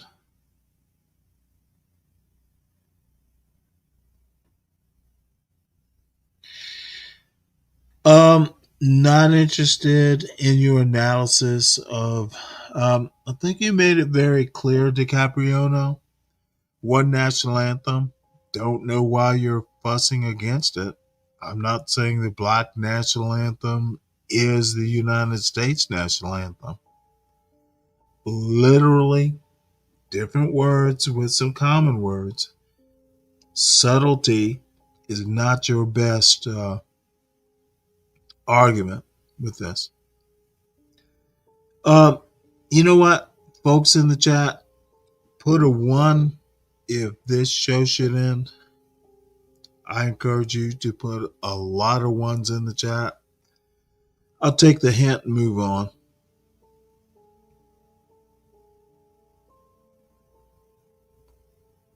Hate to end it, but all right. Well, Kimmy has spoken. Sorry for the blow up. All things. I'm not surprised. Shippy. So we go. See y'all tomorrow.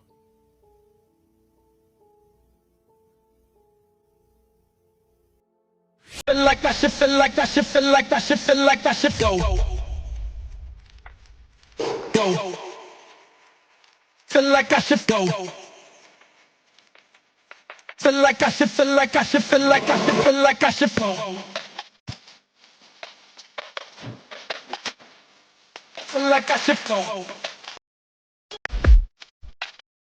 Like that shit, feel like shit, feel like shit, feel like that shit.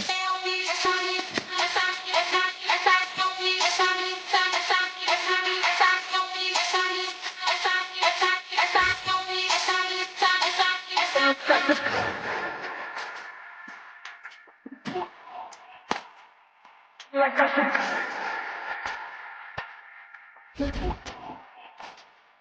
Like that shit, go. Go. Feel like that shit, go.